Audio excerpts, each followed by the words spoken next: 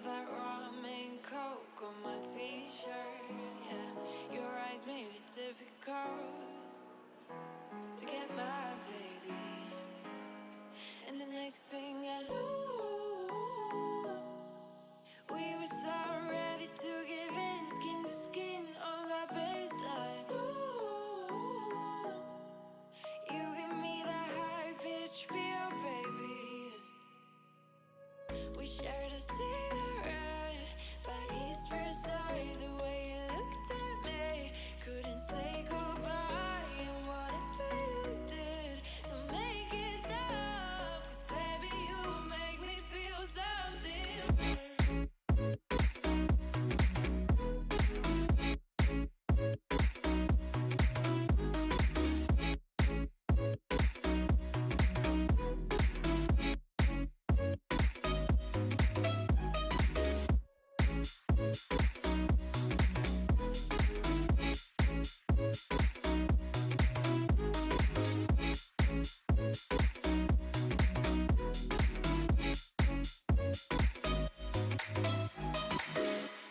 And the next thing I knew, we were so ready to give in, skin to skin on that baseline. Ooh, you give me that high-pitched feel, baby.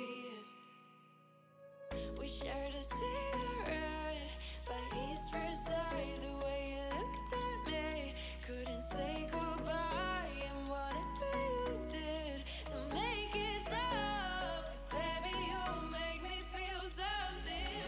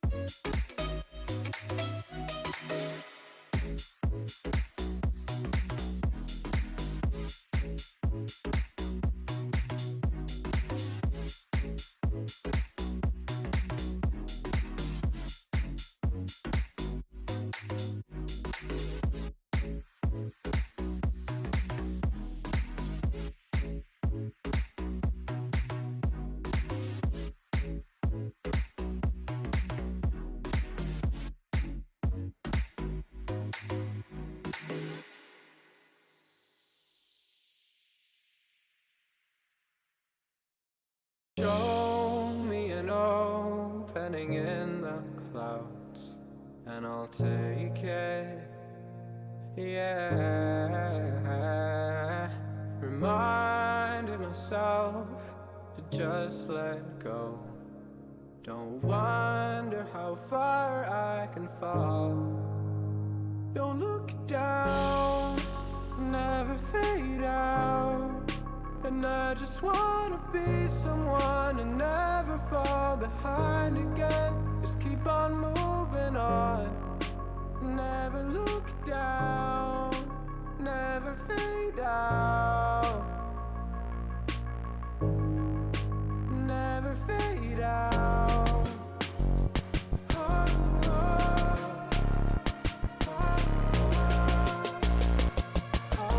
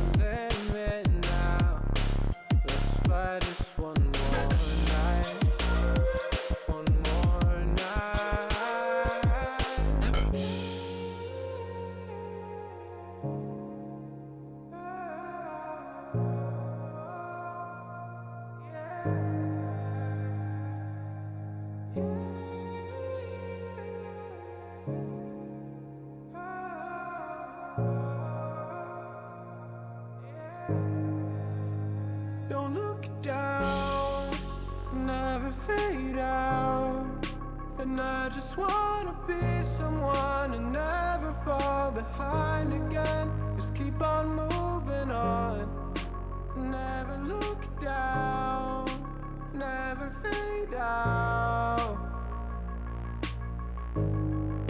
Never fade out.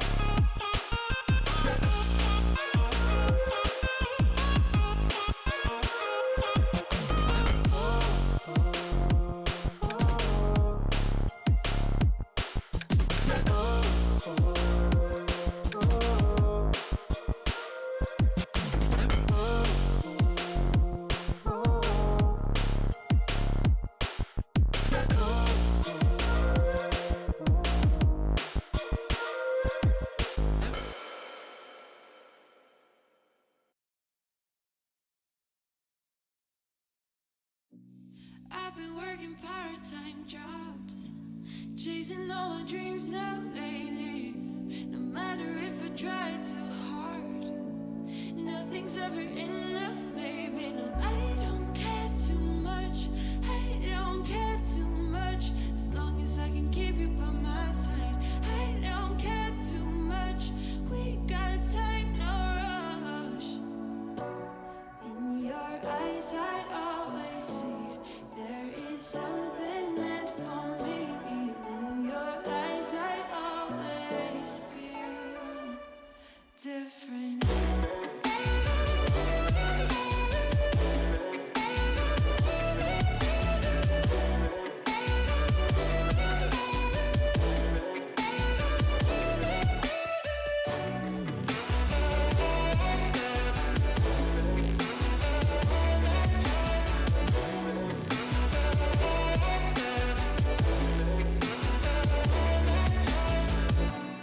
Tell me everything's alright. Life is just a bunch of phases, and if it's not, we'll still be fine. I know we're going places. I don't care too much, I don't care too much. As long as I can keep you by my side, I don't care too much. We got time, no rush. In your eyes I always see there is something meant for me. In your eyes I always feel different.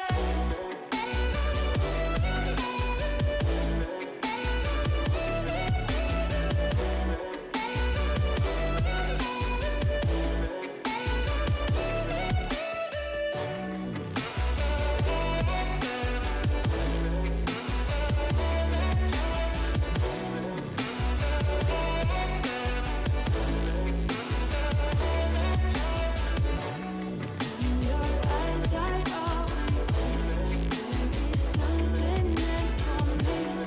In your eyes I always feel different.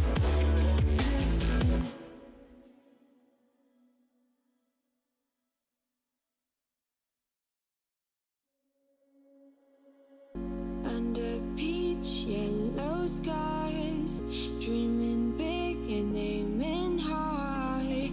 Name the clouds passing by, wishing we run away.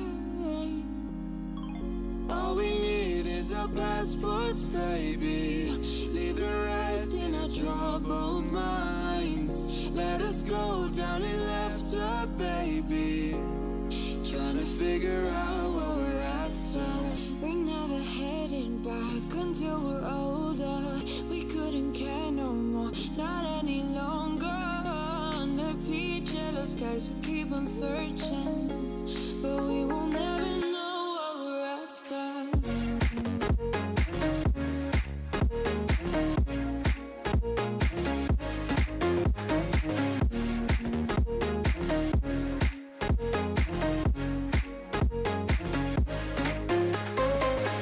Book a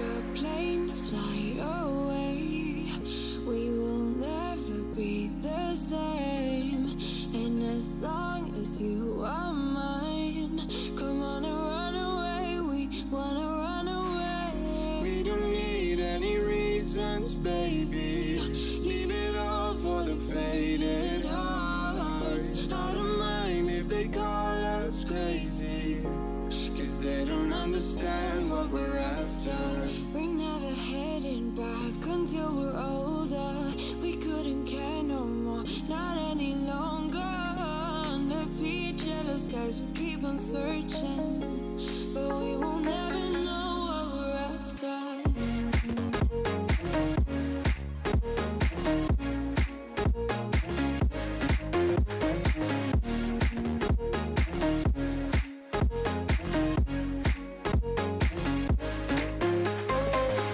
We're no kids no more. I need to feel alive in this dreadful town. I'm running out of time, and as long as you're mine, I wanna run away. We're never heading back until we're older. We couldn't care no more, not any longer. Under peach yellow skies, we keep on searching, but we will never know what we're after.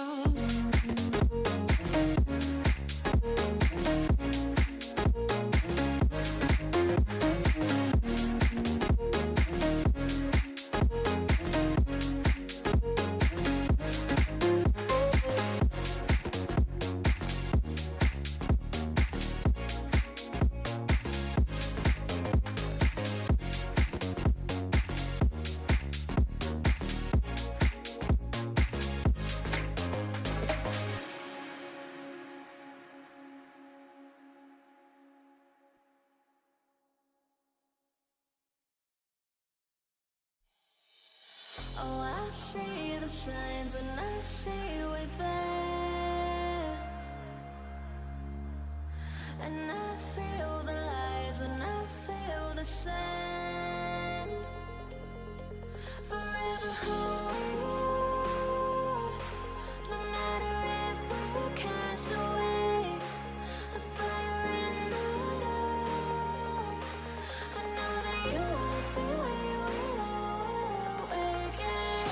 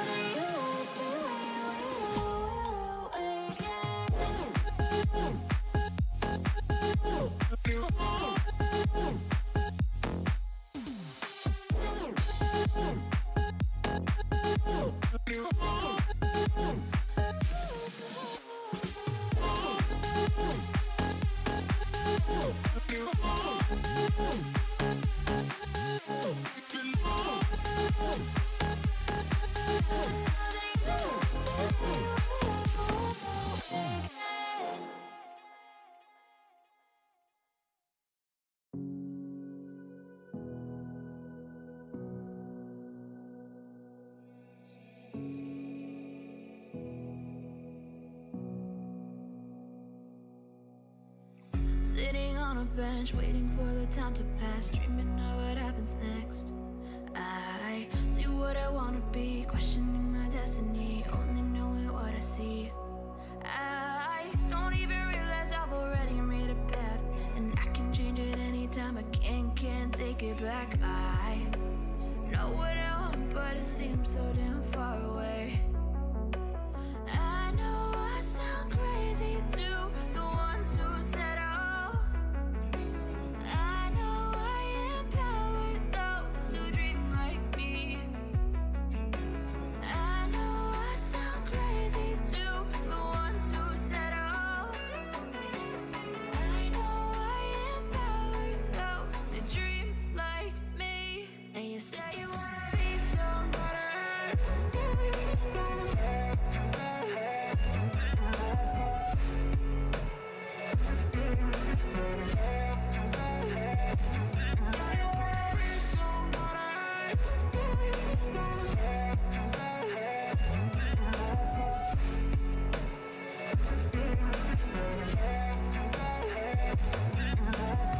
You got a voice, then you better use it. Tell yourself day after day it's time to prove it. No days off, keep the hustle moving. Wanna see you be what you wanted to be, prove it. I know I sound crazy to the ones who said oh. I know I empower those who dream like me. I know I sound crazy to the ones who said oh. I know I empower those who dream like me. And you say you wanna be somebody. And you say you wanna be somebody.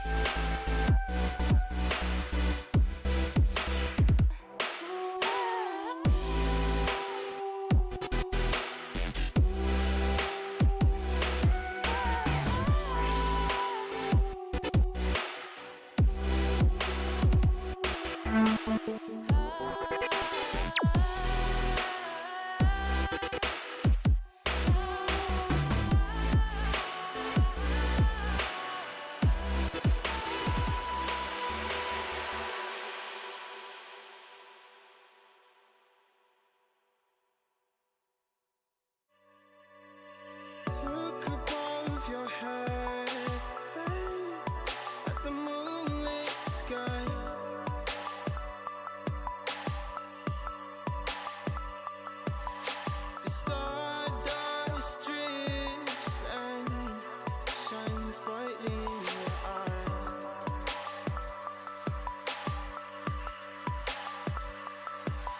So baby, stay with me where the sun doesn't go down, and we will drift away until the day the world stops spinning.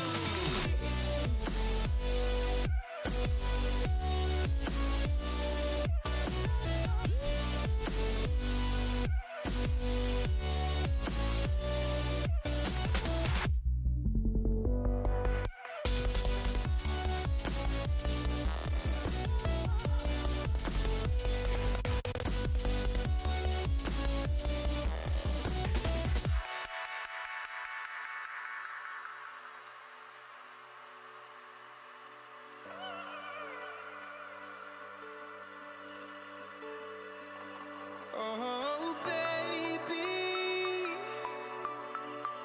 Oh, oh, oh, oh.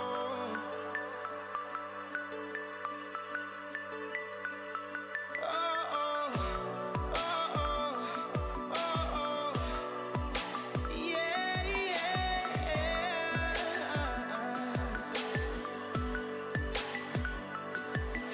The stars falls around us, entwining us. So baby, stay with me where the sun doesn't go down, and we will drift away until the day the world stops spinning, spinning, spinning, until the day the world stops spinning.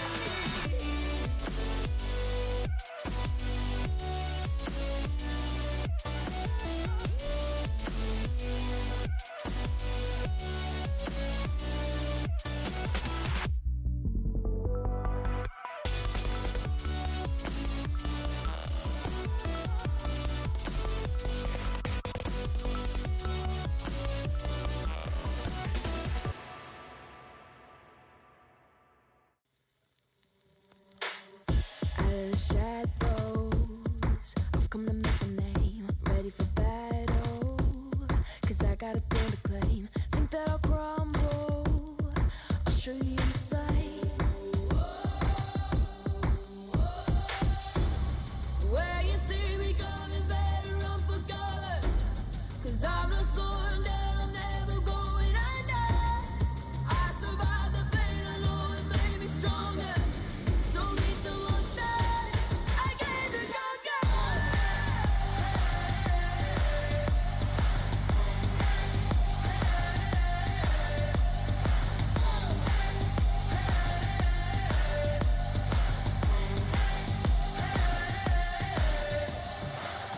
When all the smoke clears, I'll still be on my feet.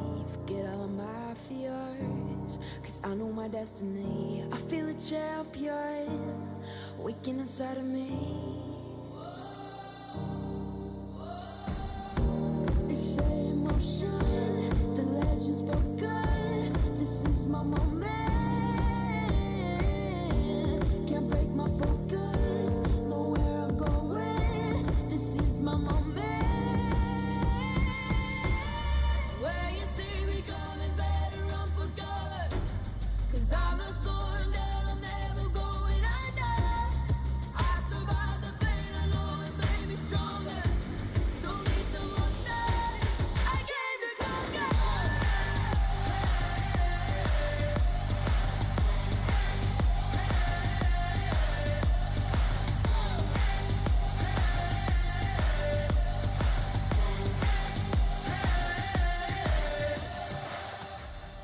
When you see me coming, better run for cover.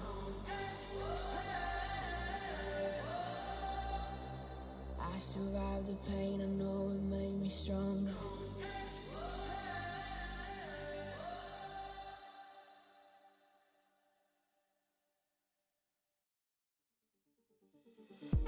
They're looking at us, an audience. Keep telling us what we can do. But here we are, showing them, making them wish they were you. We've heard the most when it comes to this. Yeah, every shade of blue, but don't even care what they'll say. They think we're out of control. Yeah, truth be told, we know it. It's just the way we live. We own it. 'Cause stop, we love the thrill. We know it. It's just the way we live. We're grown-up kids.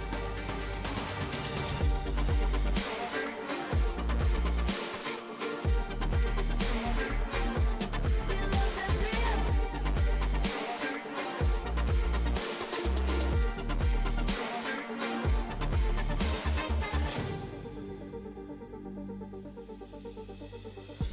They're looking at us, an audience.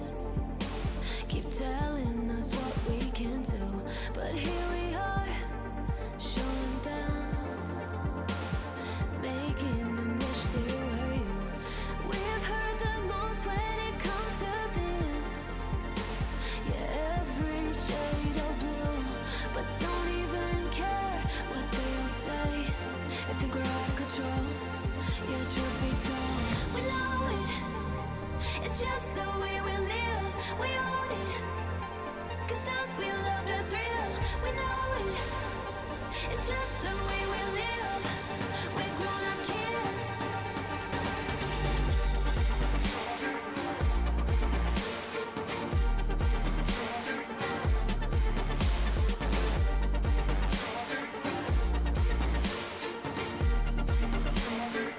It's just the way we live. We know it. It's just the way we live. We own it.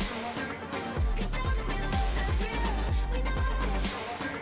It's just the way we live. We're grown-up kids. We're grown-up kids.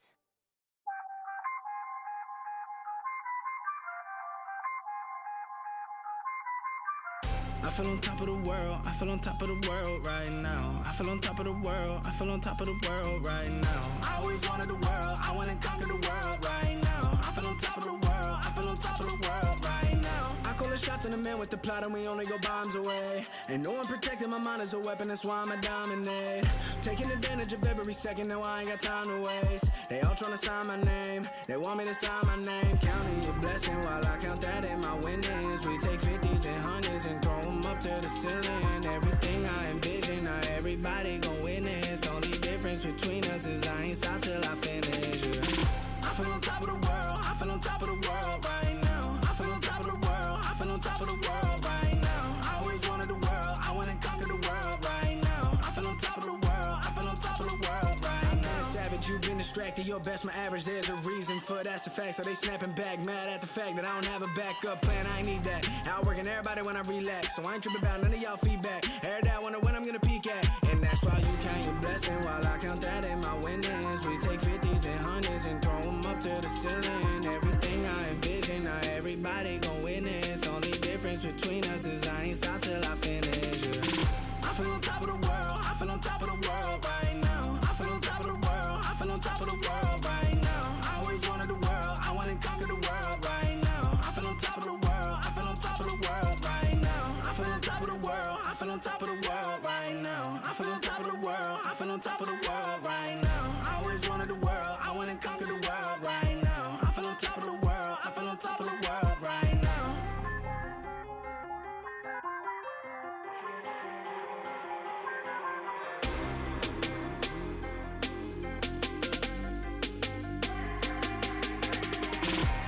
Shots in the man with the plot and we only go bombs away. Ain't no one protecting my mind as a weapon, that's why I'ma dominate. Taking advantage of every second, now I ain't got time to waste. They all tryna sign my name, they want me to sign my name. Counting your blessing while I count that in my winnings. We take 50s and 100s and throw them up to the ceiling. Everything I envision, now everybody gon' witness. Only difference between us is I ain't stop till I finish. Yeah. I feel on top of the world, I feel on top of the world right now. I feel on top of the world, I feel on top of the world right now. I always wanted the world, I wanna conquer the world right now. I feel on top of the world, I feel on top of the world right now.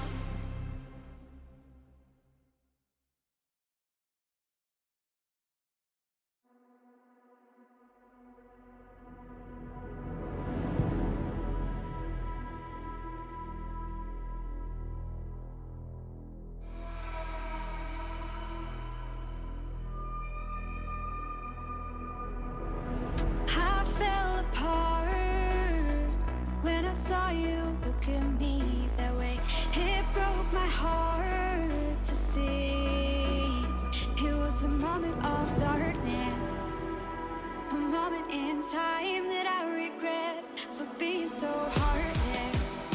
It was a moment of darkness.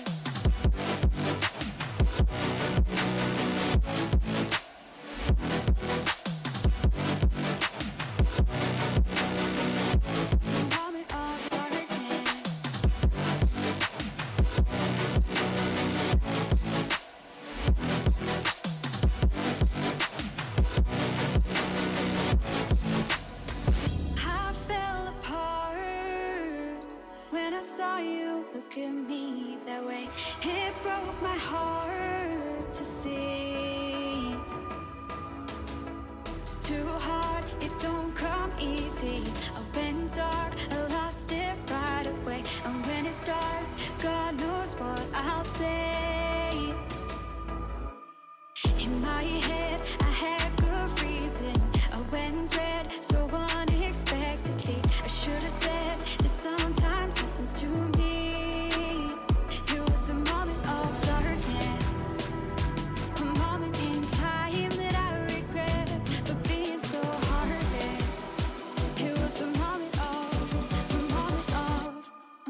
Of darkness.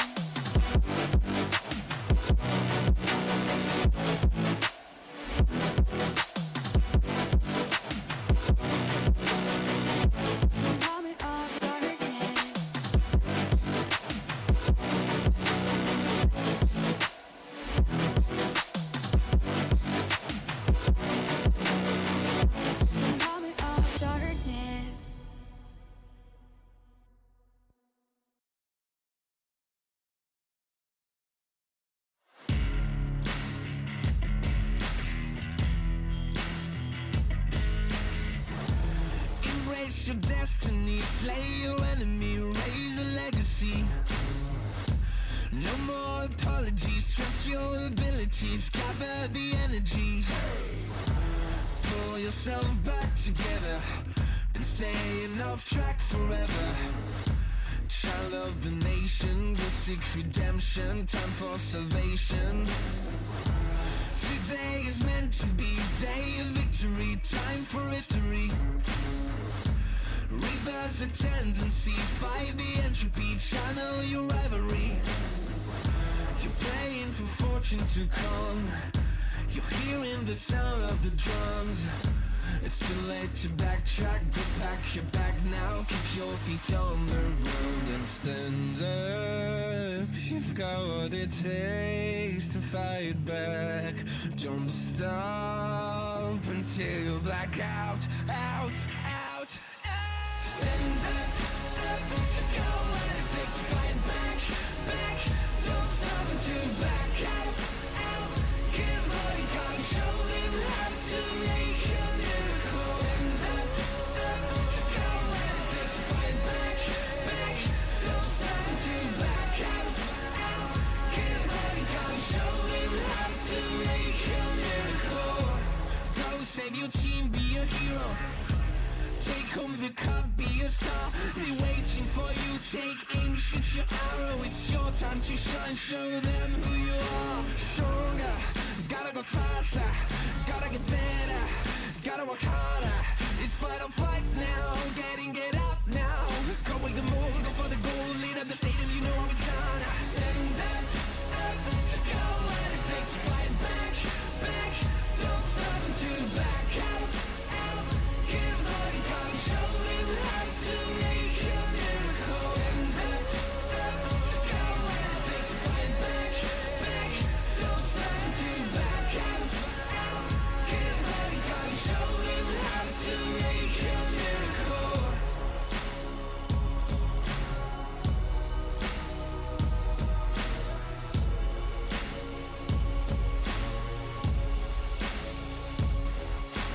Stand up, you've got what it takes to fight back. Don't stop until you black out, out, out. Stand up, you've got what it takes to fight back, back. Don't stop until you back out, out. Give all you got, show them how to make a miracle.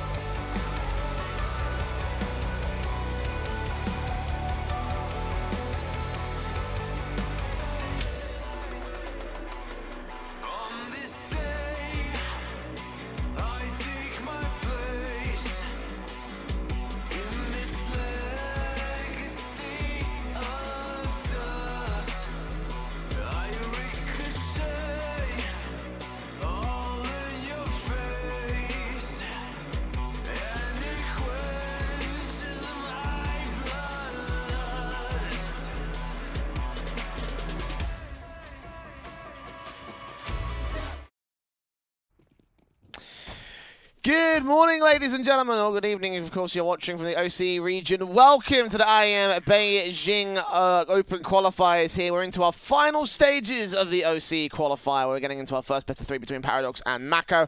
I'm the Eternal J, your Brit leading the charge, and joining me is the resident Aussie of Dweck. How you doing, man, mate? Mate, I'm really keen to kick this off. There's a couple of players that I have not seen for quite some time. K-Star in particular has been a very experienced player in the OCE scene for quite some time, leading over to this Mako lineup. But look, for Paradox, we've seen them before, Jay, and they're certainly a team in OCE that you might not compare them to be like a top 4 team, but they're still a top contender. They've been doing very well this season in ECA MDL. Indeed, yes, and a matchup that on paper should actually be relatively close in respect. I know a lot of people do favour the Paradox side, and for good reason. You know, they're a very experienced team who are the favourites in this matchup for my money. But in the last best of three that these two teams played out, Mako were able to take an upset. So there's a chance that things could be a little bit more interesting, a little bit closer as we go on throughout the day. Our first map is overpass, brand new territory between these two sides. We go to the pistol round to get things started. Paradox on that CT side as Luke will start things off with simple headshots coming out from the USP. That's how you want to start things off for Paradox. A 4v2 gained the advantage already. Oh, forget about getting warmed up. Luke's already here to play. 3 massive kills coming out from Divider. And now for Mako, the bomb's just getting stuck in towards the short water control. Badonka with the Julie is going to be able to tap away to find a couple. Paradox shutting that round down. Mako putting some early marks towards that long position, getting control out towards bathrooms and splitting down into a connector, but not finding enough trades. Mako, though, are going for the force buy into round 2 without a bomb plant. Yeah, as you mentioned, no plant, no extra money. The force-ups will still come through. The Deagles and the HEs in play. Head Kevlar for a couple of players and a nade stack set for the Mako side. Paradox playing into the B contact on the B stack. In fact, the contact placed towards the mid control coming out from 2 players on that crossfire. The AUG in particular of Luke taking first phase against the Deagles. But Jimmy's got other ideas. We'll take down that kill and kick things off for the T-side Deagle force.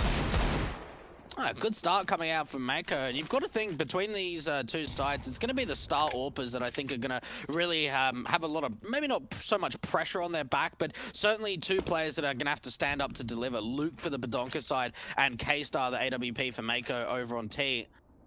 Starting things off with the Deagles, it seemed like for Paradox, they're going back to a little bit more of a passive standpoint, but there are 2 players out from long on this CT side.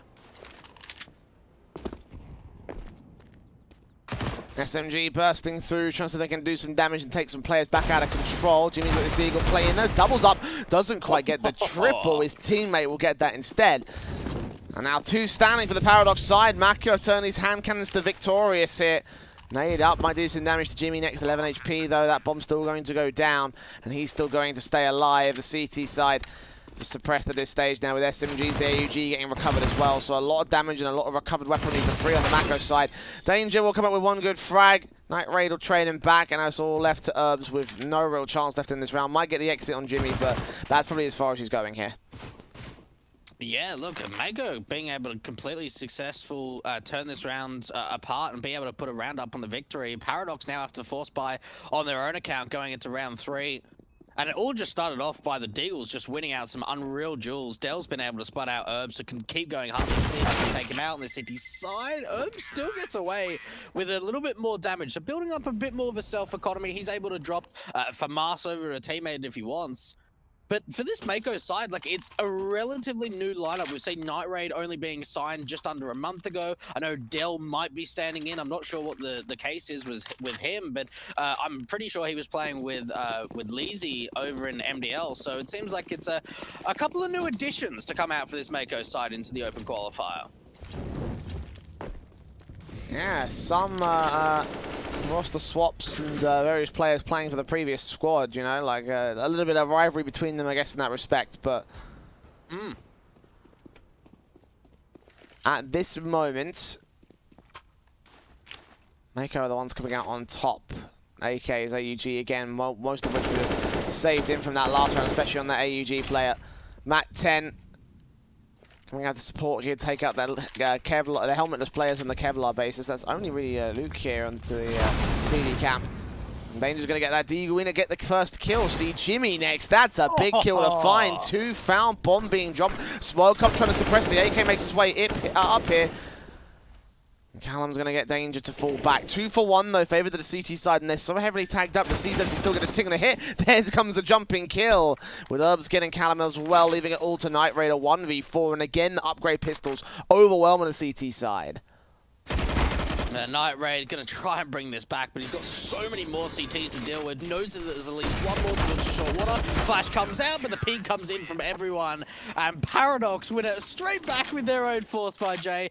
This is starting to look a little bit scrappy in the early stages of Overpass. Mako, you would expect, have to go for a force by themselves, get back onto the Deagles. This could go back and forth for quite some time. Indeed it could.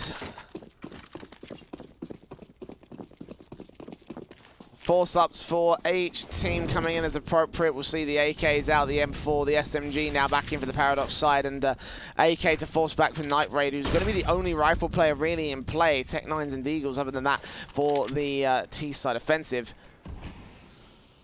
Right now just playing into the long position for the Mako side. Trying to stack in, play a fully fledged execution rather than messing around with any defaults here, realizing that they could probably still win this out by bum rushing the A site. There are no players to defend it at the moment, so that's not even that unviable a strategy. Yeah, look, there's a bit of a way into this A bomb site from long, but going back into the bathrooms control, they're going to have to deal with Luke, and he's got an AK, so we can certainly expect him to try and do a mass amount of damage unless the Deagles are able to trade, but it's Jimmy again on the entry with this Deagle. What a wonderful shot to start off round 4. Yeah, Luke to fall.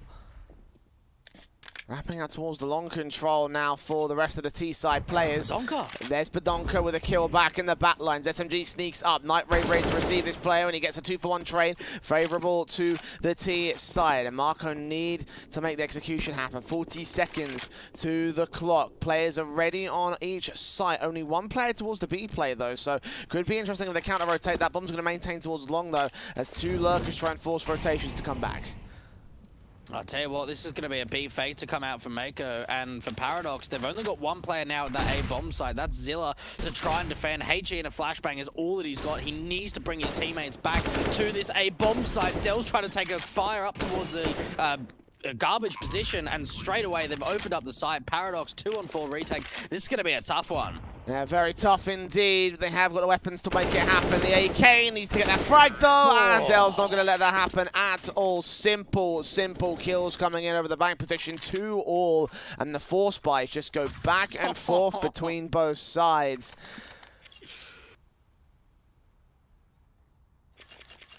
Is this what I've been missing, Jay? Is this what I've been missing for the last couple of years? Yeah, I was going to ask. I know that you've sort of been keeping in and out with the OCE scene since you moved to Europe. I was going to ask, was this what you were expecting? Just force victories between these two squads? Yeah, look, I always remember OCE teams struggling against anti-ecos, but this is getting a little bit silly between these two sides. A lot of force buys back and forth, being successful too. And Mako, they've got 3 AKs to the playing field, so they do have a very strong buy going ahead. Thing that worries me a little bit, though, is how aggressive Luke is from long. If he starts pushing forward, he's going to get a bit of information that Fountain's relatively clear, and they can just run a gamble stack to the B bomb site if that info comes out. The force from Paradox again coming back here for round 5. Scout in for Badonka. UMP for Zilla, and an M4 as well for Luke. Dingo and CZ also in play. Mac 10 faces first, and Danger falls first. Spray back from Zilla, though, gets a trade, so 4-on-4 situation. The M4 coming up from Connector will be able to do the damage towards Jimmy. Takes a lot in return, though. 22 HP. Now O's to the CZ close. They haven't checked Toxic Barrels. He gets a double up. AK's back in. Another force buy is going to work for Paradox. Yeah, this is a third now for the CT side. A 1-on-4 for the last, and the sprays are coming in. The scout shot's connecting. He's a goner. He's dead, man. Oh my goodness, please, someone win 2 rounds in a row. This can't continue. Look, you got to feel for the T side. Look, there was some great information there from Luke. As soon as he swings out from long, they're able to rotate a 4th player to that B bomb side. The Barrels player of Herbs does a really good job of just trying to waste as much time as possible, wait for those rotations to come in, even gets a couple of kills with his CZ, because why not? And Mako have to be on their own force by now, and, well, we'll have to wait and see how this turns out. We've seen Jimmy being very, very successful when it comes to the opening deagle kills. This time around, though, he's on a UMP. So 10 quid says they get 3-3, yeah? $10, you mean? Oh, you're in the UK, mate, so I operate on the quid. If you've been operating on anything else, I'd be concerned about how you've been able to survive for the past, like, 2 years, so... AK set in for Herbs right now to the grill position. Ready for players to pop out of Monster. All 5 are stacked up for Mako again towards one site hit. So B site's going to be the play. 3 players ready and waiting to receive. UMP faces first. There's Jimmy getting Herbs, and Night Raid gets the second of danger. I think you might overhit Dead Twig. 5-on-3 situation. They're going to try and hold off with a scout up high and the UMP down low. Oh, Badonka's hit a good shot. There's a player very, very close to this pillar position that has not been seen just yet. Flashbang out. None of the teams are blind. And Zilla's dealt with. Badonka and Luke now have to try and work together. Luke's been able to find a way into the short position, but Crossfire with his teammate is going to be a tough affair. Luke's still trying to do as much damage as possible. And now we're into the 1 versus 1. Calamari up against Badonka. Calamari's bomb control, 25 seconds. Can't force the rotation. There's way too little time to make this happen. And Badonka knows it as well. Pistol out, creeping up. Calamari gonna try and cross with no contact being established by Badonka as well. This could be a simple cross and a face in for a plant. 10 seconds left, and it will come down to the default boxes. The scout coming through now and rounding that corner to try and look for the retake. Calamari to the right-hand side. Badonka coming in from left, pistol close, evaded, headshot taken. He wins that fight. And Paradox will just hold themselves a consecutive round here. So I guess in the end, you do owe me the... I owe you, actually, I should say, the 10 quid. It's Paradox. 4-2 now of the CT side. Badonka's loving it, and rightfully so. It has been a little bit of a hard draft to get up 2 rounds in a row. Yeah, look, it's been a tough one for both of these teams to be able to convert 2 in a row. But look, for Paradox, we saw a really great crossfire coming out from Luke. Him able to get a couple of kills in that short position made it so much easier for Badonka to be able to win out that clutch. And just getting very silent, pushing forward into the site. USP, or P250 out, I should say. Very nice kill indeed. And, well, the streak's over, meaning the 4 spies are going to be over. Mako just going to be on an eco going into round 7. Not too much of an investment, but you've still an opportunity to do a hell of a lot of damage in a buy like this. Upgrade pistols across the board. Mako, indeed, could be on to wreck the Paradox side. And given the lack of investment that we've seen, you know, in this round, contrary to the previous runs where we've got the head cable on everything, you know, the firepower base is still there. Mako. The kill on Jimmy. Start things off for the Paradox side. M4 straight in. Calamari's also been tagged pretty low as Night Raid takes damage. Luke's just getting all the picks out here towards the long control. Taps up to get a Quadra. And all the Kevlar does end up falling. At least K-Star gets a trade, but now up against 4 more players, and they're rotating in to get the trades of their own.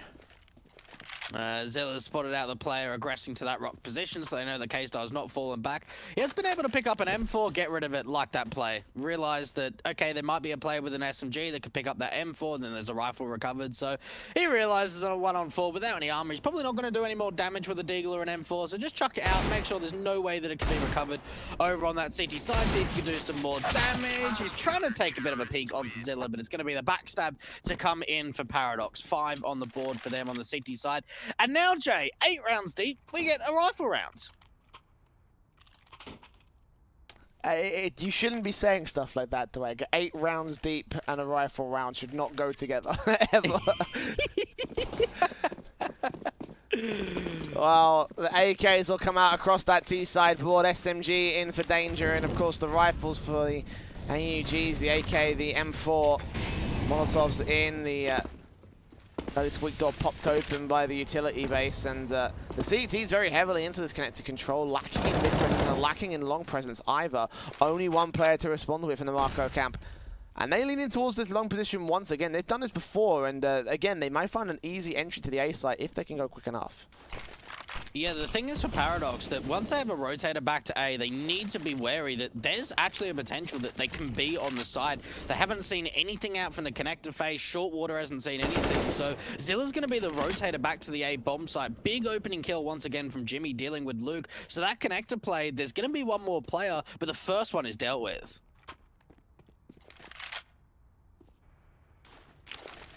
Zilla with the flashbang over, does not see the player that's made his way past APC already. Badonka in the back line will catch one trade and realize this is going to be an A commitment with no more players left to rotate back in towards that mid position. Now here comes the AK of Zilla back towards the bank area. Going to be challenged directly by Nightray and by K-Star. Trade back from Dell will be able to come through, but now as the M4 of Herbs gets off the position, he'll get traded. Jimmy left alone now. Seen Incendiary should try and force him back or force him forward perhaps. Either way, it will still be a kill for the M4 as he comes up with 2 and the defuse comes through for Paradox. Another great round coming out from Paradox. Really nice retake. I love there too from Badonka. You saw for a moment that once Zilla was giving the info towards that A bomb site, that his attention was drawn for a minute, but then as soon as he hears the footsteps, he goes, right, I can take this player down, pick up the AK, I can flash out from long, see if there's someone still there, but a lot of information, and as well for Mako, they try and aggress in through that bank position, and Zilla, rather than getting aggressive and trying to take the fight, he just plays really passive and he waits for them to overextend. 6-2 to come out from Paradox on their opponent's map pick. They're off to a great start, Jay, in this first half.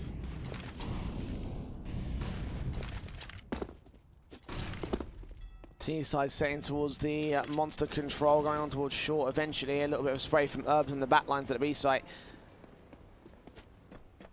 3 players stacked up to B. 1 player holding mid. A 4th one is going to go ahead and join him on the B play.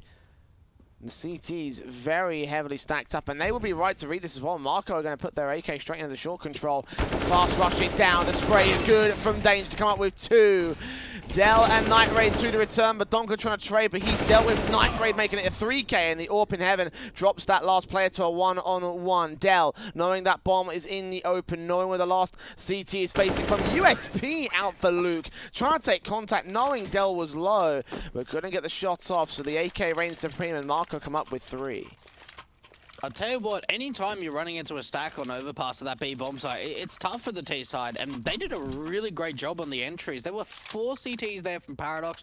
Even the rotation from Luke was super quick, but he was playing so passive towards that A bomb side once the execution came through. So really, there was a moment where there was like 5 CTs at B, and Mako still went out that round. Big clutch to come out from Dell, and now Paradox are getting aggressive to try and take a little bit of this fountain control, but Night Raid's pushing above the smoke. Catches that first kill as a result of it. Luke to fall. AUG held back into the backline spray through from Herbs will come up, and K-Star will find him on the trade. So 4v3 scenario. But Donka will push forward. He is going to get traded by Night Raid once again. So now player advantage for Marco, this time in a 3-on-2 situation. Heavily tagged up for 2 of the T-side players, which might open up a chance for Danger or Zilla.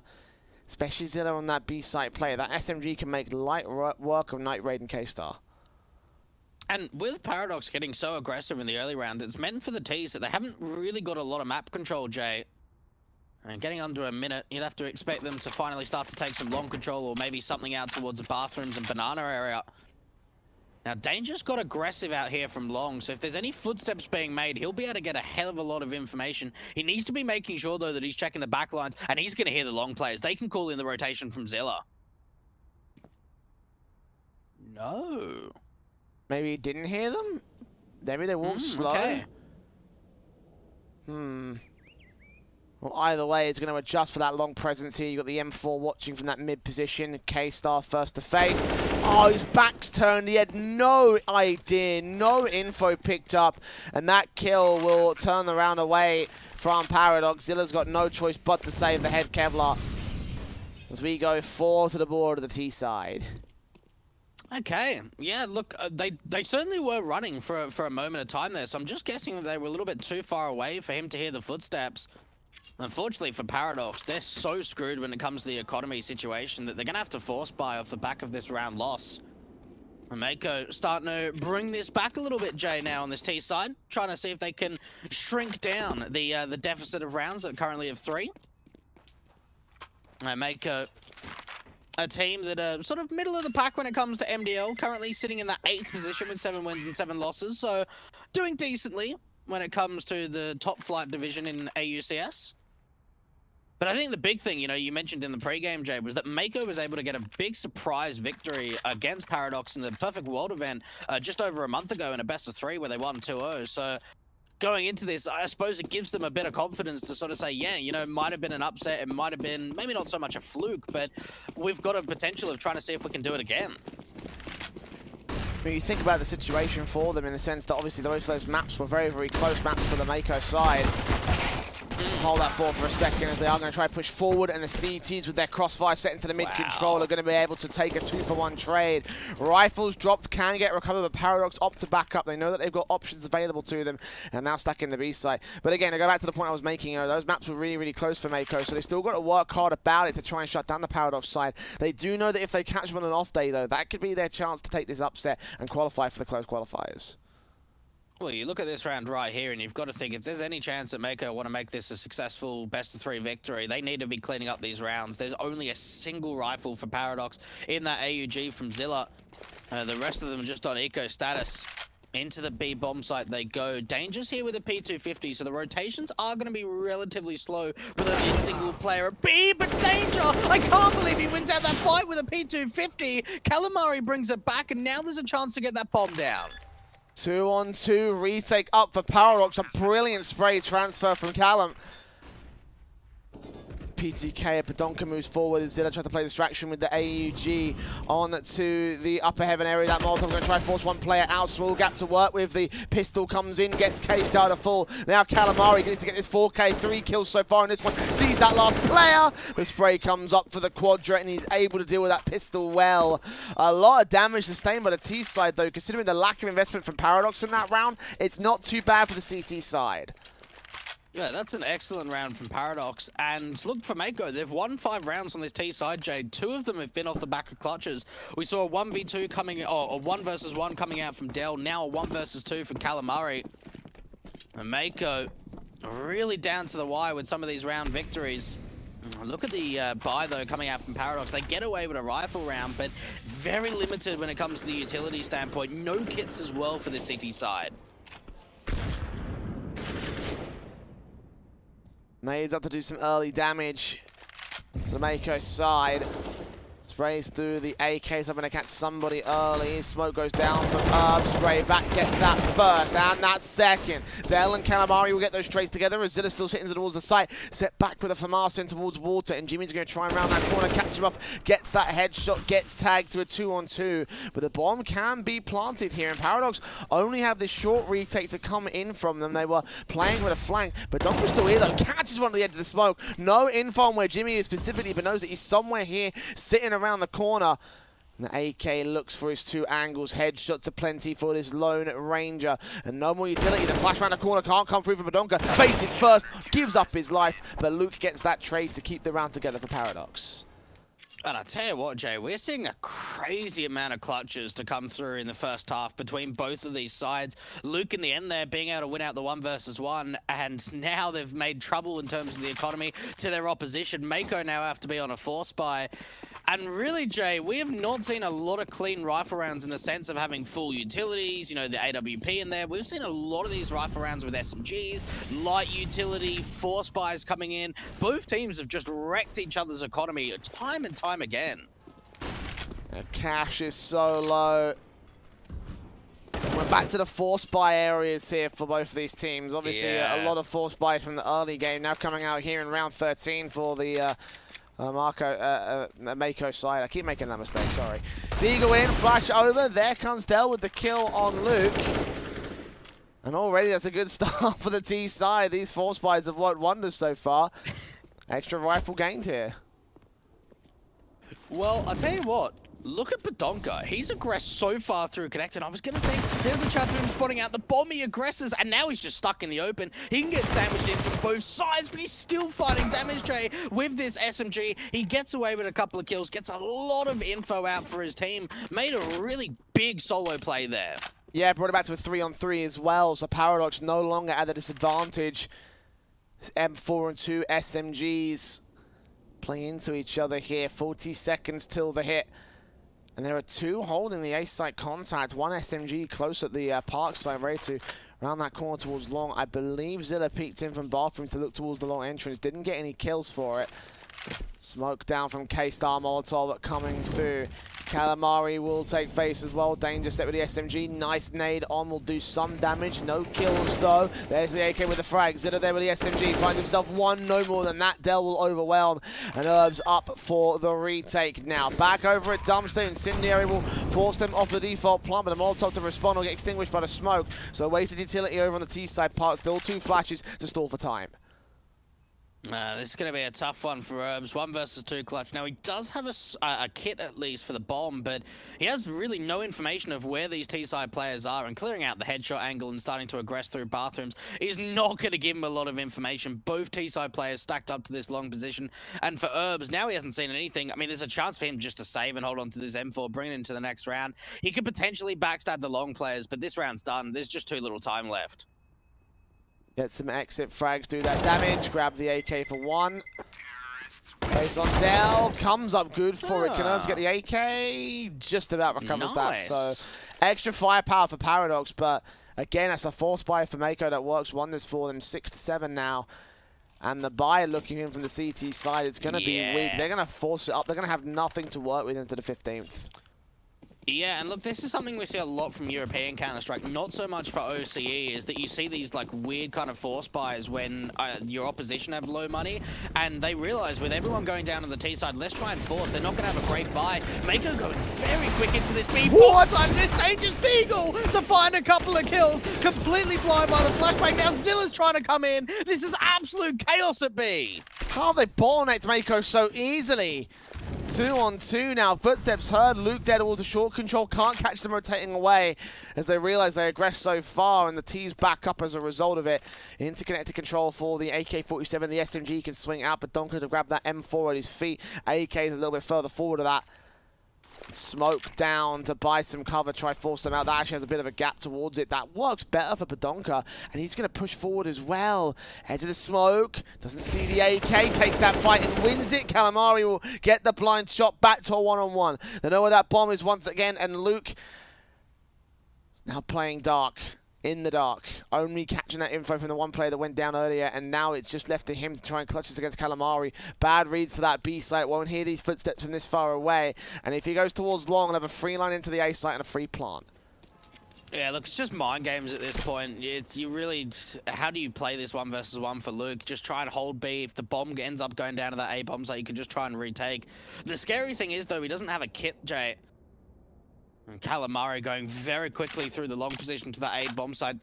And what makes this even more scary in the 1 versus 1 and such an advantage for the T side is Calamari can go anywhere. He can plant for this truck position. He can aggress through bank. He can aggress through CT to try and cut off the rotation. There are so many open positions that he can be sitting at. Luke making a little noise towards this. Calamari is ready for the headshot. The spray comes through instead. All connected to the body, all getting the kill for the Mako camp. 7-all. The buyback from Paradox will come in for the last round of the half. Obviously have to force the issue. But you'll see SMGs coming out at best. Scout in for Bedonka. 2 Deagles for Danger and Luke. And under normal circumstances, I would be like, yeah, okay, it's not a fantastic buy. But seeing how many force buys we've seen between these two sides, let's give it the time of day it deserves here for Paradox. Deagles in. First face, there is going to be a Deagle as well towards the fountain area. Smokes down from Danger. Block it off any real control coming in from the Paradox side, but Mako playing very passive, very, very passive here towards the mid control. Yeah, they're not really looking to get too over-aggressive here on the T side. Just running down the clock, seeing if they can maybe force out an over-aggressive peak from the CT side. Now, Luke's got a little bit of info to clear out that long position, so there is an option for him and Zella to try and push aggressive if they want to. Mako, though, lining up a bathroom smoke. Bedonka trying to go for some jump spotting out towards the heaven position over a B. But for Mako, it looks like they're trying to take this bathroom's control, and Zilla's got a very aggressive angle.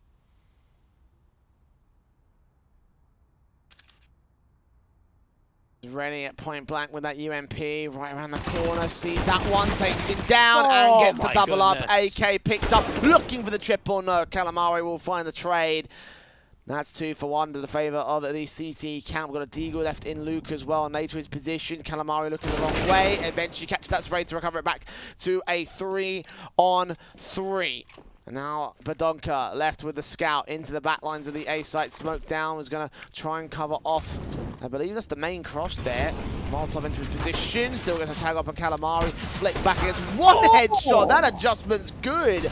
But K-Star still finds the trade. 2v2 retake up. Calamari is tagged. Danger and Herbs might have a chance if they can isolate and take that player apart.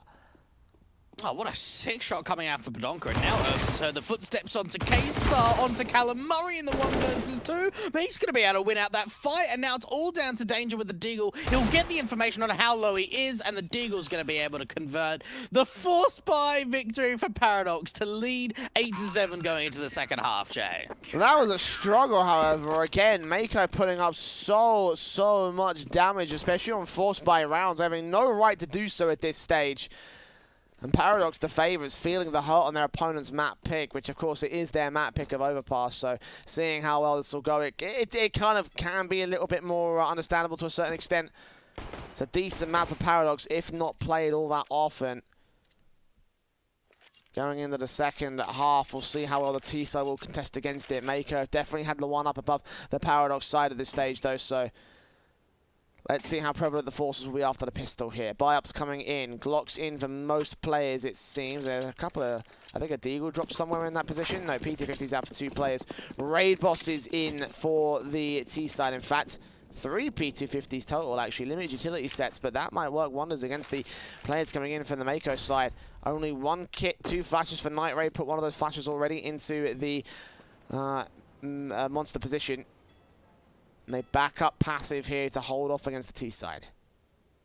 A bit of an unorthodox setup coming out from Mako. They've actually stacked up towards the bathroom's position. Great shot to come out from Danger to start off. And you spoke about the P250s. Well, they're doing a lot of damage, but not before K-Star's going to be able to respond with 2 kills of his own. And now the walk into B is possible. Night Raid is very passive at this B-bomb site. 3-on-3, flashes over. Zilla moving in with the Glock behind him, the 2 Glocks behind him. In fact, that bomb plant will be secured. And that player over at jungle just going to wait for his teammates to rotate in and they can go for the retake of its own. Night Raid tagged up. Badonka with that frag flashed in to get it overall. K-Star coming in from the graffiti position. Badonka looking to try to challenge him as well alongside Calamari coming in from the back lines here at Monster. Hoping to catch 1 player in the back, but I don't think they're going to give up this angle so easily. K-Star trying to force forward, sees 1 flick. That's a fantastic shot, but couldn't line up against the next. And Zilla there with the PT50 to shut down the last. That's a knife to the border Paradox. Look, I'll tell you what, Paradox had a pretty excellent start to that pistol round, getting that opening couple of kills. Some trade backs come out from K-Star on the CT side, but in the end, they walk into B. They have some really nice exchanges, and they're able to convert the pistol. Mako coming in with the force buy, and we're seeing 2 shotguns, Jay, not just the Swag 7. We've also got a Nova out for Night Raid. Well, Force City. Of course we're going to see that coming through. Deagle's out. 2 shotties total for the Mako side. A scout of K-Star also looking to tag up some players, but Paradox for the most part playing in a passive style of game here on this T-side line. I like it. It's a very nice change of pace compared to the way that Mako were playing in the first half. Realizing those force buys are in play, so there's Jimmy getting Zilla still regardless. They're trying to play against the opening frags and still losing it back into towards connected. They're going to stack in and try to challenge him even further. Mac 10 rounds this corner. Jimmy does the tag damage, looking for the kill on the bomb planter instead. And Badonka's so low! Jimmy, $2,700, 3 frags untraded, bomb control. This is a round for Mako. Oh, it's another force buy victory, of course it is. Danger, 1 versus 5, bomb control in the hands of the CT side. Jimmy's done even more damage with this Mag 7. Ah, man, this has just been so sloppy, and how many force force buys. Not only how many force buys have we seen, but how many force buys have actually been round-winning rounds.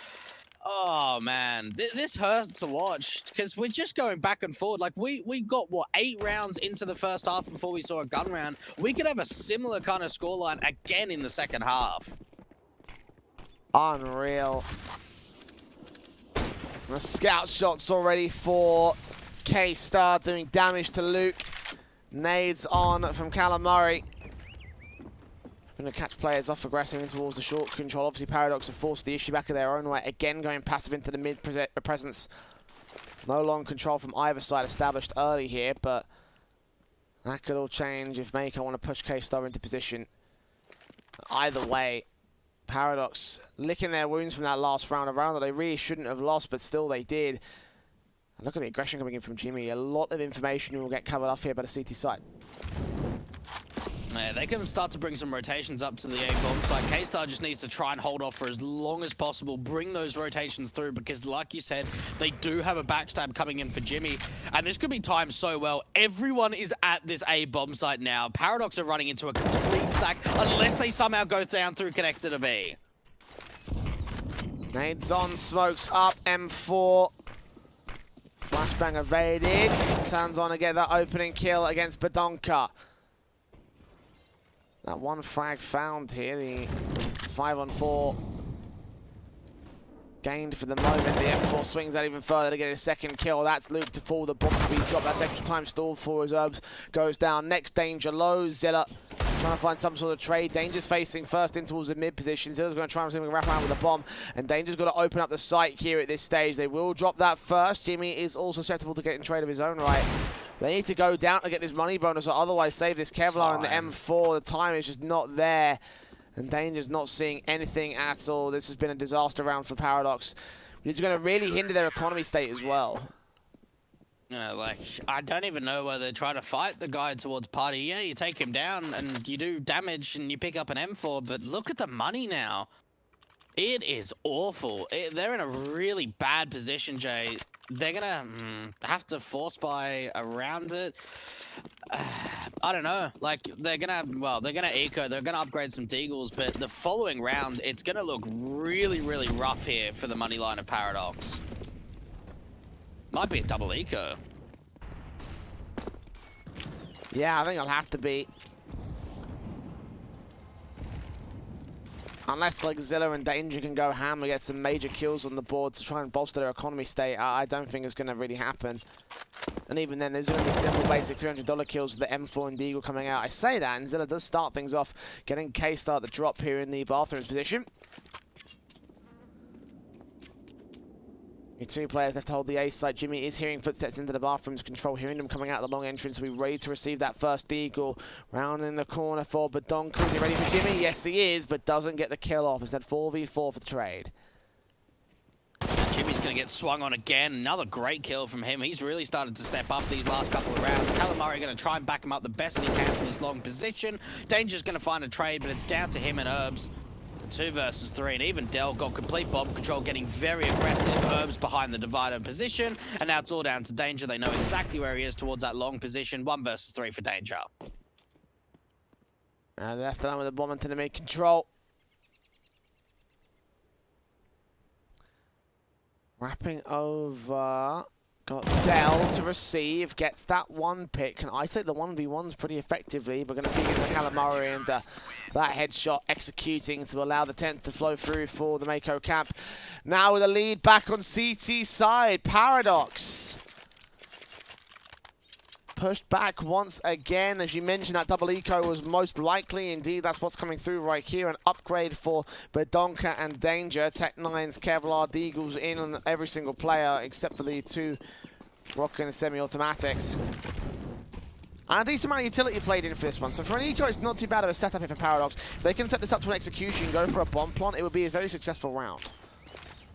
Very quick indeed, but Ogden lining up a bit of a heaven smoke, trying to see if he can get them in with a flashbang. But for Paradox, they've already got the short water control. Dell might get overwhelmed. Jimmy's coming fast out from Connector, but Ogden can't find anything either. Herb's the last one left. Good cleanup coming out from the Mako side at this B bomb site, using their utility very, very well. Smoking off the one's position, putting a molly down towards short water, and from there, the flashbangs were excellent. 11 on the board for Mako, and now really starting to punish this lead. And 2 rounds in a row, or 2 rounds in the lead, I should say, being able to get a few rounds in a row now. And for Paradox, they've got the AWP on the T side for Luke. They've got a very strong buy going into this rifle round, but so is there an AWP on the CT side of K-Star. Yeah, rifles out for everybody, even if they're not 100% confident from the likes of Dell. AK's in for the Paradox side, looks to try and respond towards the Mako camp. They've gone a little bit more passive with their eco status, so respected to get the extra weapons in. The economy for the CT side is built pretty well though, so Paradox have got a lot of work to do if they want to try and wear it down. Try and get some decent rounds back on the board to turn to evens. They are very passive as a result of this. Again, this standard T-side play where they make their way out of T-Con, tentatively take that park and fountain area. One player going down towards underpass in the connector control. No CT to challenge him here. Boost up towards the short position. We'll look onto that connector area, but nothing much coming through from Mako. They are just playing their standards. And we've kind of seen from both CT sides, Jay, especially in the gun rounds towards this A bomb site, having sort of holes in the defense. Mako's allowed complete control out towards this bathrooms and banana position where they've taken aggressive long control. Now, Dell's got an opportunity to get very, very aggressive. No one's got eyes on this position, but it's almost like someone whispers in the ear of danger as he turns around, and Dell is dealt with. Night Raid back over towards Monster, trying something and trade back. Herbs will do damage to 9 points of health, does not get the frag for it though. Now Zilla pop flashing into the short position, gonna make sure nobody can see anything. And 25 seconds, last second hit coming through from the Paradox side. They're so heavily tagged down, the Night Raid could still hold on with his position on 100 HP, burning a little bit close at the edge of the sandbags. Are they gonna try and account for him? Smokes up, he's waiting, Badonka spray through, that's 1 and 2 and 3! Oh, not checking the corners. And now Zilla left to secure a bomb plant. They're going to deny it as well. He will just sneak it in for extra money and get out of dodge here towards the water control. But surely on 10 points of health in a 1v4 situation, he won't make this happen. And indeed, he won't. What a disaster for Paradox. Just not checking the one position his CT could have held from that Molotov. Yeah, and the thing is too, is that for Night Raid, he put one of his footsteps at least, or one of his feet in the Molotov, so they would have heard the tick. So a little bit of miscommunication. They should have just been able to boost a player up to that sandbags, knowing that someone was close around that molly. I'm guessing that they just expected that as soon as that tick came through, that he tried to back off rather than re-aggress. Playing around that smoke, doing a fantastic job to establish a crossfire. And I tell you what, Mako in this second half have really turned up the heat, Jay. They really have. Now on to win this map as well against the Paradox side. If they can get any higher than double digits, then, you know, they will have a very good map victory in against the Paradox camp. You know, again, both of these teams have gone blow for blow in double-digit maps over times coming in the past. Mako definitely stepping up when they need to at this moment in time here to claim their map pick in this series. They just need a good rifle to put themselves within touching distance of that. Respond here in round 7.5 by taking Zilla down to a 4v4. Did lose Jimmy initially in that mid control, allowing Paradox to set themselves up in the A play. And no flash out to that long position. Easy kill to come out from K-Star. But Luke has got very aggressive. Now he can beat the rotation to this A bomb site. Eyes up towards the CT cross. That's the first kill. He knows K-Star's in the site, trying to fall back to the bank position. A lot of info coming up. Callum Murray with the spray is going to be able to find his secondary kill. And they've even got a backstab from Dell. Tries back to player advantage from Mako. Taps up from Herbs. Comes up with one danger. Comes up with another good kill. And the AWP peeks in to drop down the bomb plant to one-on-one. Herbs has got to win this, so the kill counts, and that's exactly what he'll do. Eventually catching K-Star to aggress. Headshot is found, and 10 to the board of Paradox. My goodness, Jay, we have seen a lot of clutches. K-Star putting in some work with that AWP, but it just wasn't enough. Herbs reading the angle, trying to get aggressive around the default box. being able to strike when needed. Paradox get to double digits, but again, the economy is still very limited for the T side because it came down to the 1 versus 1 and only one player survived.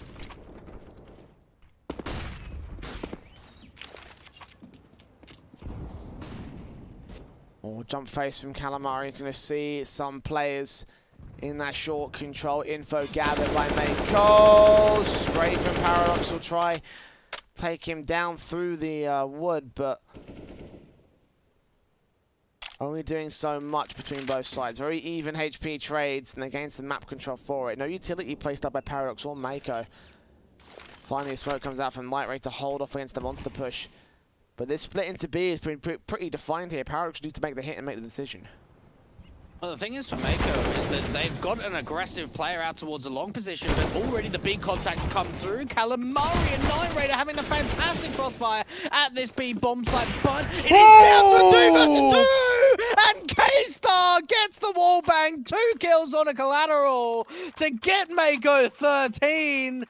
Oh, you thought for a moment there the Paradox were just going to be able to play out the 2 versus 2 post plant, but K-Star hits an insane shot from heaven. That was a wallbang collateral. It went through the default wood box. Wow. Only enabled the damage of Calamari and Night Raid there. Damage by those 2 rifles, of course, setting up that orb collateral. That wouldn't have been possible otherwise. And the timing was perfect. The shot was placed perfectly. Now Paradox down to the half by once again. Tech9's Eagles coming through. And look at Jimmy. So much damage being done to them here past the smoke here. Tech9 forces forward, catches 1. K-Star there with the AWP pick is going to get overwhelmed by the pistol players. But then there's Calamari with his own double, making it a triple. HG's down on 2. Paradox ripped apart. Mako coming up 14-10, 2 away from map victory. Yeah, Paradox having a pretty rough time, to say the least, on this T side, Jay. We saw in the first half it was quite competitive. They took a lead going into that second half at 8-7. They win out the pistol, get their 9th round. But outside of that, they've only been able to convert 1 more round in this second half. And that came down to the 1 versus 1 clutch of Herbs. Mako have just looked so much more confident on their CT side. Massive multi-kills coming through these last few rounds. 2 more is all that it will take for the CTs to convert the first map and take us to Inferno. And Paradox, though, this is really like their last chance to get involved, Jay. You don't want to be allowing 15 rounds up for Mako. Yeah, Paradox concede this. I think they concede the map. I can't see a way for them to shut this down and bring this back. I mean, I mean, obviously, you know, overtime is still plausible, but for them, like, they're trying to avoid overtime as much as possible because that's where Mako can win. It's only been 1 overtime, but it was taken by Mako when they had that opportunity. So, Paradox ideally want to take this next one here. They're playing into the mid control, taking that control passively as well. And they need to go a bit quicker here, a bit more coordinated in against the CT camp. Luke will adjust against Jimmy as the M4 does not get the frags to kick things off. K-Star's also tagged pretty low, so Paradox, a couple of advantages here and there. A big kill to come out from Luke's. Been a little bit quiet in this series. Normally one of the star players for this Paradox side, but that's a great opening for him. A little bit of utility lining themselves up for the A site execution. There was a lurk over to B from Herbs. Dell trying to be in his bank position behind APC. Doesn't really try to trade off the Donker, but the follow molly's going to come through. And rather than going passive, he's just going to over-aggress. 4v3, K-Star, low HP, catches 1 boost up from Calamari, drops that bomb as well. 10 seconds to get it back and get it planted as well as out in the open. Flash in, there goes Danger, and there goes the round. Herbs held out towards mid in a 1v3, take all the kills back in the right moments. Will spray down the first player, and Calamari looking for the off-time kill. Herbs will just stay alive. Match point for Mako now, and Paradox. Oh man, things have fallen apart in the second half. Yeah, no, they really haven't. And that boost was timed just perfectly. They put it up at the right time. Luke with the AWP is only able to land a leg shot, does not convert the kill. He needed to find that kill. They drop that bomb, and Danger tries to pick it up, but the time is just so damn low for Paradox. Mako, I mean, even look at the buy that they're up against. A Deagle and just AKs for the T side. Still trying to find an opening from Connector. Does get dinked down in the process, but another opening kill for Paradox.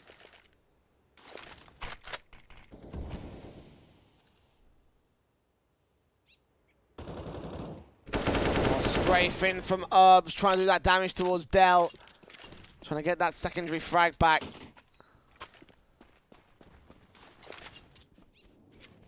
Two-player advantage for the Paradox side. They need it at this stage. The AK of Herbs is ready for contact, facing in the AEWP of K-Star. Will trade back a player in Badonka, but CT's falling back to evens temporarily. K-Star looking for another. Dell on site is ready to receive. The 3 players on the main T side force pushing into the mid controllers. They've drawn a lot of attention here towards the B side, but now that they've seen 2 coming out of the mid position, the rotations all get called in from both sides. Danger moving up, allowing a chance for Luke to get the bomb plant in. Retake up for the Mako side. You've got to think for Mako, do they really want to try and go for this? I mean, money's still quite limited, and now they're only down to 2 players, Calamari and K-Star in for the retake. They are trying to make this work, and Luke's been seen towards the edge of the default boxes, down to 4 HP for Calamari. Mako look like they still want to try and go for this. 10 damage from that pistol, and you're right about that. They got kits on both. The smoke that they had going down here towards the cross position. Going to try and siphon off Herbs from seeing anything in bank. There's Luke there with the kill, and now K-Star with the AWP. No time to get this defuse in. P250 gets a drive-by exit, but he won't be able to secure the round at the back of that. Herbs knows it. He's rotating away. The AK will also get saved. Good damage done by Mako, but as you mentioned, the economy is definitely worse off for the CT camp. I think they'll just about be able to force up. Again, it'll be a very lopsided force up from the CT side, but with the AWP in play, they might be able to justify it. Yeah, you know what? I really didn't like them going for that retake, because I look at this round here and I'm sort of thinking, look, Mako already on 15. They could have just given up that post plant and said, you know what, you can just take it. We'll hold on to our weapons. We've got 3 rifles that we can save in. And now they're going to eco around this AWP, and this honestly allows a really good chance for Paradox to bring this back to overtime. It's only 4 rounds, but with the economy limited, a couple of good rifles, and they'll be able to do it. Gamble stack out to this B bomb site. Badonka's the only lurk here from the B side of the T side, and Police dealt with immediately. Deagle kill to start off. That's not a good sign. 5 on 4. I think we've seen the rounds and how well they go there when the Deagles come out and the pistols are in play for each of these squads, so Mako are 1 away from victory, so Zilla, trade back with Jimmy, at least knows that second out towards the dumpster area. Herbs ready to cover off players in the back lines. AWP faces in, tapped up the AK-47, does not get that frag just yet. The bomb plant is going to be secured here by Luke. And 4v3 situation favours to the Paradox side, so it looks like Mako won't be able to get away with anything. K-Star's best bet to save the AWP. He does go down, though. He's got some money, so they can force the buyback. But this will be a 12 for the Paradox side. Trying to do some damage into the pistols and Danger, and Zilla will just clean up those last couple of players. Free AWP for Luke, at least. And the money's still not quite there from Mako. It might be a half buy. They are on second stage loss bonus, so they might need another round before they get themselves out a decent rifle investment. And yeah, they will go for the half buy. Then it really demonstrates the power of the save. You know, as you mentioned in the previous rounds, they saved those 3 rifles. They could have gotten a force buy together, but ecoing around the AWP, losing that AWP as well. Now just basic pistols out for the 13th round of the half. Yeah, they're not in a great position, because you've got to think, realistically, they're going to get a rifle round into the next. They lose that, and for round 30, it's going to be a force buy. And Paradox. Now, they need to clean up their anti-ecos. They have struggled against these half-buy rounds in the past on a very regular basis. Into the B bomb site out from Monster. They carry the bomb. 2 great opening kill coming out for Badonka. That's more like it for the T's on the entry. Calamari gets a trade back though. That bomb's going to overextend, but Danger gets the kill, so that plant can be secured here open in the smoke. Flashes in from the T side, going to blind off Danger, but also catch off any of the players that might be looking in from the CT side. Got 1 coming in from the back lines as well over to the connector control, but that should be dealt with by Zilla pretty easily. And now it's all K-Star and Jimmy out towards the CT entryways, but no real opportunities to win out this round. I mean, maybe the flashbang could allow the Deagle peek in. Jimmy does round that corner, second flash might open up a chance. Damage is being done in terms of the HP numbers, but no kills going the way of the last 2 CTs, and indeed that next player falls, leaving it all to Jimmy as the last man alive here for Mako. 1 on 4, just pushing forward because he knows that he can get some money back anyway. If he can get any more exit frag and get a rifle, that'd be fantastic, but not to be in the end. Paradox, 13 up now, Mako in with the buy. AWP out for K-Star immediately, not too surprising.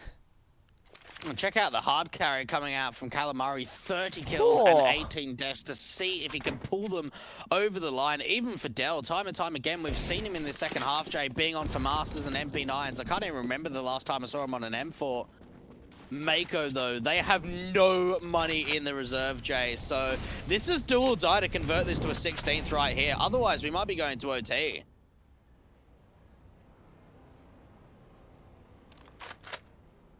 Calamari definitely being the main fragger, the main star, if you will, for the Mako side.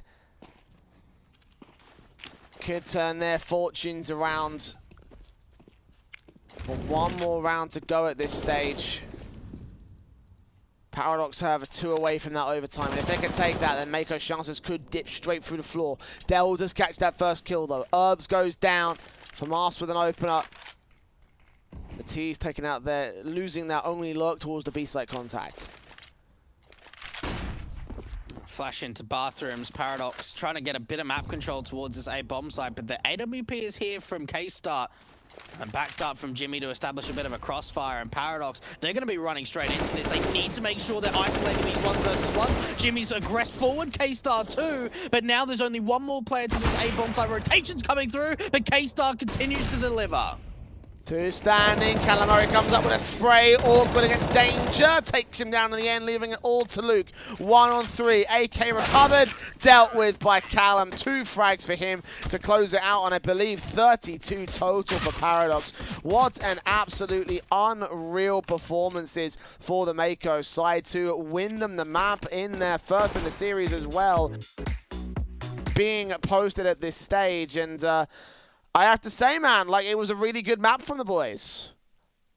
Yeah, no, look, it absolutely was. And you almost felt for Paradox, the comeback was a little bit too late, Jay. Yeah, we started to see some really great rounds towards the end there, but there's still the same point that Mako had a pretty trashy economy towards the end of that second half. But look, all in all, I think the CT side was played incredibly well from Mako. I thought Jimmy was a great player on CT side and T side in terms of an entry and finding opening kills. But it was really just the big performance from Calamari that I think got them over the line, Jay. Yeah, his frags definitely, I think, is what really brought Mako back to that position. You think about how close that was. If he did not pop off in the way that he did, I feel like Paradox would have had that map under wraps. So big stuff from him. He's got to carry that into the second map, though. Inferno is coming up after this short break. That is Paradox's map pick, so maybe a chance to turn this back over, get us to a third, and take this series to take that spot in the close qualifier. We'll have to find out after this. Do not go anywhere. We're coming back with Inferno after this short break. Just keep on moving on. Never look down, never fade out,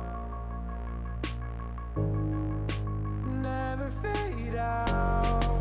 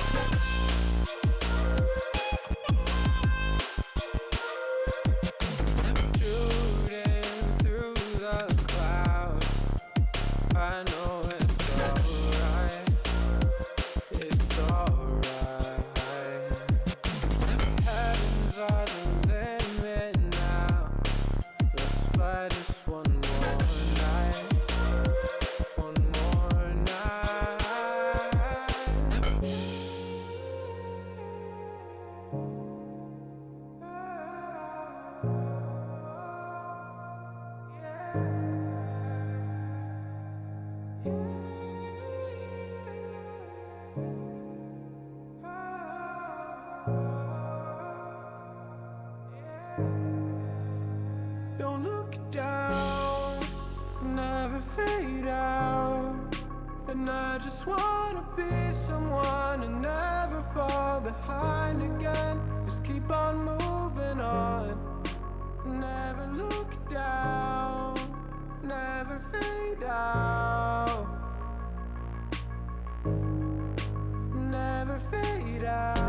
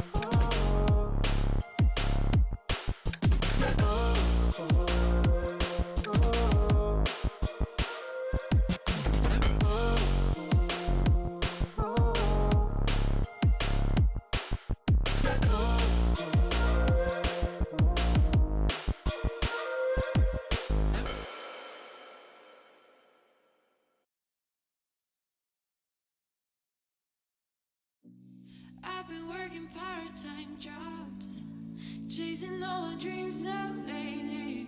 No matter if I try too hard, nothing's ever enough, baby. No, I don't care too much.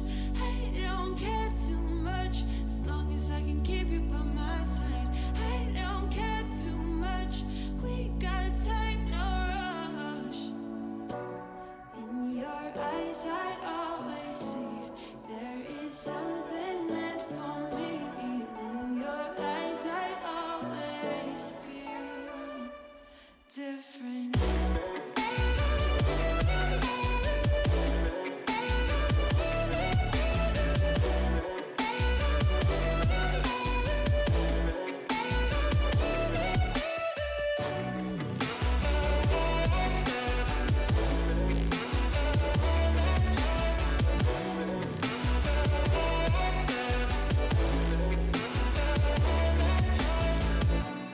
Tell me everything's alright. Life is just a bunch of faces, and if it's not, we'll still be fine. I know we're going places. I don't care too much. I don't care too much. As long as I can keep you by my side. I don't care too much. We got time, no rush. In your eyes, I always see there is something meant for me.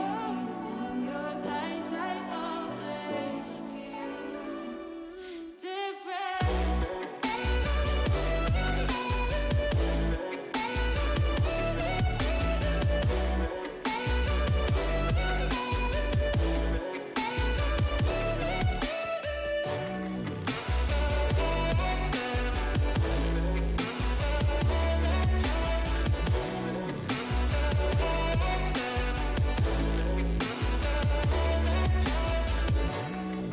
your eyes, I always see there is something meant for me. In your eyes, I always feel different.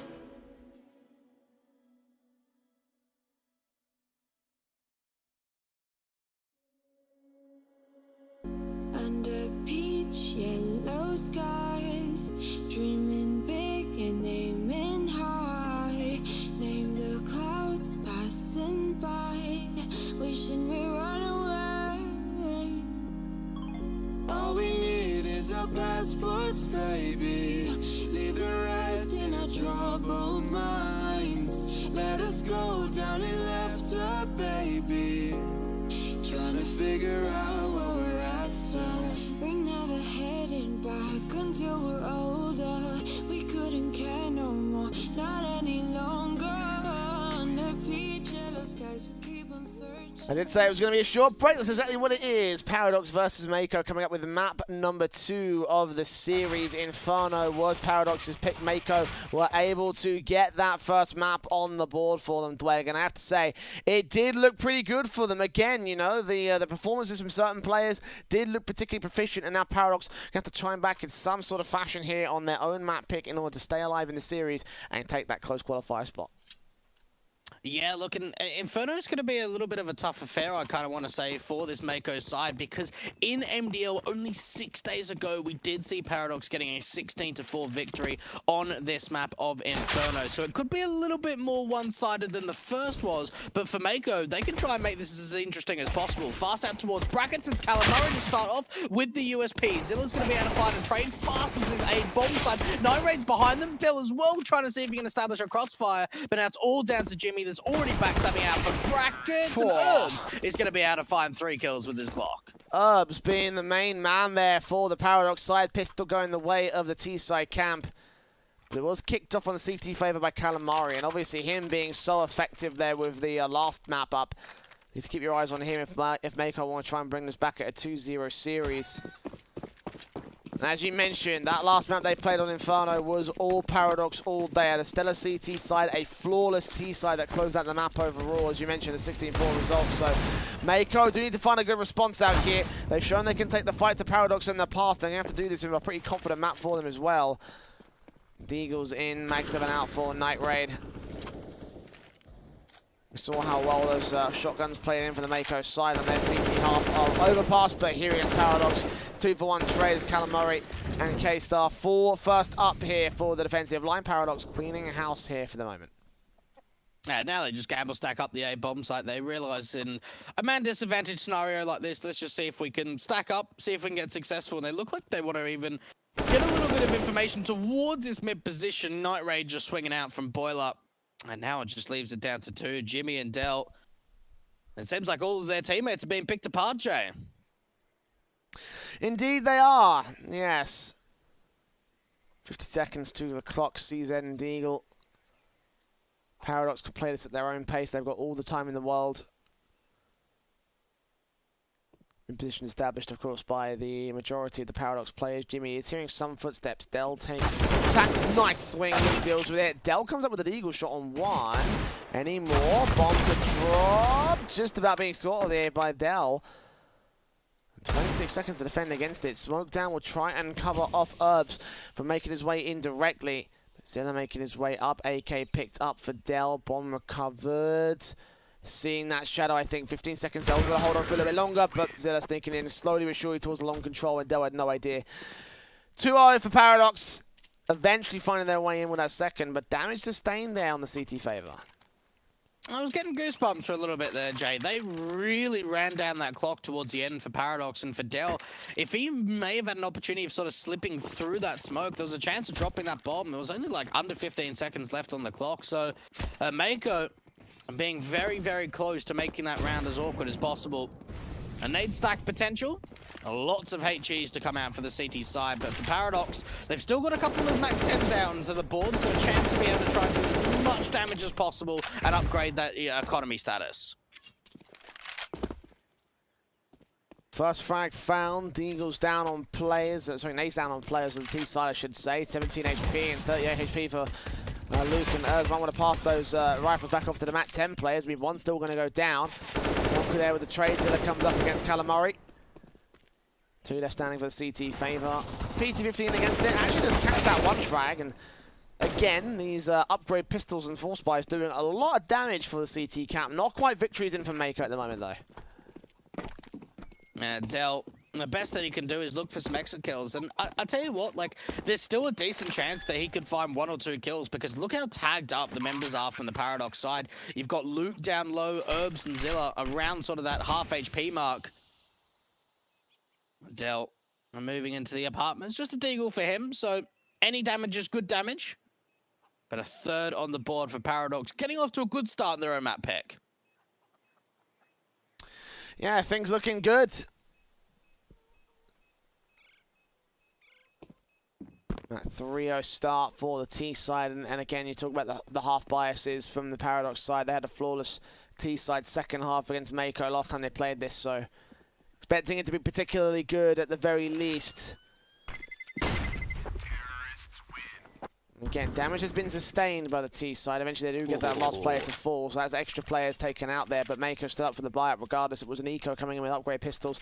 K-Star immediately buying that orb. The M4 should follow suit. And indeed, first rifle coming out much earlier here in this matchup. Yeah, and look, for both of these teams, we didn't really get to see the AWP that prevalent. We saw K-Star starting to come alive towards the end of that CT half. Luke didn't really get a lot going for his AWP, so this could be a bit more of an opportunity to get a little bit more focus in with that AWP, especially on the city side for the Mako camp. M4's out to back up the AWP. And Paradox are looking to establish a little bit of some later banana control and boost up to get a bit of vision over towards a broken ball. They're boosting up the ult for K-Star.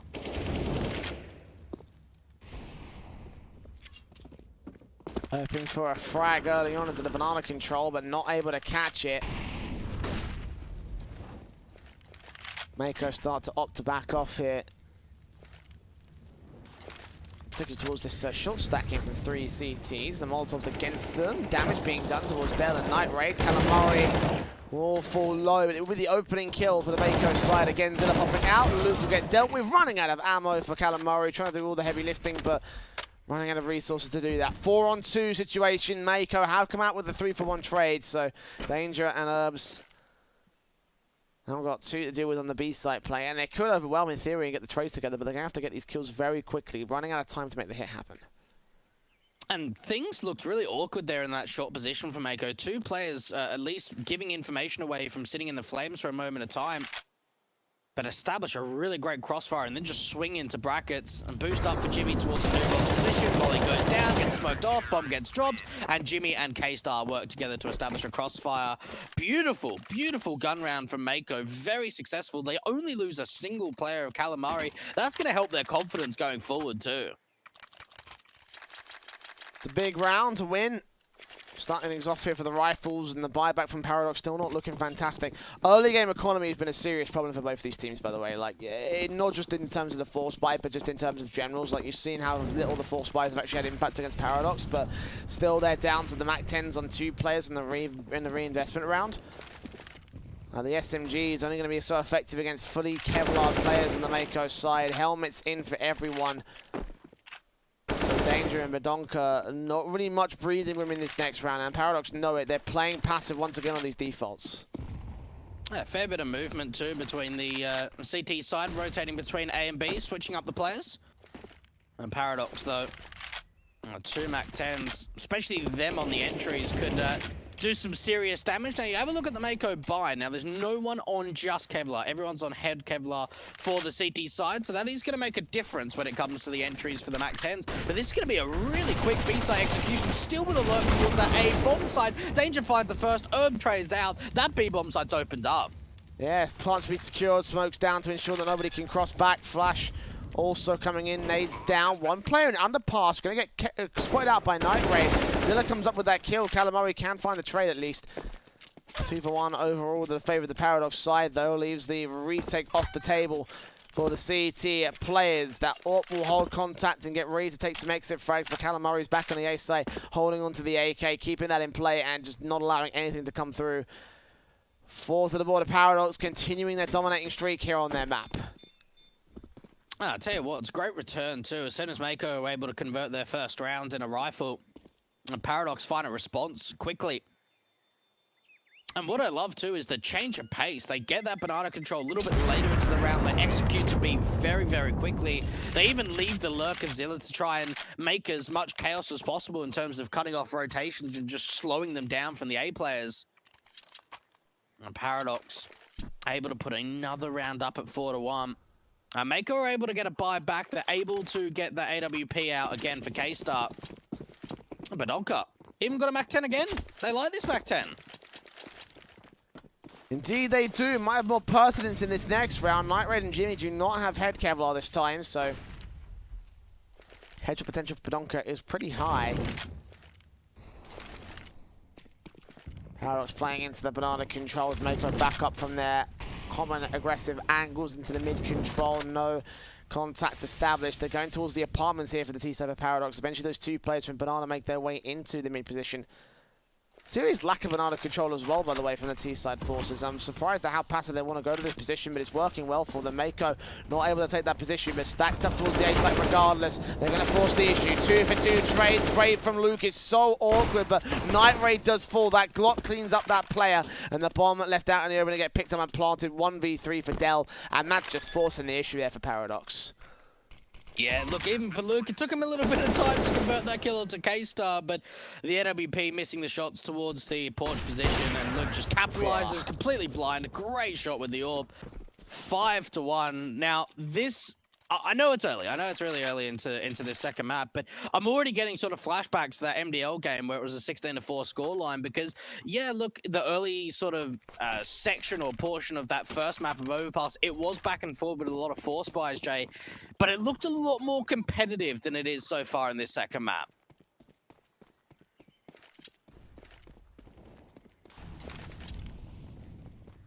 Eco in from Mako. Pistols will come out again. Deagles on several players. A little bit of Kevlar out for those individuals. On the upgraded pistols can do some damage as we've seen so far in this matchup.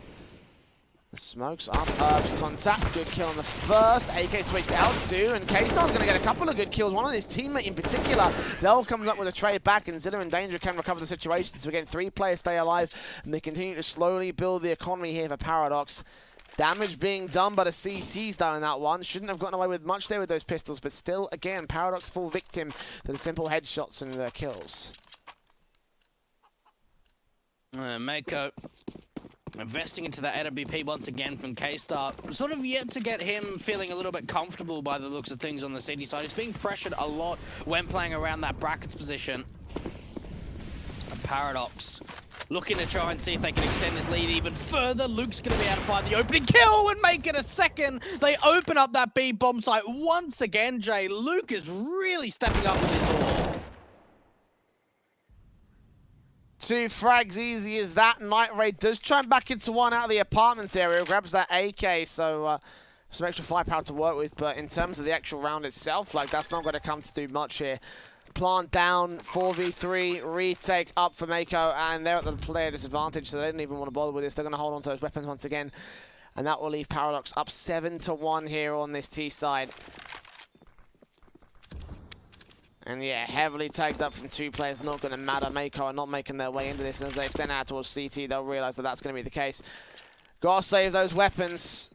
Passive as anything towards the B side play, and it's very contrasted to the way the Mako have taken control in the last map. You saw them go for some very awkward retakes that really shouldn't have come through for them because of the fact that they had the economy being awkward in this one. But here in this map, playing a lot more scared, I feel like, on their opponent's map here.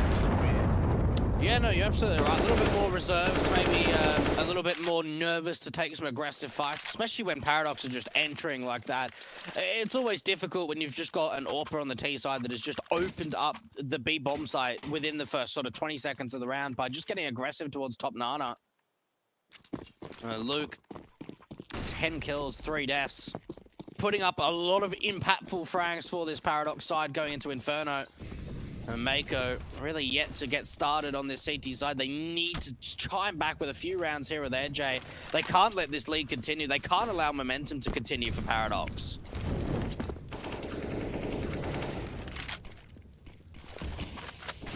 Molotov's down, smokes up, flashes over. Callum Murray's going to get forced off position. The spray from Zilla will not catch anything here in the midst of the smoke. He does get that first kill. K-Star will trade it back with the AWP.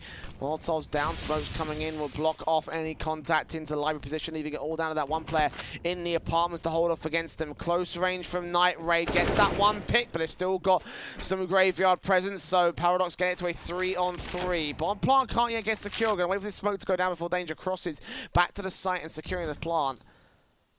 Some 13 HP though, and a 3-on-3, this is Mako's advantage. A double incendiary is coming out for Mako. They can put them down towards the site, Jay. See if they can help themselves on the retake. They are a little bit late to using their utility, though, and Luke is holding this angle towards short position once again. Oh, they line up to get the tag damage on the second. Luke doing a massive amount of damage, does miss the secondary AWP shot. A chance to put that Molotov down and get an answer back in for Paradox. That's a massive, massive lineup for Mako that Paradox are happy to take.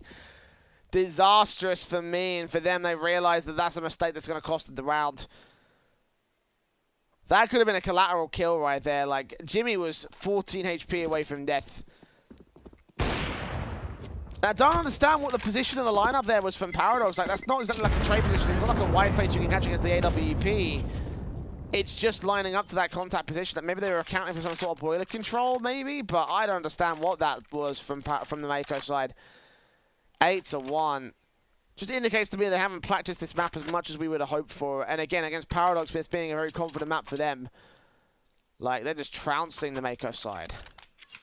Yeah, no, they really are. They've come into Inferno with just a straight game plan of, right, let's just surround ourselves around Luke.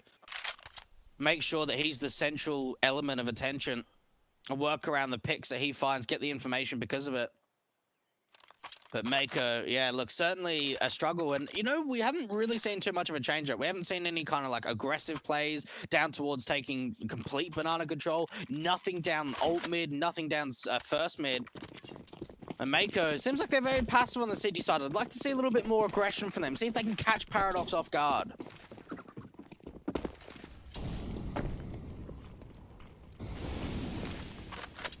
The work their asses off to make that happen at this stage. Sprays through the AK, Molotov's down, Herbs. Be supporting Danger into this B control. It's Callum Murray there with the first kill on Zilla. Danger's going to get Jimmy back over the trade back, so 4-on-4 again.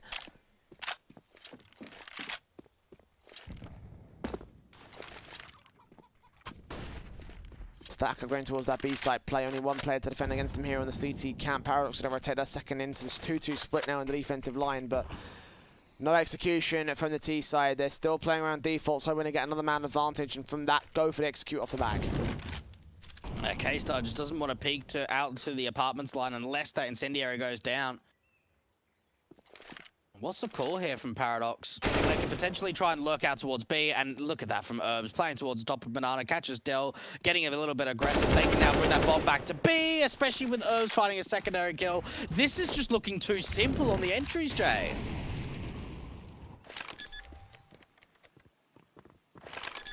Yeah, and Paradox in this T side, man, like, part of the reason why they're getting so far is the fact that they are just entering super easy, just constant wraparounds, easy openers, easy executes, defaults that always come up to a player advantage.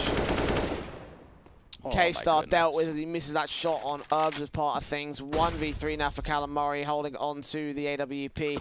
They are heavily tagged on the Paradox side, but that could be something for an M4 rather than a big green gun. Maybe that pistol could do some damage, but either way, they're hunting for him. They want to take this weapon out of play. They've got so much cash that they can afford it here for the Paradox side, so they evade apartments control. Orp not seen towards bridge. Danger going to sneak right past him. I don't think Callum Murray's popped out here, so he'll stay, sit pretty. Danger challenging him last second. No, Orp stays in that corner and stays alive. And it's such a contrast, again, to that first map, Jay. You know, we went down to the wire, we went 29 rounds deep at a 16-13 victory for Mako. And we've come into an Inferno, and it's like we're looking at a different team for Mako. I mean, you can kind of say the same for Paradox, but they're playing with a lack of confidence. They're going for the double orbs, trying to see if they can go for something a little bit different. Dell's going to pick up the secondary one, but it's K-Star to find an opening kill. Something that Mako have struggled with on this second map is opening frags, and that's one of the first ones in quite some time.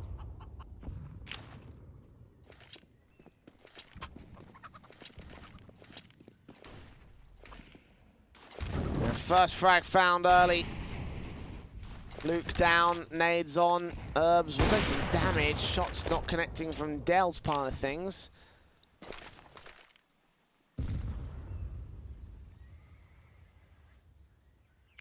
Now there's HP damage done between both sides here. Paradox going passive into towards the Banana control, but still 4 players stacked up here. Gonna get given the top of Nana. Past the broken wall was set up for the B execution. You've got the AWP of Dell and the FAMASA Jimmy told off against it. One of 2 AWPs in play. Catches Danger, popping his shoulder out, and not even a shoulder bait. Simple kill to find here. 5v3 now. And rotating out towards the Coffins position. The AWP in play. Jimmy sprayed up, taken down. 2 frags found here as K-Star falls. And Dell drops quickly after the fact. Clean up from Paradox. Down by 2, but still coming out on top to the execute. Honestly, what is Dell doing there? Why is he trying to push through that smoke? He was so aggressive. Look, they're in a great position. He's been able to find a return frag. K-Star starts it off. And then as soon as the site gets taken, Dell tries to push through the coffin smoke to just establish a bit of a contact. And that was just so aggressive that didn't need to come through. They could have just played the 3-on-3 retake. And instead, I honestly think that Dell just threw away that round. And from Paradox, as soon as they take him out, they're like, right, that's it. Round's finished up. 10 on the board for Paradox. And it kind of gives me some signs for Mako on the CT side, Jay, that maybe they're too desperate for a round at this point.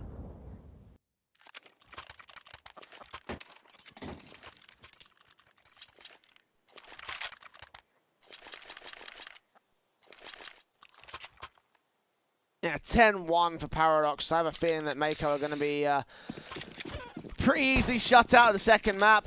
I hoped for a closer contest considering how close that first map was, but clearly Paradox are well-practiced, well-rehearsed, and well-versed in the commonalities of Inferno versus Mako, who do not seem like that at all.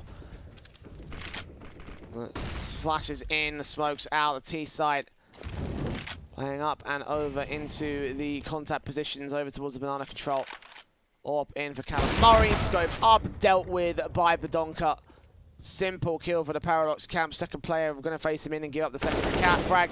Does not know that he's so close. The orb gets picked up. One trade for Jimmy, another one for Delta into a 3v2, but as Night Raid falls towards the A site, there's nothing left for them here. Bomb plant down. Del looking to recover a weapon, but no more than that. And it kind of gives you that feeling too for Paradox that maybe if that second half of the first map just went a little bit differently, if they were maybe able to win out some rounds that they didn't, that they could just be on here for a simple 2-0. 11 rounds now up on the T side of Inferno. It's looking fantastic for the Paradox side. And Mako, you've got to think, Jay, do they want to go back to the double orbs? Like, the one time that they went for it with K-Star and Del, they had an early 5-on-3 advantage. They did a really great job of getting some opening kills. I think going back to it might be the best bet, even for Del. I'm pretty sure those footsteps would have been heard towards Esports. They can hunt if they want. Steven hold on to the AK. Oh, just. But only just. Crucial weapon to hold into this next round here for the Mako side. Obviously, they're going to be up for a force buy regardless. The double ops can come through from Del and K-Star, though. They tried this in the previous round, and they got off on a good start. But obviously, it didn't turn to magic here. They got shut down pretty effectively when the hit came through towards the B site. Molotov's out. First contacting from Del. Dealt with by Herbs. Jump facing. Still getting the spray together.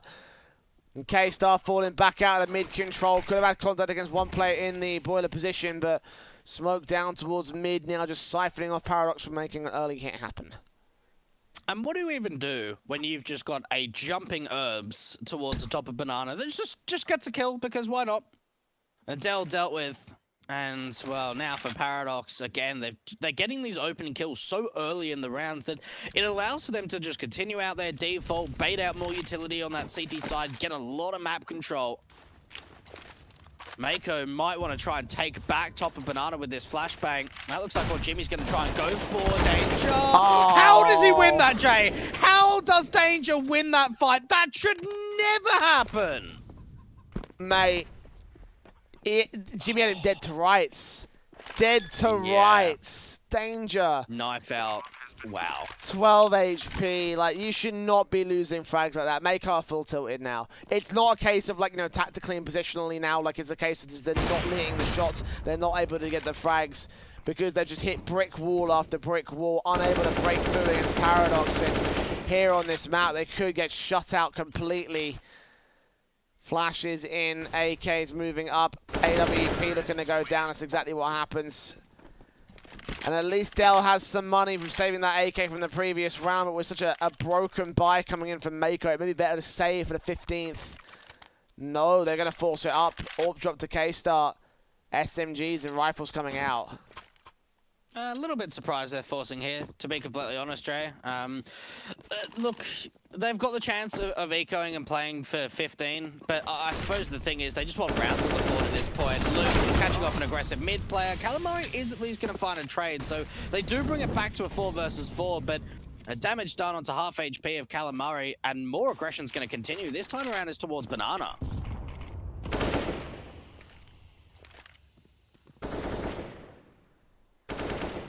One-for-one trades. SMG set in for Jimmy and Del.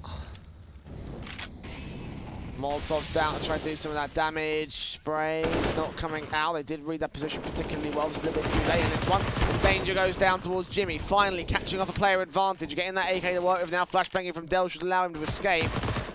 Just sit in that position instead with the SMG to provide covering fire. That was facing away, does get dealt with. 2 standing now for the T side. Okay. Mako coming up with a very rare, confident round here. I tell you what, I think Paradox just got a little bit too cocky there, Jay. They just kept peeking in one by one into that Banana position rather than just giving it up to the CTs. Didn't put a mass amount of utility to try and retake it. And now both the T-side players trying to come out from the apartment. Zilla's been able to get into the mini-pit position. Now all down to Badonka to try and bring this round back. But they know exactly where he is, Jay. Bomb on his back. AWP in a 1 versus 3. And I think even this is too much for Badonka to handle. players on site. AK swapped out 2, pop out from 1. Jimmy at the edge of the stack being seen. AWP facing in close range. And there it is. K-Star drops him. Gets the second for Mako, coming in very, very late, going into the last round of the half. That's a recovery that could lean into the rifles now. The buy-ups will come through from the CT favor. A heavy investment from that last round coming up good. M4 still an SMG for Dell, but of course the Paradox economy is also just as well built, and it will have a better buy. Orps in, AK's out, full set to utility. Even Julie's, Tech-9s and Deagles coming in for the T side, so they've got basically everything they want right here in round 15. K-Star looking for a very aggressive peek, and Luke's just on the other side of it. Big opening kill to come out from K-Star. A much-needed opening AWP kill. And for Mako, you've just got to think if they can get to 3 rounds on the CT side of the Turner half, there's a chance back in for a decent start going into their T side. But they've got to convert this round right here. 2 players towards the top of Banana. Going to get overwhelmed because Paradox have 4 players in Banana. Making it 5 in the end. They stack that 5th player in from the mid-control.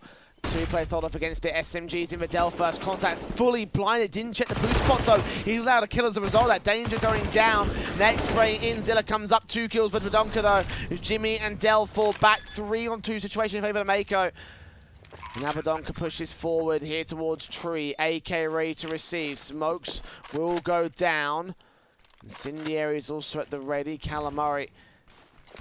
His eyes on the Incendiary's back. Is anyone going to check this corner? They suspect this player is so close. They don't. He lines up 2 as a result. The timing's fantastic. And the AWP of K-Star. Last player left in a 1-on-2. And Badonka's not to peek here. He's just got to stall the time. Pistol will try to force the issue. Does get it back to evens now, but running out of time to get back to this defuse. Flashes do go over. Looks on for Herbs as part of things. Back behind the comms, the AK looking on. Orb shot not connecting. Spray's good for 13-2. Paradox, an absolutely dominant first half. Wow. Okay, and like, even at a round like that, we're just seeing mistakes come out from Mako. Not even checking just the simple left angle of that tree position, and Herbs just plays that 1 versus 1 to ease. 13-2 half, Jay. What a one-sided affair to come out from Paradox on their own map pick. And look, for Mako, I think you can kind of kiss goodbye a comeback if you don't win pistol. Like, if they've got to win pistol. That's just it's vital at this point. I mean, I don't even think even with the pistol they'll be able to make a comeback off the back of this. Like, Paradox have just shown utter confidence. Utter confidence. Not even being close. 13-2 at the half. Compared to an 8-7, of course, from the previous map, and you're just really sort of highlighting how the difference is between one team's map pick and the other. And yeah, like, you know, what else do you say for Mako? Like, they got to adjust seriously, probably look towards that 3rd map more than anything else. But with the way the Paradox are playing, with the Angels in particular, they've shown themselves that once they get on that front foot, all the frags go their way, and that's what's getting them through most of these rounds. You know, it's not like it's one of those cases where Paradox are, you know, playing a especially tactical game. They're just playing against Mako, who don't have a foundation on the map, and they're getting all the kills. No, you're absolutely right. Like, Paradox have come into this sort of pretty simple game plan of, right, let's just, at least in the first half, take as much map territory as possible and just find opening picks. And they just did a really great job on the defaults. The executions weren't even the main sort of foundation. It was the early round that was. Into the pistols. Zilla does get a fantastic tap. They try and aggress down through Banana, but the T's are going very quickly into brackets. Block straight up. There's Dell with a frag on Danger. 2 for 1's favor the T side trades. The bomb plant can be secured towards the back corner or the back wall, and K-Star's going to go back wall here. Retake up for the Paradox side. Herbs has got the defuse kit in play with a flashbang, I should say. Zilla moves in towards the short control, rounds it up, flick back, first headshot found, even standing once again. Pistol looking towards that pit position. I think he knows that Night Raid's out there. Flash evaded, peek does come out, contact by the Glock will come forward as Calamari falls. Night Raid gets 1 frag, looking for that second desperately. K-Star gonna get Badonka, so it's all left to Herbs now. No Kevlar kit in play, forces forward towards the 1 player, but Night Raid is still firing to the back lines, triple up for him. Mako do get themselves that pistol to keep things going.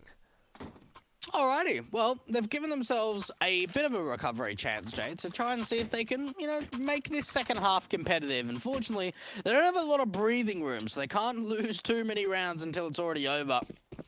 A force buy coming in from Paradox, looking to put some early pressure onto the board. And Mako, even look at the buy for this T side, Jay. Rather than going for a fair amount of SMGs, they're only going for one. They're looking to try and get the rifles out instead to have that upgrade in weaponry.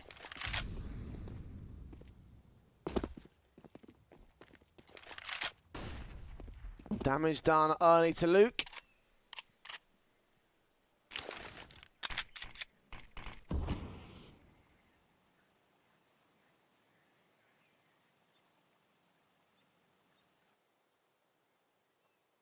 Scout set, ready to receive here to the mid control. Sees that one, catches that headshot. Well placed there from Paradox. And is that going to be the beginning of the downfall for Mako? They definitely don't want it to be. The Eagles set up. We've seen what damage they do before. I highlighted time and time again because of its ridiculousness. But at this stage for Paradox, that could be map defining for them. It really could be. Into the B bomb site by the looks of things for Mako. Trying to push through the smoke too. Flashbang to start things off. Herbs is going to find the first with the CZ, and now it's Badonka's time to shine up towards that new box position. Rotations already coming through. 4-on-2 advantage of the CT side. It's down to Jimmy and Calamari to try and bring this round back. Mac 10's picked up, shots on, 180 for Jimmy, does catch Badonka in the back lines, but still 3 players in for the Paradox side. They do get Zilla to drop next, so now the Scout and the Mac 10 are all that remains for the defensive, but look at the HP numbers for Mako. This could still work wonders for Paradox. The Eagles up, that Mac 10 starts facing, there's an AK on the floor for danger. He opts against going for it. Scout in. Noise being made, footsteps heard, there's a shot, there's a kill. Calamari left alone. MVP of the last map. Will he try and save it for them here in this one for Mako's side? Bursts up from the Galil, tap on the bomb, no kits in play. Mac 10 jumps around the corner, gets that frag, and they should have enough time to set this defuse here. 14 to the border, Paradox, the CT side, just continue the hype train. I tell you what, very important kills coming out from Luke with that Scout. They're able to recover, oh, it could be 2 AKs. Did Danger just not see that AK at all when he was coming up top Nano? I mean, we saw the bit where it was like, oh, maybe he wanted to hold on to the Mac 10. Maybe he just didn't see the AK at all. Ends up going with a Galil, so he could chuck it over to a teammate instead. But for Mako, look, they get a bomb down. The money's still looking okay. They're still on double eco status, so they're going to have to force. No AKs, though. A single Galil and SMGs for the rest.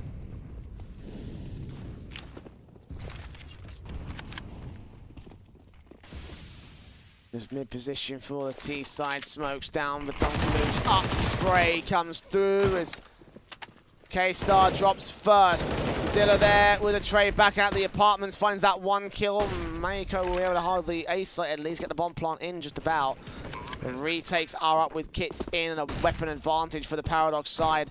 Player advantage as well. Flash over, popped out. 2 kills found by Luke. Jimmy trades back with 1, and now Calamari, all that remains. Frag not found. Flash completely blind. AK cleans up the house. Map point for Paradox here, looking to turn us to a 3rd. Looking to see if they can even get a better scoreline than what they did under a week ago, Jay. 16-4 in MDL. Maybe an opportunity to go 16-3. In the IEM Beijing Open Qualifier. Again, this is towards the late stages of the Open Qualifier, so the winner of this game will be advancing into that closed qualifier. And Paradox are looking like they are 1 round away, Jay, from being able to take us to a 3rd map. Yeah, could well be. And what has been a dominating second for them so far here. Paradox have looked the part. The favourites in this series and in this matchup, proving exactly why. 2-1 trades out towards the banana control. Mac 10 and Jimmy trying to hold some sort of contest, but Badonka seeing flash against his name. Tech 9 catches that player blind at least, and now a second AK recovered. Can they get the next player on the M4? Yes, they can, and yes, they will. But Luke still getting away with at least 1 frag on K-Star. Sets up the chance for Danger in Zilla to go for the retake and set up that 16-3. Waiting for crosses to come out. M4 bursting through the smoke. Calamari pushing with the bomb. Edge of that smoke. Boost up if they're seen. Footsteps hard. That's an easy spray. And Mako didn't have to go for that. They should have just got the bomb plant, set up the post plant positions. They lose it as a result. 16-3. Paradox are going to a 3rd map. Oh no! As soon as they miss the jump, the sound cue comes through and it's like, right, I know exactly where to spam. Oh, that's so unfortunate for Mako. And look, for Paradox, that second map was just, it was so confident. It looked absolutely fantastic. And look, going to a third map, Jay, you've got to think for Mako, they really need to turn things around. They can't let that happen again. No, absolutely. That's just a bit of a whitewash for Mako. Again, I can't say we're too surprised given the fact that the last time this map sort of was played out was such a dominant affair for the for the Paradox side. But Dust 2 was won by the Mako camp when they played it against Paradox last time around during the Perfect World Tournament. So going into that map up, it's still a chance to make it close, if not potentially steal it away in this best of 3 series. We'll go to a break and come back afterwards. We're going to find out how far Mako can go against Paradox. One final map to decide the first team forward out of the opens into the close, so don't go anywhere. IEM Beijing rolls on after the break. We were so ready to give in, skin to skin on that baseline. Ooh, you give me that high pitch feel, baby. We shared a cigarette by East Versailles. The way you looked at me, couldn't say goodbye. And whatever you did to make it stop, 'cause baby you make me feel something.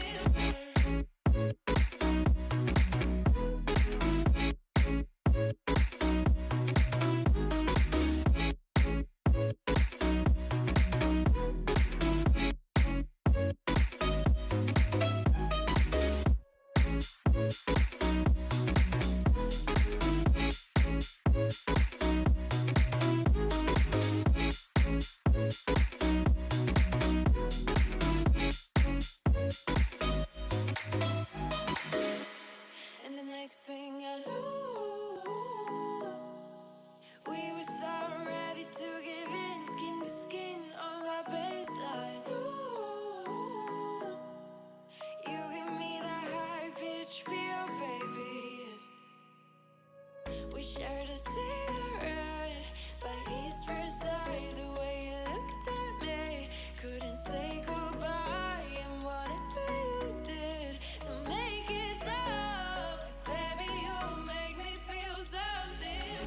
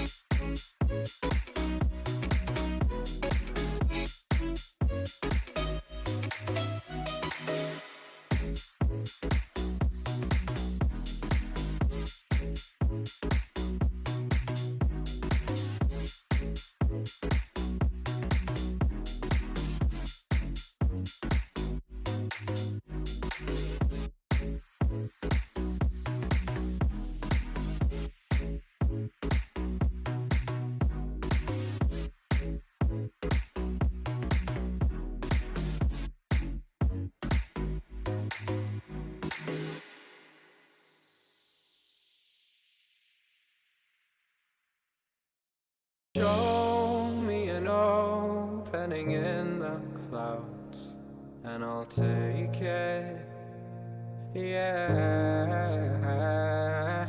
reminding myself to just let go. Don't wonder how far I can fall. Don't look down, never fade out. And I just wanna be someone and never fall behind again. Just keep on moving on. Never look down, never fade out. Never fade out. Oh,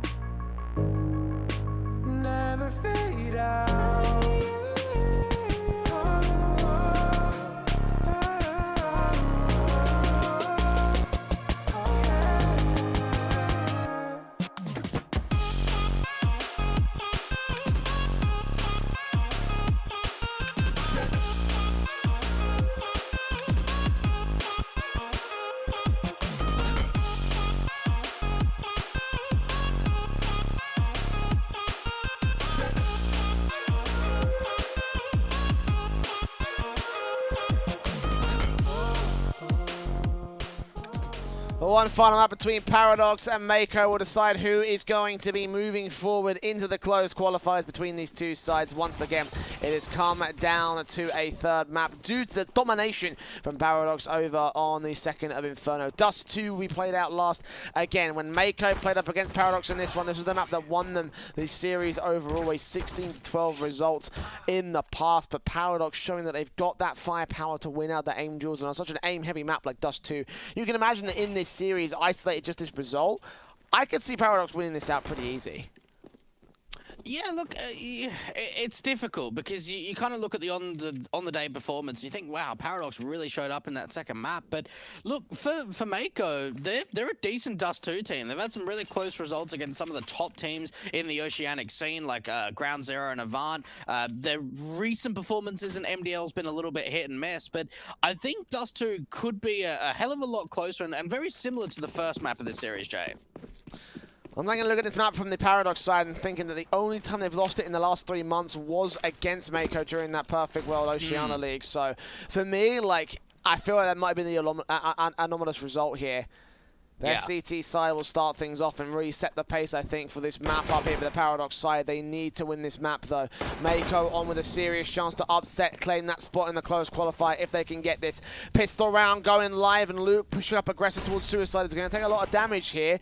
Cross out from the flashbangs. And Badonka going to get forced opposition back here towards the CT spawn. 5v5. There's Dell coming in with a frag back over at the CT entrance towards that mid control. Bomb plant is going to be secured. Flashes do go over, and the Paradox side do lose some HP on several players, but a 4v4 retake up for them still. Low HP, though, is going to be tough on a couple of these players. And for Mako, they're just not really peeking on the site. And finally, when contact comes out, all the Glocks start swinging, and no one else goes down in the end there. Mako in the post plant showing up and delivering when necessary. They allowed Paradox to get quite aggressive on that retake before contact was established. And then out of nowhere, they just all swing together and get some really great kills. Well, early tech pause, Dell having some problems with its connection, so we'll just get that quickly in and out for the Mako camp. But very confident stuff being thrown up by the T side of the pistol. Early starts looking good for them. There's a very confident CT side versus a confident T side as well for this first half. So I'm looking at this potentially being, again, the better half in this map up, seeing really to set the pace for the Paradox side. Mako also looking to do the same, and I think with all those consistent kills coming in on the feed super quickly, one after the other, Mako have definitely set themselves up to be a decent dark horse in this map up. As well, I mentioned it a little bit early on. The winner of this goes straight into the closed qualifier where Chiefs and Rooster have already been invited. And there'll be 2 more open qualifier teams to make their way in, Jay. And then the first in the closed qualifier will go straight to the main event for a chance of 15,000 USD. Avant, Order, and Renegades have already been invited. So, look, it's always tough for the open qualifier teams to go into the closed qualifier and then go even further. But certainly between one of these 2 teams, one of them will be making their way into that closed qualifier. And Paradox. We've seen the force buys being successful from both teams over the course of the series. I kind of want to say Mako have been more successful when it comes to these sort of force buy deagle rounds. We'll have to wait and see what Paradox can bring to the table because they do have 2 scouts out for round 2. Regardless, we've been more confident with these force buy deagles. I can guarantee you we've seen plenty of them so far in this matchup. So a few more to add here for Dust 2. Wouldn't be too bad, I wouldn't say. Paradox, the 2 players pushing in aggressive as a result, one of which is, both of them are on pistols, one of which is a deagle, the other is a 5.7. Face-up contact from Jimmy, that bomb on his back. If Urbs can somehow peek up and get a good frag in, they might be able to shut down the round here from the T side here. Split coming through towards second. And the split out from the mid-control. Luke there against Calamari will drop him. 5-7 next up against Zilla. Gets Night Ray, picks around back 10, knows that player's coming into the main site. Scout can't land his shots here. No scopes to land. Looks back towards Jimmy now. The 5-7 drops that bomb instead. And that's what I'm talking about. A good couple of frags from pistols. Scout's there to support it. 2 kills for them. But Donka trying to make it 3. But K-Star left alone in a 1-on-4, known to the CT side. Danger's going to wait back and try bait in a rotation. Either way, the bomb's in their control. This is a round for Paradox. I've never seen this many force buys, or at least I haven't seen this many force buy victories in a very, very long time. In a best of 3 context, K-Star is in a 1-on-4. Does he just want to hold on to this AK? 40 seconds, bomb control in the complete hands of the CT side. Badonka's even got eyes towards his car position, so if K-Star swings out, this should be a pretty easy kill for Badonka, and it is. What a force buy. One player goes down of herbs. I can't believe how many times we've seen forces. Over and over again. And it's working, so why not? Yeah. I think it's just because we're getting so used to like the European and North American rings that there's like we're not just as used to as many force buys as this lower level OCE. As well as that, we're also like we've also been looking at a lot of top level stuff from those regions where this is an open qualifier. So that is true. I'm not sure that's just reflective of the region itself or just the level in general from these guys, but either way, for Paradox, they're going to get them back on the board. The force buy coming out from Mako comes in with the Eagles and the P250s, a CZ and the Tech 9 also in play. Couple of nades being placed incorrectly from the CT camp, unable to do the damage. And Jimmy takes that face in. The scout will tag him. Lou's going to finish off the job he started, seeing 2 more players coming out of this mid position. Deagle's in for Del. SMG comes up for Zilla, and Badonka will also fall back to the hands of Del. So a couple of good trades again from these pistols. Bomb siphoned off from his backup though. Del trying to find a line in towards the A site. And should be able to get a plant out from this at least. Luke will face forward, see that man. M4 around the corner, exposed to his back. Turns 180, still gets that frag regardless. And danger. And look at those 2 frags for 2 rounds of Paradox. Yeah, and look, for Paradox, I'm not quite sure what's happening with their roster at the moment. Obviously, Versa, who's the big youngster in the Oceanic scene, only 16, one of the up-and-comers, he's not playing with them in this event and has been seen on the Avant ESEA roster, so whether he's been moved over to Avant, no official announcement's been made, but that's got to be a big loss to the Paradox side in the long term if they end up losing Versa. And a round like this, though, you wouldn't expect them to lose too much. It's pretty much just Glocks, a little bit of utility for the T side.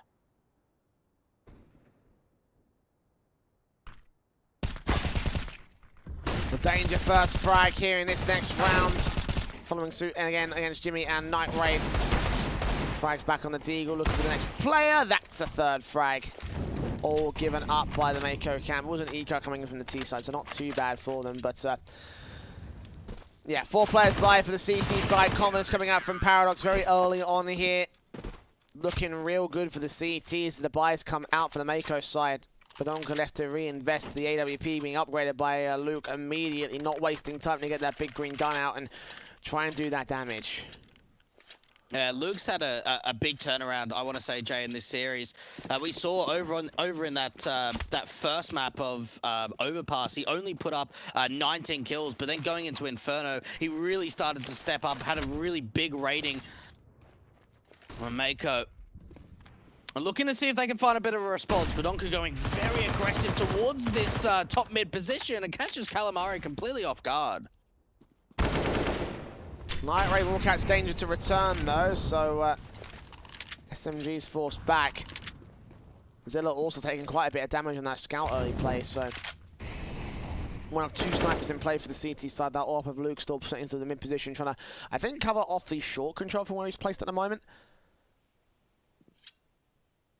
But no contact established by Mako. They're not looking for that mid position. They stacked in towards Longhouse. Going to challenge Zilla here, who will call for that early backup. But Donker has got a little bit of an awkward stance to work with here with the SMG at long range. And going to try re-aggress forward, try set up a backstab against the T side. But the thing is, now they can just gamble stack up this A bomb site. They can leave Herbs to be the solo B player. And this just comes down to anything. Is the timing there? Is anyone checking the backstab? Zilla's going to be able to try and pull as much of a distraction away as possible from that A bomb site. But Badonka's still coming in. And K-Star's here with the NWP, but not checking the angle. The SMG's going to be able to burst down and get that long control for the CTs. That's a big frag to find. The flashbang catches another player blind as well. Night Raid on 2 points of health. SMG refaced. That's an easy frag to find. 3 for Badonka on this SMG here. Ooh. Plenty of cash gain. Jimmy does get a good sequence. It makes it a 3K up for the quadrant. Now Badonka's got to ace this. And bomb plant down on the short plant. Badonka moves forward here towards the ramp control. And Jimmy up for his quadra. Got one head to find, and he gets it as well. What a recovery from Jimmy. Very expensive round for Mako, though. Second to the ball of the T side. No, the big unit stepping up. That's a massive clutch to come out from Jimmy. A great display there because Badonka, it looked like he was going to be able to win that round all by himself. Catching off K-Star, the AWP, you'd expect that Mako were going to hope to try and plant for that long position. Even Night Raid falling too to the SMG. But Jimmy bringing that back. Luke with the AWP, completely blind off. Angle does find the opening kill and retreats back to the A-bomb side. It doesn't get hungry for any more. Opening things up appropriate here for the Paradox side. As you mentioned, not overextending for the CT camp. That may have cost them a little bit when it comes to some of the defensive rounds, but so far on this map, it's been pretty standard defensive from the Paradox camp, you know. I mean, it's been more over-aggression from Mako. It's been able to work out to get those frags, but this time around, just 5-on-4. No trade potential, no long contact. Paradox not pushing up towards this early sort of like longhouse stack. We've seen a lot in the European scene how a lot of teams just tend to like just stack in 3 players a piece into, you know, just the outside of long contact and see who comes out on top of the player advantage. At this moment, though, it's just passiveness from the defensive. Tings down from Danger, gets Dells the drop as well. Night Raid falls it forward. Oh, no. Calamari gets a TK. Danger's allowed a couple more picks, sees them all. Gets 3. That is a disaster round from Mako. They gave that one up to Paradox. Oh, the timing on that. So we see a player pushing through the CT smoke on the CT side at the same point that Mako do the same.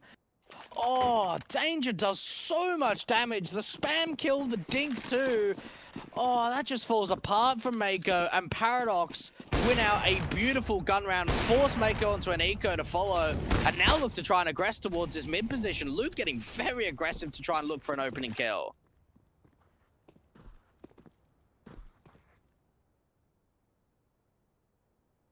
Jimmy moving up. Sees one player at CT, one player on shore. A lot of bullets coming out to get that frag back. Danger and Luke come up with kills in the interim. Bomb being dropped in the open. Burst fire the AUG. One player coming in from this short control. Grabs that AK of Night Raid, but can he do anything with it? But that bomb being in the open is such an awkward angle. It's such an awkward position to work with here for the Mako camp. Burst through from Zilla, does not get any frags. Flashbang might allow a chance. The Eagles in with Jimmy does catch Luke at least, but Zilla trades it back. So Plant now 3v2 retake up for the Paradox side.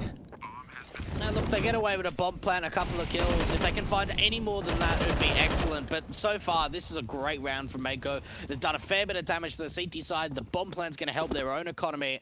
Even get an AWP out for K-Star if they want to. 5-2. Paradox off to another good start going into the third map of the series. You've got to think for Mako, where's the change up? Do they want to go for something a little bit quicker, Jay? We've seen a lot of passiveness on the T side in the majority of both map 2 and map 3. Could be a chance to maybe get some quick long control out, a fast play up through short. They've got some really great B spawns, actually, so a potential of maybe a B lurk, but no, they're starting to put that pressure out towards a long house to start the round off. Very, very carefully placed for Mako when it comes up to these T-side halves. T-side defaults in. Jimmy aggressing in against the longhouse control. Danger comes up with a secondary frag to return to a 4-on-4. Little damage done towards him. Dell takes the tag back of his own right. Incendiary's out from Zilla, going to cover off the mid control. It's Calamari, only player here towards the top mid area. In towards the lower tunnels, peeks up to upper and gets Herbs to fall. So now that's a 2-for-1 favor to the Mako camp. That aggression does work well for the T's. Got to aggress even further forward to work on the site execution. They're still passive even to the minute marker.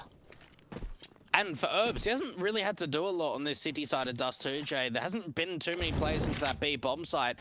And a lot of the time, he's just been the solo player. But this time around, he gets caught off for being very over-aggressive. One of the first times he's actually pushed into the upper tunnels and gets punished for it. Calamari even trying to take a duel out from mid. I'm not sure that that was necessary, Jay. They had a 4-on-3 advantage. Now it's gone back to an even playing field. And the Orp of Loom now has a chance. Legged out, getting that first kill on K-Star. M4 Danger looking to double up right here. Only gets that one frag. Night Raid trades it. Now up for a 1v3 clutch. He's found that first. Second player on site is low, and he drops it down to Zilla. Last player left. Bomb plant Coming through open for the Goose area. Zilla creeping up to the ramp position. Slow facing. Ducked underneath, keeping his head away from that AK angle, but Night Raid playing on the Gandalf angle. This is perfect for him. No nades, no Molotov to force him out of position. Zilla's just got to take the Angel straight up, maybe tap that bomb, predict the right angle at the right moment. He's got an inkling though. Night Raid to get round the corner on at point blank range. His M4 just needs the one shot. The wall bang does come through. Onto the bomb, does not see it, but he's got that kit, so he's got time for it regardless. Yeah, look, really well played there from Zilla, and that's just a process of elimination, realizing where he can and where he can't be. Now, coming up from CT, he didn't see him cross out to long, he didn't hear any footsteps, so he knows there's hardly any chance that he could have slow walked into that short position, because he would have just been so exposed. Clears out Goose, clears out behind the boxes on the site itself, and realizes, right, he has to be towards get right. That's the only position possible. A 6th on the board for Paradox. Mako gonna be on yet another half bite. Off to a slow start again to start off the map, Jay. Straight in, the Eagles down, Mac 10. Supporting the mid control. First player in for Jimmy, dealt with by Bedonka. Aggressive towards short, then falls back immediately, smoked down. We'll try and just hold them off. He still holds a pretty aggressive angle here on the stairs area. Might get him back at a dodge, spray through blind, connects to the double and triple. Calamari gets that trade back at least with the Deagle. The bomb now back in the control of the T side, but 2 rifles and a 2-on-4. A site is open for them to wrap up and get the bomb plant in, but the retake from Paradox should look strong. Now you've got to think another bomb plant potential. Smoke down from Calamari out towards the CT spawn. Now, on the 2-on-4, the best that they can do, get this bomb plant, they can try and aggress, see if they can take some fights onto the CT side, but look at the amount of utility Paradox have. They can just set themselves up for a really simple retake, Jay. And that's what they'll do. M4's in, shot missing on the scout, dealt with by Zilla. Last player left on the ramp position. Calamari does come up with that 1 frag, but Danger's looming in alongside the AWP, and Danger will get the frag. Closing it out 7-2 now for the Paradox side. And, well, this was my big fear when you consider the on-the-day performance. Consider that last map of Inferno. The straight Angels were working wonders for Paradox on CT and T sides. And now towards the first half, Mako are not allowed to get started. It's great to see, too, that Danger's been the one to sort of step up when it comes to Dust 2. It's really been sort of Bedonka and sort of Luca, I kind of want to say, that have been sort of, maybe not so much standout players, but very consistent elements across Map 1 and Map 2 in terms of the impact they were finding. But now Danger started to come alive when absolutely needed. Ooh, Zilla's going for a very aggressive solo play, and Dell's able to capitalize on that kill, but not before Luke's able to chime in with at least a pick to find a response over at that B-bomb site.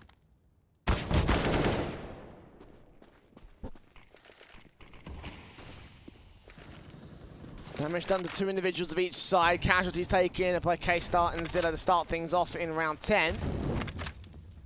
Oceania is up from Danger, the lone holder of the ace site. Will need some backup in Bedonka if he wants to keep himself alive. This is actually the best setup that Mako have found so far against the Paradox defensive. They could just walk out the long control and just get the bomb plant easy. And the AWP being unable to support, the smokes go down. Luke's going to fall back and does get overwhelmed by Jimmy dropping in. Danger will fall back. The M4 bursting through, trying to catch this player back at the CT spawn. He gets those next 2 frags. This could be round done, and indeed he does. Spray lines up. Danger with 1 frag back towards long, but surely in this 1v4 clutch, it won't happen for him. I'll tell you what, Jimmy's been sick on Dust 2 for this Mako side. That was a really nice play, dropping into CT, being able to just find a world amount of kills. On for his 4K, Danger has been able to cross out to the ramp position, but 1 versus 3, and he might as well try his luck at it. There's still so much money on this CT side. Keeping eyes to the short position, that's where Night Raid is, and the tap's going to come through. 3 rounds now up for Mako. Now, Paradox are going to be able to buy back, well, I mean, there's going to be a little bit of an issue there for Bedonka, but for the rest of the players, it should be pretty simple picking. A good time to highlight Jimmy as well as being 6. You can see from the frag counts, that's very easily provable. The next player down from his 13 frags is 6 on Night Raid. But it's still not as much as some of the high frag numbers over on the Paradox side, so Mako got a lot of work to do to try to shut these players down, try to find a new way in. Incendiaries out initially from the T side. Flashes in. Night Ray going to catch that opening kill on Herbs. Orp in first kill taken by the T side, and Fast Execute looks to come through. Zilla going to swap out to the M4 that his teammate dropped. Flashes do go over, but they do not execute off the back of that. They're going to rotate away and try to find a different angle to work in here on the default. The thing is, for Paradox, though, they've been able to establish complete long control, considering there was absolutely no contest whatsoever. So that allows Danger to maybe aggress in through bedroom. He can play a bit of an off angle. He's got a lot of opportunity here to find a couple of kills. And he's going to be able to hear at least a bit of information as the T's start to make their way into this long control. Needs to be able to pull some rotations, needs to be able to do some damage, and it just comes down to, do they check this angle, Jay? They do, but he only gets one kill. Ready back, 4 on 3. Smoke set. Time of the essence here for Mako, and they're stacked in the A side as well. They're predicting this A play from the T side, and they're going to have to push forward. They haven't got time to rotate back towards the B side. Jimmy going to play a lurk and try splitting from the short control, but this long control, if it's shut down by this crossfire for Paradox, then Mako could be up the creek. There's Luke with a frag. Flash over, one player getting taken down. Night Ray trades the bomb once again, and Zilla will drop the next player. Jimmy down to a 1 versus 1. Needs to win this on the kill, and Zilla knows it. Backing up into hard cover. The plant can actually just about get secured here by Jimmy. Open towards the default plant, and yes, he'll get there. Zilla has now got to go up for the retake. 1v1 with no utility in play. And it felt like Zilla thought that he would have been able to beat him on time alone. Jimmy now going to start to reposition. He's getting aggressive to this short angle. Zilla's coming in, spot out with a jump spot. Jimmy's now trying to go back into CT and waste as much time as possible. And now Zilla's trying to make his way through. Information coming up from both players. Jimmy just showing his head. He's still wasting time, Jay. He's doing a really great job here, but Zilla's going to be able to win out another 1 versus 1 for this Paradox side. Get on the defuse and choke, my friend. It is for the T side. Paradox claim another. The BM is real for Paradox as they claim the half as well. And that 1v1 scenario was all just down to like timing and crosshair placement, which is a little bit unfortunate because under normal circumstances, I would have rated Jimmy to win out that frag just because of how well he's been doing so far here on T side. But unfortunately for him, not to be.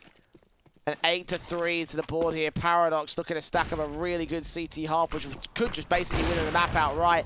K-Star's got something to say about that, though. First frag on Danger, aggressing towards the long control. Mako is stacked up. They're taking that opening kill. Short control coming out. Might not catch that player into the mid position here on the part of Luke. That all very tunnel visioned at this stage. Jimmy just pulling all their attention towards his mid control. No one on the A-side defensive, and a second kill can come through. It is traded this time by Paradox.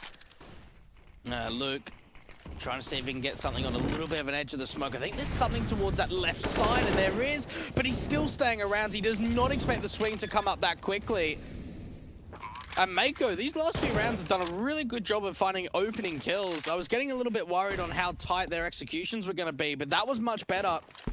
We saw Paradox trying to aggress out from mid to get the trade out towards the lower tunnels of Jimmy. But Luke, he just stayed around for a little bit too long there, Jay, to that short position. And thought that he was going to be able to get a bit of a sight line towards that left side gap on the CT cross. But the swing out from ramp, and they open up the bomb site. 4 rounds now up for Mako, and you're absolutely right. If Paradox can maybe put 10, 11 rounds up on the CT side, it's just going to be so much easier for them to close out this last map of the series. So for Mako, they need to get involved, and they need to get involved now.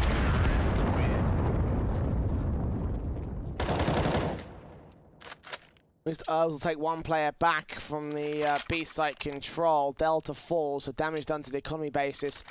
And a pause will come through. I imagine this to be tactical in nature for the Paradox side.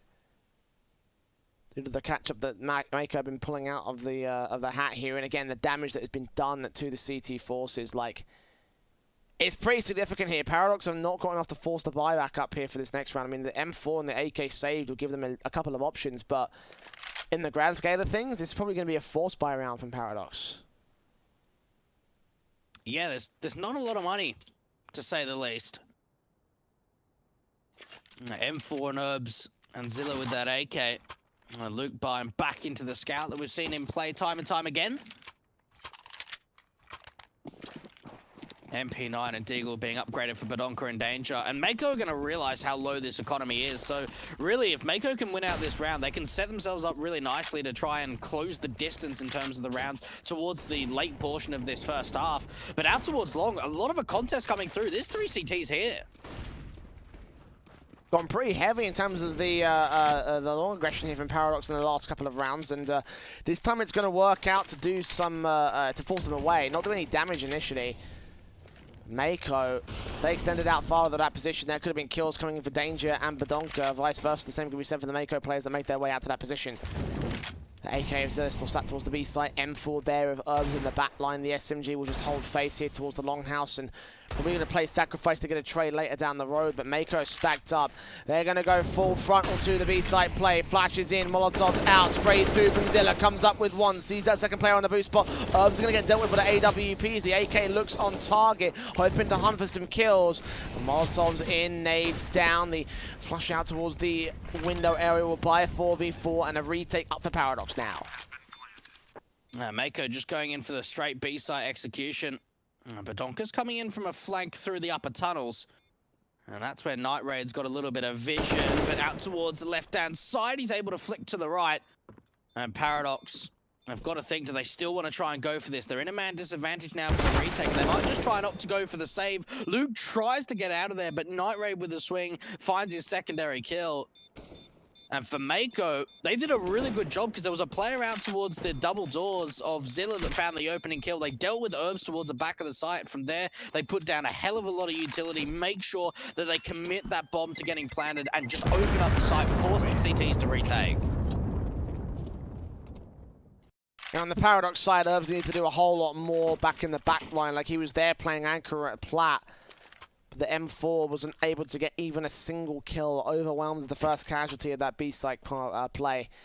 And Mako, as you mentioned, good execute now back in with a 5th to the T-side board.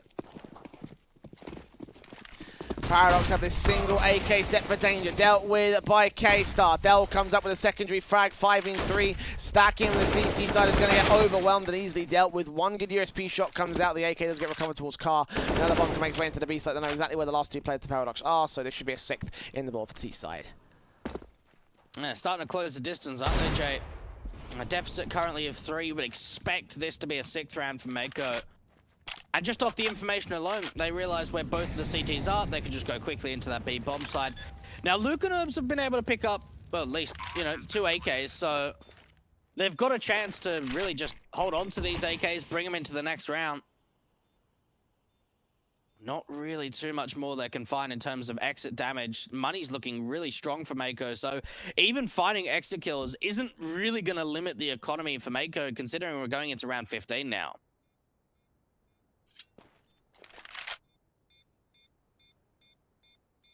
A lot of potential currently sitting in the favour of the Mako camp as they try and make up the rounds that they had here. This was an 8-3 at one point.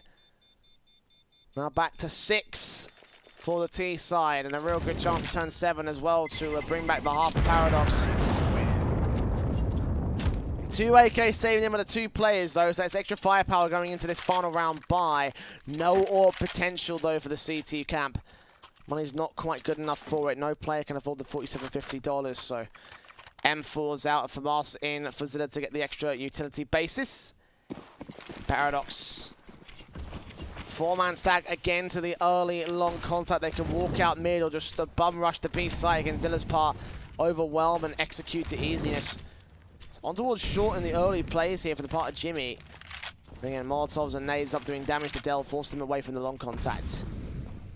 Oh, Calamari, I like this play out from mid, and Luke just does not expect it at all. Now, with Paradox going so aggressive to take some early long control, it meant that the mid and short sort of part of the map was kind of undefended out from the Paradox side, and now leading into B, there's only a single player of Zilla. The FAMAS set in. And then for an AK to work with the last round offensive, this time a little more passively towards the back lines here. Gets that one kill and a second frag, buying a chance these time for his teammates to rotate out position.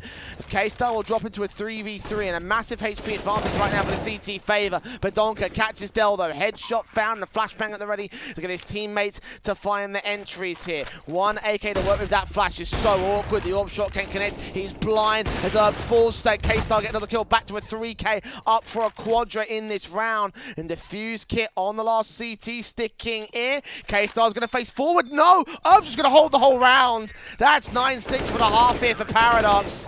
Can't get that exit frag to pad his stats, but either way, an extra 3-round buffer for the favorites in this map up to go up in the half. And now onto their T side for a chance to close it out.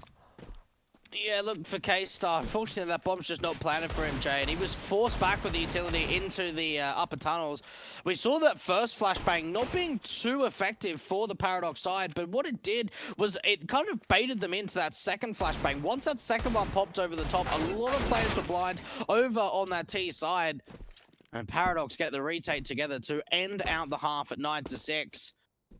And even with some low numbers in terms of the kill feed for the Mako side, they are still making this matchup competitive when it comes down to Dust 2. And you've got to think for Paradox, with a 3-round lead going into their T side, things are looking pretty good for them. But Mako is still, you know, they're still holding on in this series, Jay. You're absolutely right about that. With Paradox, of course, having such a crushing set of blows dealt early on in the map up, you would have thought they would have had a one-sided victory above the Mako camp. But the fact they would have come back towards the end of that first half is a testament to how much they want to hold on to this series and, by extension, that spot in the closed qualifier. Fuse kit out for Night Raid, double flash for him on the Mako pistol buy. We've got 2 more raid bosses again for Paradox. They went for this back over on Overpass, if you remember correctly, on their T-side play. Straight up to take contact against one player in the back lines of the A site. Taps up against Calamari. Luke takes damage. There's Herbs with the opening kill. Jimmy to fall aggressive into the upper tunnels. Luke gets Calamari on the A site play. A 2-pronged attack that does take some decent frags. Del can try and back in though. Get one player to fall. Meanwhile, they've gained B site access and Night Raid is left alone to retake this. Gonna have to hold those flashbangs in, set up his teammates to make their way in first to their own right. But Zilla back turn towards the window area. That's a 3-on-3 now. A chance available for Mako to make this happen. Yeah, not knowing his angles there, and now Mako are bringing this round back. What? Oh my goodness, this is completely falling apart. And now Danger's in a 1 versus 3. The best that he can do is stick this bomb, at least get the insurance policy of the extra money. Trying to aggress out towards the doors. Danger's going to be able to find one, make it 2, and now it's into a 1 versus 1 against K-Star, and he knows exactly where he is, peeking out again, looking to get aggressive, and Danger's going to be able to win out the 1 versus 3. Mako had a great opportunity to convert that round, and it has gone right back in favor of Paradox. That sucks so much. They thought they had the flashbang straight in to catch that player blind, but it went too far deep. He pushed up aggressive, and on normal circumstances, that would not be advisable. But in this one, it was the savior play of the round. Paradox on double digits. What a clutch held there from Danger. That's massive. That's absolutely massive for the T side. The Galils are coming in versus the Pistols on the force buy again for the Mako side. Paradox just looking to hold this further forward. Get 11, possibly even 12-6 on the board and try and stack up the rest of the T rounds from there. Mako, heavy lean towards this A bomb site, only playing a single player at B of Jimmy, and even look at the gamble stack to come through. They're completely rotating off of B. They're bringing everything to A. 2 quick frags on from the AKs, the Galils. 2 kills for Danger once again to add to his sequence from the last round. Jimmy left alone. Does catch that 1 frag. At least can grab an upgrade weapon to his SMG, but nades on spam through. Gets a second kill on Danger. Okay. That's the AKs now dropped out of play for the T side, but they can recover that pretty effectively, especially if that's Badonka making his way back towards that cross position. They're going to try and isolate Jimmy in the end. He'll fall back out, get towards the B site, keep that Galil in play for the CTs. And again, Paradox with that all-important 11th. Yeah, they're really starting to put the hurt on Mako on the force buy, unfortunately, not coming away successful, Jay. They only get away with a couple of kills. Yeah, they hold on to a Galil, but that's it. 11-6. Paradox on the road to be able to convert this series. 5 rounds away, and you've got to think for Mako, there's just no chance that they convert this here. Yeah, you've got a Galil. They can upgrade a little bit around it, but it's going to be a very light eco.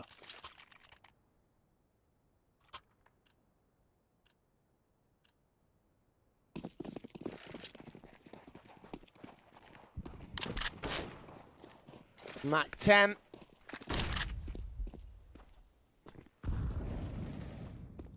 Galil in for Jimmy, gets Luke to 4. 5 on 4, making it back to 4 on 4 for Danger. Galil back for Herbs, gets a trade in for Paradox. Burst through against Jimmy, 9 points of health. Mac 10 of Badonka going to start farming up some cash here for the Paradox side. And this eco gets cleaned up pretty effectively. That's Galil in for Mako. Callum Murray next to face, next to fall. And Jimmy just on 9 points of health. Best to save this weapon, but even then, Badonka's creeping in the back lines. He's bracket in, he's dead. That's 12 to Paradox. Rebuy can come through for Mako, though. Alrighty. Mako, I think they just need individuals to step up. You have a look at the kills in terms of Dell and Calamari. Calamari is certainly a player that's probably been one of the standouts across this entire series so far. Only 5 kills from him on Dust 2. And K-Star putting up some low numbers too. They need individuals to step up, and they're going in for the double AWP setup of Night Raid and K-Star. We've seen Dell picking up the double AWP once before, but Night Raid, I don't remember him picking it up at all. And Paradox are leaning into a B-side Xe. There's no one on BJ. Not a soul for Mako. They're caught up in this mid-control. This distraction being played out by Badonka. It's purely sacrificial. He will go down, but a plant can come through. Jimmy catches Herbs, though. That might be a new way in. 5v3. Dell caught looking the wrong way, expecting a flashbang, and Zilla takes a very, very easy kill. And the AWP now watching on nades up. Damage done towards Jimmy's part of things. We trade up some decent automatic weapons now in play. Paradox waiting for the real hit to come back. Smokes down to siphon off any the control out from the tunnels.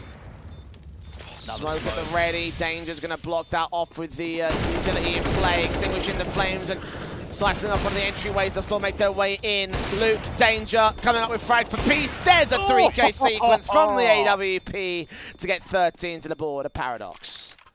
Now, not only does Luke step up when needed with that AWP, hitting some great shots, but that utility usage in the post-plant was fantastic for Paradox. They're in a 3-on-5, they've lost 2 players, and they just slow it down. We see a smoke out towards the doors, Molotov out towards window. As soon as that starts to dissipate, they put another smoke down, and they just try and waste as much time as possible. Mako have to push through the utility. The flashbangs looked pretty good for the CT side, but Luke delivers when needed.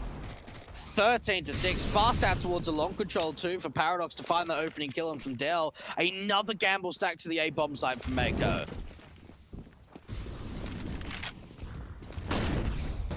Here they go out the gate. Eagles on a half-by round. Paradox taking some damage but not sustaining any kills. Herbs gets an aid frag on towards Jimmy. K-Star comes up with 1 pick. Damaged under the second. Danger's low, as is Badonka. Bomb being dropped in the open as the deal coming up good. K-Star gets another good frag. No way! The eco's come up good for them. Luke's going to get a trade back, but he all against 2 more players. Now leaning in to the ramp control. Jump face down they go. USP taps up. Luke takes contact, and Night Raid with that second. 13-7 for Paradox. Mako stealing one back from the T side. Man, I'm so tilted. I just... can't believe that's the round that Paradox lose in the second half to get Mako their first on CT side. Oh, it hurts to watch, it really does. That should never happen. There was hardly any even investment there for Mako. Going in for the double AWPs. Mako taking this long control, not being able to see anything from Paradox. They're grouped up into the upper tunnels and lower tunnels once again. This time around though, Mako have put a little bit more presence at this B-bomb side, Jay. There's 2 players here.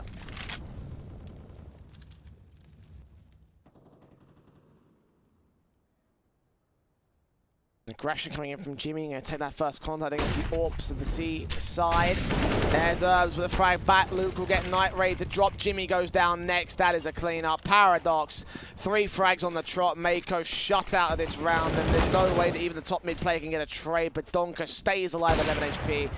And K-Star, well left towards long, known empty to the T side. Gets a couple of good frags, but these are just exits. There's no way he's clutching this round. And they're going to go hunting. The thing is, though, you don't want to lose too many players because Paradox's economy aren't great.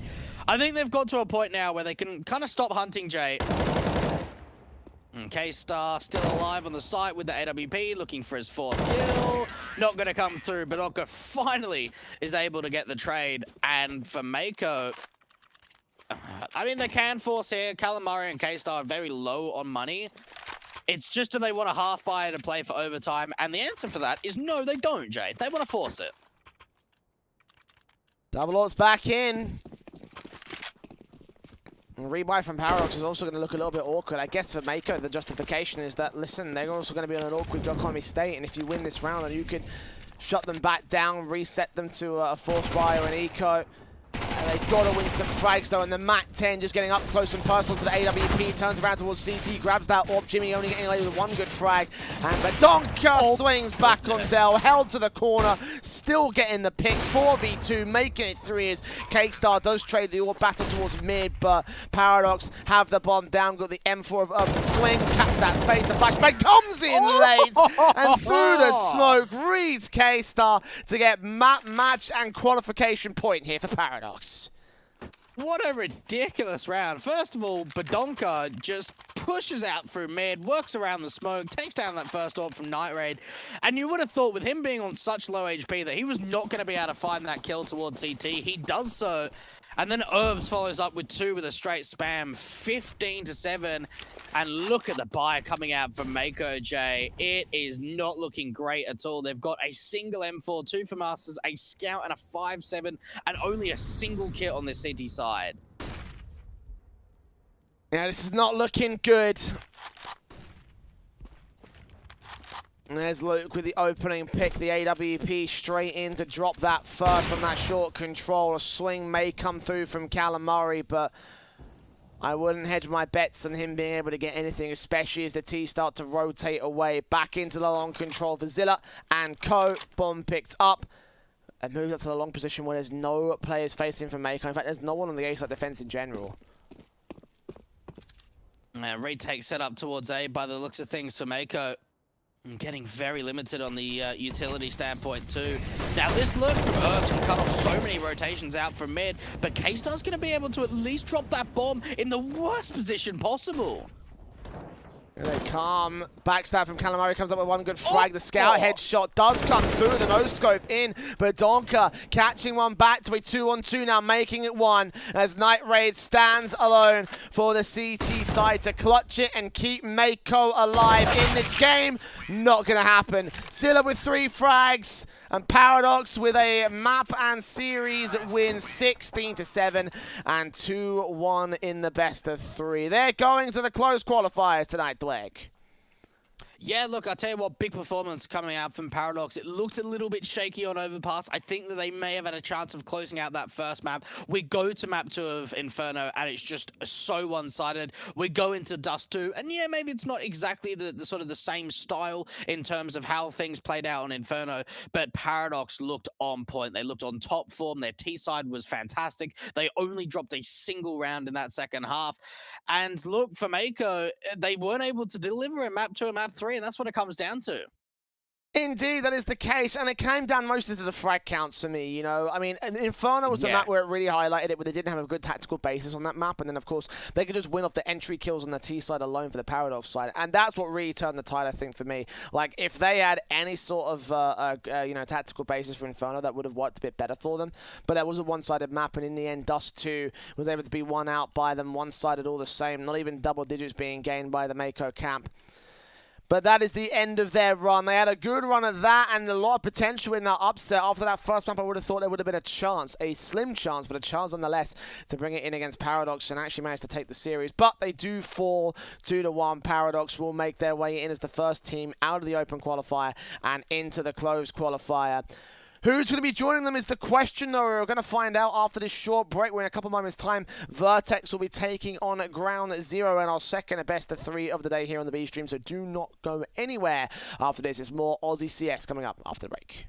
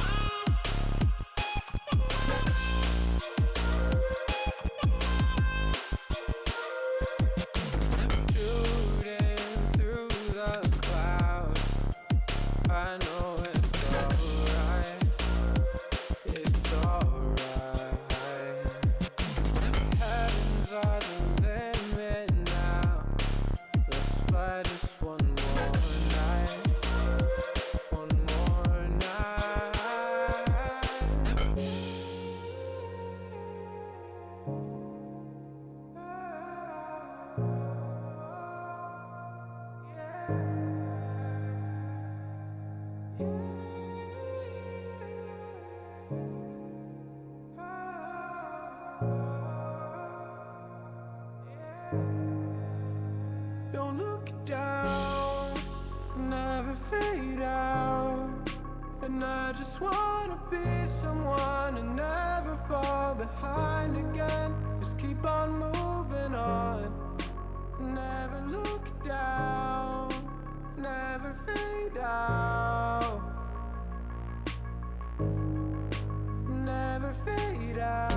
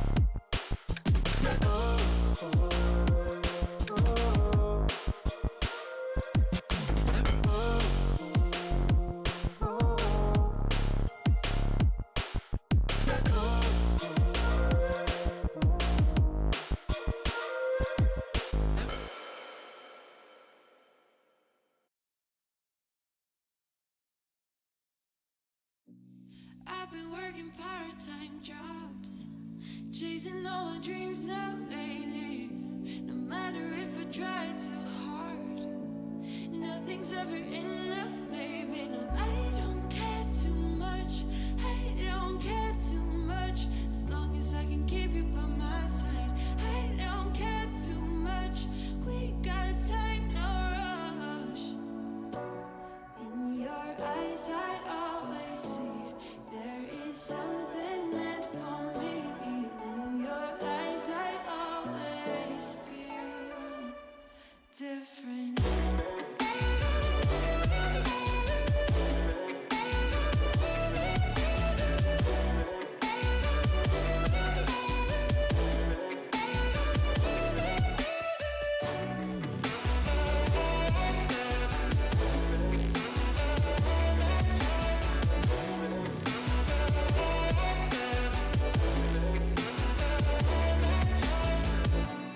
Tell me everything's alright. Life is just a bunch of phases, and if it's not, we'll still be fine. I know we're going places. I don't care too much. I don't care too much. As long as I can keep you by my side, I don't care too much. We got time, no rush. In your eyes, I always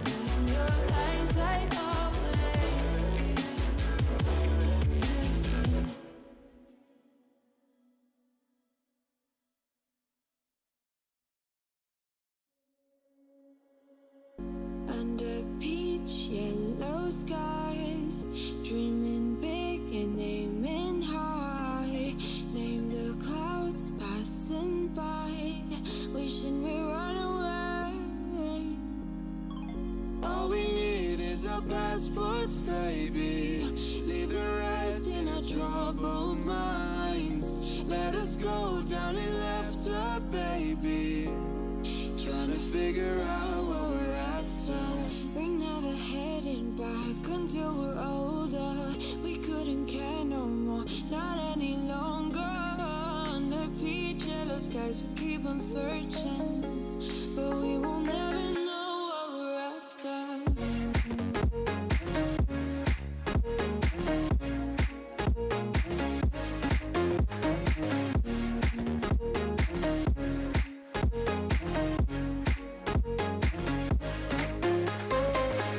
Book a plane, fly away. We will never be the same. And as long as you are mine, come on and run away. We wanna run away. We don't need any reasons, baby. Leave it all for the faded hearts. I don't mind if they call us crazy, 'cause they don't understand what we're after. We're never heading back until we're older. We couldn't care no more, not any longer. Under peach yellow skies, we keep on searching, but we will never know what we're after.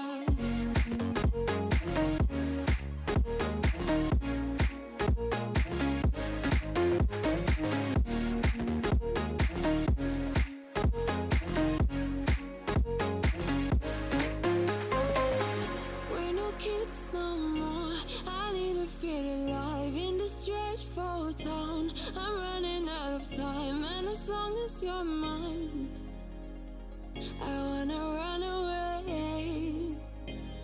We're never heading back until we're older. We couldn't care no more, not any longer. Under peach yellow skies, we keep on searching, but we will never know what we're after.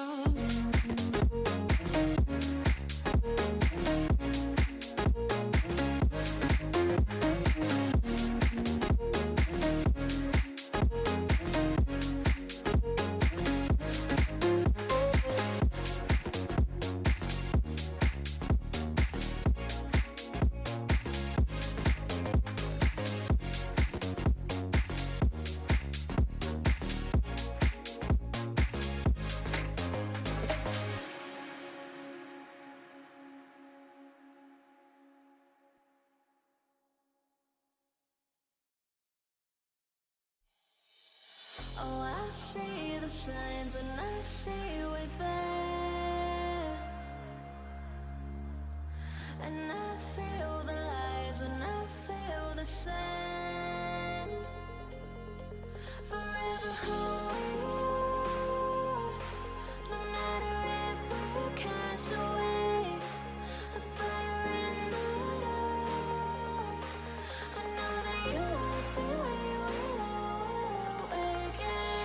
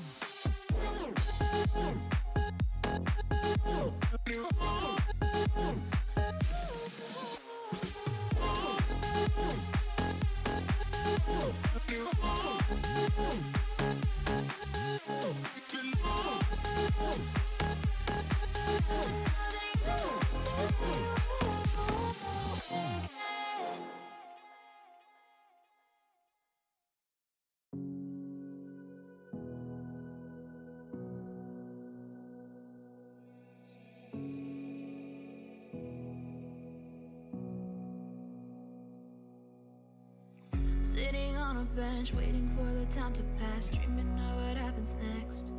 I see what I wanna be, questioning my destiny, only knowing what I see. I don't even realize I've already made a path, and I can change it anytime I can. Well, welcome back to the IEM Beijing qualifiers here for the Oceanic region. We're into our second best of 3 series between Vertex and Ground Zero. We just saw our first matchup, of course, go the way of Paradox. They've claimed one of the 2 spots available here in the open qualifier. And here into our second matchup, Ground Zero or Vertex. We'll look to try and join them here. I'm the Eternal J. I'm joined by Dweg. In what is a matchup that could be close or it could be one-sided. I won't lie to you, Dweg. I'm not sure how to make of this one. Ground Zero definitely the favourites in this one, but Vertex have got a good map veto into this one, and all in all, they are rated pretty close for my money. You know, they're not 2 bad teams at all. Yeah, look, I think Vertex are certainly like an up-and-coming team in the Oceanic scene. A lot of these players, even I don't remember, only Tensei I remember playing back on Surge when I was back in Oz. But for the rest of the players, it seems like they've kind of come up from nowhere, Jay, and they're starting to work together. We saw them on the Bans lineup, now coming over here to Vertex. They're starting to make some strides in the Oceanic scene. Well, straight up and out in the pistol round, Ground Zero are going to be able to shut down every single player at the CT side. Taps up, easy as that for the Glocks, and suddenly Brace is left alone in a 1-on-5 with 10 HP to work with. We'll at least get 1 headshot in, but here on Inferno, the first map here, Vertex picking into this map up. Ground Zero have dominated here on the T side start. And I was hoping, Jay, that the pistol round wasn't started. I had a game crash, and I was trying to get back in. I was hoping that it wasn't started, but it already is. Ground Zero into that A-bomb site. So that's probably why I was giving a little bit of an introduction without getting the pistol round going. But look, for Ground Zero, nice and easy. Only a single kill going the way of the Vertex side. And we saw Inferno a little bit earlier before, Jay. We're seeing it again. Yeah, common map here. Pretty standard stuff, I think, for the OCE region. I think it was one of those maps that was always, you know, pretty well played among the OCE teams, if memory serves me correctly. I mean, maybe I'm wrong in that respect. I mean, you can definitely correct me on that particular front. But either way, Deagle's up, CZ's in. AK's Galil and an MP9 for Ground Zero. MP9, MP5, excuse me, for Ground Zero. Mako rocking this SMG for the moment, but against the Eagles and Pistols, otherwise from the Vertex side, it's a standard force buy versus full buy from the Ground Zero camp, wasting no expense here on the T camp. For Vertex, I think this is probably a big game for them to kind of prove sort of what they can achieve when it comes to the best 3 contacts we've seen in MDL so far. We've had a couple of close games against some of the big teams like Chiefs and Order. Starting things off on the force buy with the Deagles relatively well, though. Burner UK being taken down to start things off.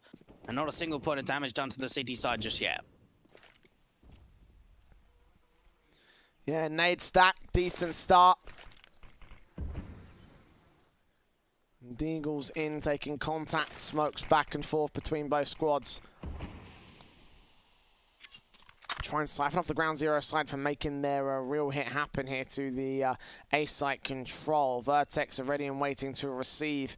With a player advantage at this stage, this could work wonders for them if they can get some more Deagle headshots in. Brace taking contact into the long position, and Tensei will catch Maker as the smokes clear out towards the apartments. 5v3 as Lamas gets that frag onto the second player on the site. Third man also spotted. Damage being done, but that pistol comes back to a 2-on-2 with a bomb plant down, 4 HP for 1. Not a fantastic setup for the Ground Zero side. That nade from PZ is going to deal with him. And Noobster left alone, not looking the right way, caught out towards the short presence. And the AK of PZ turns on for the frag. A second going the way of the Vertex side. 1-all now to the board. I'll tell you what, look, decent recovery coming out from Ground Zero. They lost a lot in the early round. They just got away with a bomb plant. We saw the HG coming in just a fraction, a little bit too late. They were able to still take down Lays, but not deny that bomb from going down. Vertex being able to win out the force by Jay. And look, I was hoping, you know, I kept my fingers crossed that in the break between the first series and the second series that all of this like force by nonsense was just gonna, you know, go aside for a little bit. But we're already here. We're back into the action. We're tied up a scoreline at 1-1. And now for Ground Zero, they're gonna have to force with a Galil, some Deagles, and a Mac 10 for Lays. Yeah, force back coming in from Ground Zero off the back of the force by Vertex. And once again, the Deagles come up good here, Dweg. Carrying on trends from the last series. The nades up. A lot of nade stack damage being done by Vertex. Kills coming in for the last couple of rounds to open up them for the TT camp. And they've all been HE kills as well. 5-on-4 scenario. Smokes down on Boiler. Addict is going to keep his presence away from him. SMG sat back towards that short control, and PZ on along with the M4 just waits and baits. I like this aggression coming out from Vertex too, towards the bottom of Banana, really having some intent of trying to take map control away from Ground Zero. And you've got to think for these Deagles, they almost need to sort of catch a CT overextending to be able to turn it back into a 4 versus 4. And flash over to try and get them a little bit of brackets control, but there's the aggression coming out. It's braced towards the bottom of Banana. That would have frag back 4v4. T-side moving in, flashbang picked up by Burner Kane. Vertex PZ onto that contact, M4 kill. AK turns around, gets Bert to fall next, so 2 standing for the T side. Mako will try the entries here with the Galil out, flashes over, Laser's going to try support him, but still 2 on the crossfire. A third player going to go ahead and join the B side. Defensive spray through from the AK, gets a triple but doesn't quite get the full frag. So Laser left alone. Up for a 3K clutch, bomb plant will be secured to Ground Zero. Not quite getting the economical advantage or that bonus money from the bomb. Will be stuck this time by Lays or not? Alex forces him off. 4 seconds now, he's going to go for the kills. Tensei just quickly takes that final frag. Tell you what, really well played there from Addict. Like, there are so many situations where you can just bait in a player to overextend like that in a situation where there's only 1 left at the B bomb site. So for Addict, he played a very a disciplinary style to it, didn't overextend, waited for the fakes to come out time and time again, and allow that rotation from his teammate of Tensei between the from the bottom of Banana. So Vertex, after losing the pistol, have been able to string 2 together, meaning that it's just going to be a Glock round for Ground Zero. No upgrades whatsoever. This should be a pretty easy cleanup for the CT side. If they can get that MP9 of Addict to find some kills, that would certainly be wonders for their economy. Once again, good starts from the teams and their respective map picks, and the underdogs, especially in case of Vertex. Again, carrying on trends from that last series. Played in here against the Glocks, Ground Zero. Bruce had to concede this round pretty effectively as they can rush that short control over on 10 side. Crossfire locked up, PZ with an 8 kill and a triple overall. Rufflecoat takes out Llamas next with Burn being last play left in brackets. PZ with a quadra kill. And now the buy can come through from Ground Zero. AK should be out for the T side next. Ground Zero. I'd have to expect that the MVP is going to come out at some stage for Noobster. Money just not there for it just yet. Same for the Vertex. I'm quite happy to just hold on to all the weapons they've got at the moment. A 3-1. Ground Zero going into the rifle round into round 5 with a bit of an attempt towards Banana in the early round. Molotov down towards mid has actually allowed the B players to get very aggressive. Nade stack in does a world of damage to the Ts. I'm going to take a look at the utility damage stats during freeze time to see how much Vertex have done here to Ground Zero, because it must be somewhere in the several hundreds at this stage. Unreal stuff coming in from the HEs. Burn, Noobster down lower than 50 each. Those AKs will be limited in terms of their potential. 5 on 5 still, no opening kills for Ground Zero. If they had at least a frag bag, then that would make up for some of the damage, but Smokes down, still playing the defaults. P's in, Cubby. Jet still gets away with a kill. Llamas will at least get the trade back to a 4 on 4. He gets very lucky there to at least be able to find 1 kill, and they're even going to gamble stack up this A bomb site. They're rotating Rufflecoat over from B and leaving Addict just to be the solo player towards a broken wall position. Ground Zero have burnt through a lot of their utility. They've only got 2 Molotovs and a flashbang left. And Tensei has got his eyes locked into that long position, but it's actually going to be a wraparound through Arch, maybe into CT spawn to hit that B bomb site. Addict, SMG. Cuts with the broken wall, straight through on 1, takes that frag, looking to make an next up. If he gets a secondary kill, that'll be massive for the Vertex retake, but unable to make it happen. 3 on 2 now. The CT still moving in, knowing that every player is tagged. Mako in particular, very low. Brace gets that kill. Tensei takes a little bit of damage done, but still so much more to work with for the Vertex side compared to Ground Zero. 2 on 2. Molotov's coming in, stalling for time for the T side. Still be plenty left for the retake of the Vertex side as the Molotov will clear in the next second or two. Smoke down towards the cross position. They've seen that bomb now. Flash in, going to allow Tensei to start peeking. One player back over at Noobox. Noobster back here at the Coven's position. Seeing this man takes out that frag. Lums out with the trade frag of his own right. Brace comes up with the frag. And now up for the defuse here. Last second stuff coming in. Is he going to take it? I think he's got it just by the skin of his teeth. That was a very close defuse. I'll tell you what, like, Ground Zero did a really good job in that post plan of just wasting time. We saw 2 Molotovs going down to that top banana position. I think for Mako, he didn't really need to swing on contact there in the 3 versus 2. He could have just played it more passive in the site and held on to that man advantage. But in the end, Ground Zero try and peek on each other's contact, and Vertex bring that together. That's a fantastic retake. They've now allowed the NWP to come up for PZ. Ground Zero trying to take a little bit early banana control, and PZ's going to be able to find 2 kills. That second follow-up was nasty. What a shot. Vertex. 5-on-3, probably to a 5th round at this stage for the CT camp. The defensive has held itself so well so far. Ground Zero meeting their match in this map-up. And if you're them, you're going to be worried to a certain extent of how are you going to contest against the Vertex side going forward. A minute to the clock, and you just... How do you even turn this around here? Ground Zero will try for execute towards the B site. They'll flash out Rothelico. The smoke's on bomb plant. Just can be secured here. There's no way that they can fend off the bomb plant, but the retake coming in from Vertex should look strong.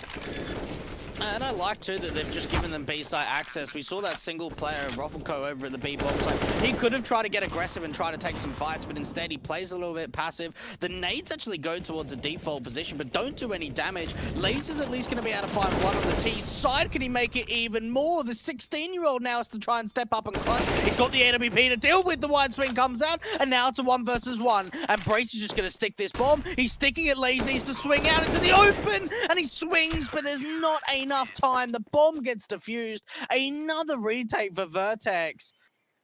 Oh, Ground Zero. Lays needed to be just a fraction earlier. That's the thing, right? Because he was trying to like shoulder bait in, try and bait the player off the defuse, was unable to do so though. If he just went full frontal and said, right, let's just go straight forward, let's just go straight in for the kill, then he would have been able to hold that round there for the T side, but not to be for Ground Zero. 5-1 on the start for Vertex. And this CT side looks dominant. I honestly thought that this would be a much closer affair, and I think Ground Zero did as well. I realize it's not a fantastic map for them, but on T side is where they're favored, and on T side is where we should have seen them shine. And a small tactical pause I can imagine coming in for the Ground Zero side at this moment just to figure things out, because it's not been the best of starts from the boys. No, it really hasn't. Ground Zero started their campaign off in the open qualifier, facing off against the PDG, Raz, and Nickers team that have really been hitting it in ECA Open in the OCE scene. And then Rooster 2, the second team for Rooster, with their recent pickup of Bibian. And getting to this point to now face off Vertex. But no, look, I suppose like for Vertex, you know, they've got off to a really good start. They lost Pistol, been able to follow up 5 rounds in a row now. And PZ with this AWP has been looking pretty good, Jay. No doubt about it. I want to see him more though. That's what I want to see. I guess tacticals bleed into technicals here for the Vertex side as they do lose one player. Going to get that player back into the service. That way they can hold themselves a decent contest and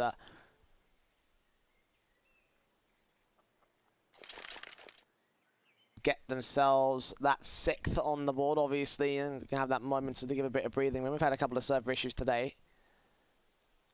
Kind of delaying the start time of the first best of 3 series. I thought we had it down pat at the second, but apparently not for Vertex. So. Yeah. But while we have a moment, I did say I was going to take a look at that utility damage from the Vertex side, so I'm actually going to go ahead and bring up the statistics. 145 for PZ, 166 for Rothelico in the first 7 rounds. That's already pretty decent with the HEs and the stacks that they've been placing out towards that B side. I don't know how much the 5th player had. Obviously, he's not in server at the moment, but you want to keep your eyes on that. Hopefully, they can bring it up a little bit later because, again, those HEs have been so effective for VERTEX. You know, not just in terms of the anti-eco sort of like rush denials, but also in terms of like the actual rifle rounds. Like, it seems like Ground Zero are playing into positions that VERTEX are always expecting, so they're always putting nades onto those angles, and therefore they're getting a lot of damage for it as well. And it's been some good reads from VERTEX in terms of utility placement. There's no doubt about it. And coming into this open qualifier, VERTEX they don't have any ESL Pro Tour points, where Ground Zero have 42.1 to be completely precise, meaning that they're 7th in OCE. So seeing if they can get a decent run, getting into the closed qualifier, seeing if they can push it even further, is going to help their campaign with those Pro Tour points. VERTEX, though, being able to get that AWP back out for PZ. M4s, an AUG, and a FAMAS to follow for the CT side. And Ground Zero, yet to really start getting moving on these gun rounds, Jay. Maybe a bit of a change of pace might be necessary for the T's.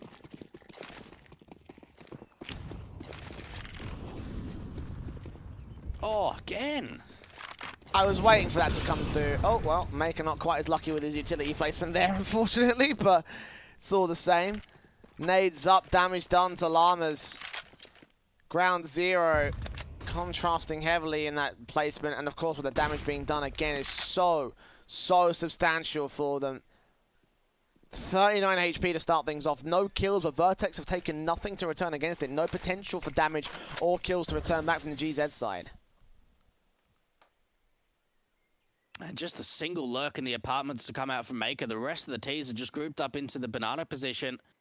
And Brace is playing back into CT, so you've got to expect that as soon as contact comes through from Ruffleco, there's a chance for a flash to come out. They're actually going to swap players over, bring Addict over to this B bomb side, but they needs more assistance. Ruffleco's alone over in the Coffin's angle, gets that first kill, immediately tries to fall back, but Llamas gets the spam through the smoke, and they're now pushing a player up to the flower pot's position. Another spam comes through smoke. Moves the trade into a 3-on-3. Recovery from the Ground Zero side may still be able to find something else here.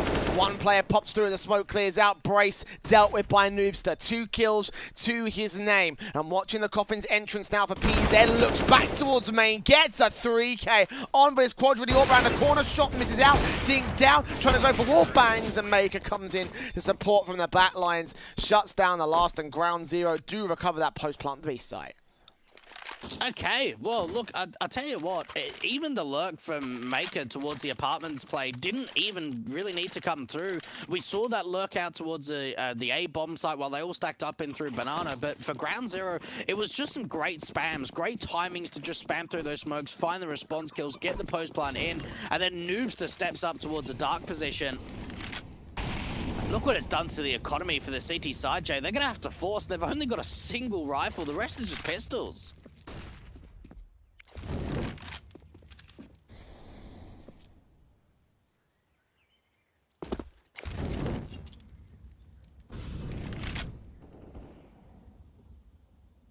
VERTEX not able to do as much utility damage in this one, obviously.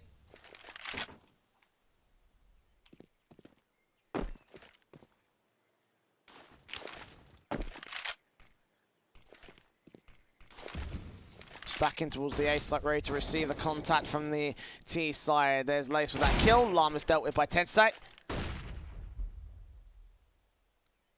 VERTEX able to respond to the kills but not gain the player advantage. They let that B site. Now the lean starts to come through towards Banana. I tell you what, Bird's going to actually push through the smoke. I wonder if Brace is going to be ready for it with the CZ. He is. There's a chance for him to even push forward to try and pick up that AK. This is looking fantastic for the CT side, especially when Mako goes down in Boiler. They've picked up 2 AKs and a 2-man advantage, Jay. And the Deagles reign supreme as usual. Lace with his back turned to PZ as well. Oh, he's ready for this. Contact turns away at the wrong moment. Not expecting that flower pot corner. Now the AWP of Noobster. Checking corner, checking left side, checking right. Wide swing from PZ. Gets the double. Gets the 6th for VERTEX. Oh, that's mad. Wow. Again, the Deagles. Again, the Deagles. How many more Deagle rounds are we going to see from the OCE scene today? It's honestly insane how many there's been. Oh, ground zero falling to the hands of the Pistols. Now, at least they did have a decent enough economy state for the T side that they're able to reinvest going into round 9. But look at the buy for VERTEX. They've got an AWP onto PZ. They've got 3 AKs, and I think the AWP has been seen towards the brackets area. Noobster gets forced off angle, but information goes both ways. Nades evaded for the most part here in the T side. They land a little bit too short towards this banana control. Burn's going to evade, waiting back into the mid control of his own right. See with nades up, Noobster with the AWP. Gets that kill. Tensei trades back on Mako. The 4-on-4 scenario gained here by the VERTEX side. And thinking of Gamble stacking up this A bomb site, Brace is rotated into CT spawn. He is very far away from this B bomb site. VERTEX though, man advantage. Brackets control's been established from ground zero, but what can they do with it? Again, limited utility, a flash, smoke, and an incendiary is all that they've got on this T side. And VERTEX have got a very strong crossfire on this A bomb site. AK of Lays moving in, got one player to find in Tensei and does get that frag. Flash round the corner, smoke on, incendiary bounces off towards the pit position. Good AWP means the Noobster still finds that kill. Ruffleco with 2 frags back, but Noobster responds. 3 kills to his name. Bomb being dropped on stack can get picked up, but doesn't know where Brace is coming in from. 1-on-1 for him. He's going to check that corner angle. M4 pops out, sees the shadow, and gets the advantage of information. Ready for the pre-fire, ready for the face, ready for the 7th for VERTEX. Yeah, look, for Noobster, unfortunately, that missed molly makes things so much more awkward because he's split from his teammates. In the end, he has to push forward to try and trade out Ruffleco, and rather than just stick in the plant, he opts to try and over-aggress back to that short position. He reads the play incredibly well, realizing that Brace was the B player. But no bomb plant means that money is very, very limited. Another eco status coming out from ground zero.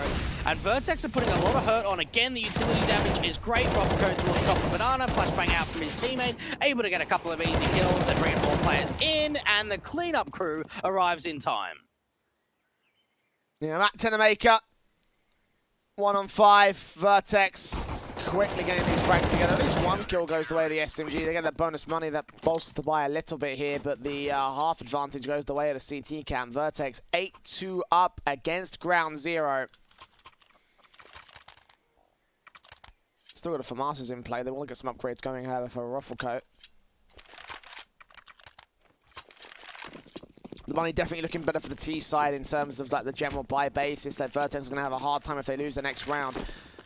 Round zero have the loss bonus to fall back on at the very least, but again, they need those rounds to come together for them. They need to get something on the board here because VERTEX have dominated when it comes to these round victories. There's been a couple of good situations there from ground zero, but 6 rounds to deficit. They need to make up that difference. Burn's been struggling too. One of the most experienced in-game leaders in the entire OCE scene. And played on some really top teams like your Greyhound, Tainted Minds, Chiefs, Immunity, all in the past. I've been on ground zero for a couple of years now. I'm putting on some low numbers to start off, to swing towards the top of banana, and even the HE has potential to do more damage, but Burn, Are You Okay, is going to be able to try and fall back and have a little bit more of a passive angle at B.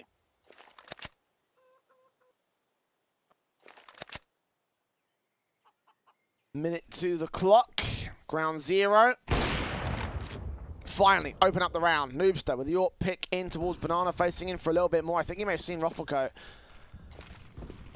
Now flashes over towards this short position. They're going to make their way up to the brackets area. The AWP being gotten rid of. Noobster not going to allow them to hold onto this weapon. Good call from him. 35 seconds left for ground zero to make the hit actually happen here towards the A site or B. They're split in towards A and starting to rotate back towards the banana control. Only 1 player to defend against him if they decide to go for it. Maker's going to try and sell the fake the best that he can at this A bomb side, but you have a look at Brace. He's the B player. He is not moving whatsoever, but he has still been able to hold 3 CTs at this A bomb site. Ground zero coming through. Brace only gets 1 kill, and for VERTEX, do they even want to try and go in for the retake, Jay? The rotations are very, very slow. Ruffleco's rotated in, but the other 2 players are still on the A bomb side. This has to be a save call. Yeah, they're out of there. They are out of there. As soon as Brace went down, you could see the potential for Vertex just slip past their grasp in terms of this round. It's smarter to hold onto these rifles because, you know, they haven't got a lot of cash available for them. At least they can get some weapons in on Brace as part of things. If he can, you know, just get that 5k mark going. PZ might have to get a drop. Addicts will not be able to afford a buy if he goes down, so... Third to the board of the T side, Ground Zero finally starting to get things going. The Vertex side have taken a little bit of, a comfortable game so far in this one. Maybe Ground Zero might finally start to put the pressure on and put the hurt going. The rebuy should come through from the CT side. Fully drop weapon for PZ, and again, Brace just to invest it to whatever he wants to. Maybe even an AWP can come through from the CT side. I think what's great to see as well from Vertex is that you've got a team of some really inexperienced players, and it's really been the tactical nature in terms of the utility that I've been impressed the most from Vertex. A lot of the time you see these like up-and-coming new teams with very puggy styles, relying a hell of a lot on their aim, like, you know, your Rooster and Rooster 2 teams. And, well, the puggy nature starts to come into round 12, just pushing down towards the bottom of Banana with a P90, and an easy kill as they deal with the AWPer of Noobstar. Will they drop him a weapon? No, just buy a P90 and rush straight down the Banana control. PZ opening up the kill counts as Noobster goes down first. It's the AWP taken out of play here for Ground Zero. The T-side contact sets himself up towards the A site. They've got 3 players on the defense. A 4th will go ahead and join them here from the archway entrance. There's Llamas with a kill. Secondary frag found. Brace gets a trade. Lace trades it back of his own, and Ground Zero still able to over on the Vertex side. Bomb promptly secured towards the back wall. And how do Vertex play off the back of this? 3v2 retake in tow. They have some cash to work with in the next round, but not enough for a buyback. Save call may be necessary from them, but they're still going to commit towards it. P90 out and dealt with. M4 gets a trade back. Roffelco up for a 3k clutch. Bursting through against Mako. Seeing that one player, Burns going to wait and bait and hold the backline passive. Roffelco faces, gives away his knee. Mako shuts him down. And Ground Zero, finally a good basis to work with here in this map. Finally, the first time that they've been able to stop sort of the drought of single rounds. They've been able to get 2 in a row now on this T side. And for Vertex, look, things looked pretty good to start off that round. They were able to get Banana control. They found the opening pick. They were able to deal with the AWPer of Noobs, so no one picked up that AWP on the T side to bring it with them. And they brought over a 4th player to the A bomb side, but Ground Zero still get some really great entries and win out a great post plant in the end. And you got to think, even at a scoreline of 8-2 at one point, Ground Zero really starting to bring this back. A Roffelco does find the first with a Deagle, so a potential to try and do some damage in a round like this. Oh my goodness. It's your best friend, mate. Don't know about that one. Well, it's mine at this stage because I'm laughing. 5v3 with the Deagle plays. Roffelco is ready for even more out here to the B site. They haven't accounted for the wraparound coming in from Speedway, though. Back's turn. This could be a chance for the Pistols to strike. Addict's going to see them now, though. He's going to call it in, call out his teammates, do some damage. Take down 1, though. Look for the double up. The USP even gets frags. And 2 of them at that. Noobstar, 1 on 3. Bomb in CT control. AK now to work with on 2 individuals. Addict knows about this. AK headshot landed. 3 up for him. Eco victory for Vertex, and again, Ground Zero. Oh, that's going to suck for them. That is going to suck so much, because that kills all the momentum they had swinging into that 13th. And this is the 3rd time that Ground Zero have lost an anti-eco. And we saw that they won pistol, lost the anti-eco, and then there was a few more rounds to follow. Then another one came through. And now the 3rd in the previous. It's just too often. It can't happen for Ground Zero that they're losing to these pistol buys too often. And PZ looking to try and get aggressive to get a bit of a sightline into second mid. And you're right about that momentum. It slows everything down again.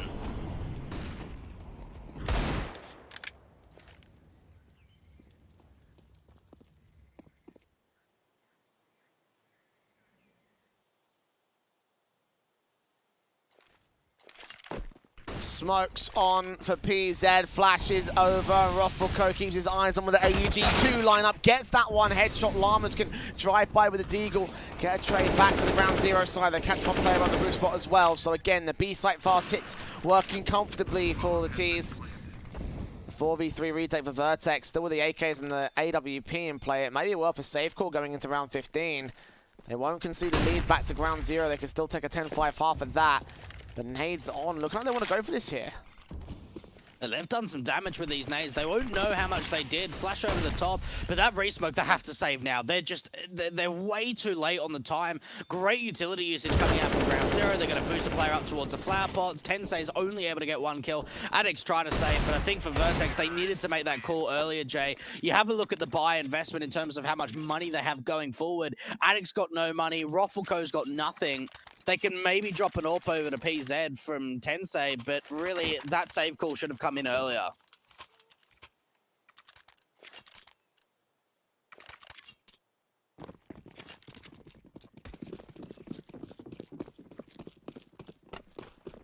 Full-blown force buy from Vertex now coming out here with these weapons in check.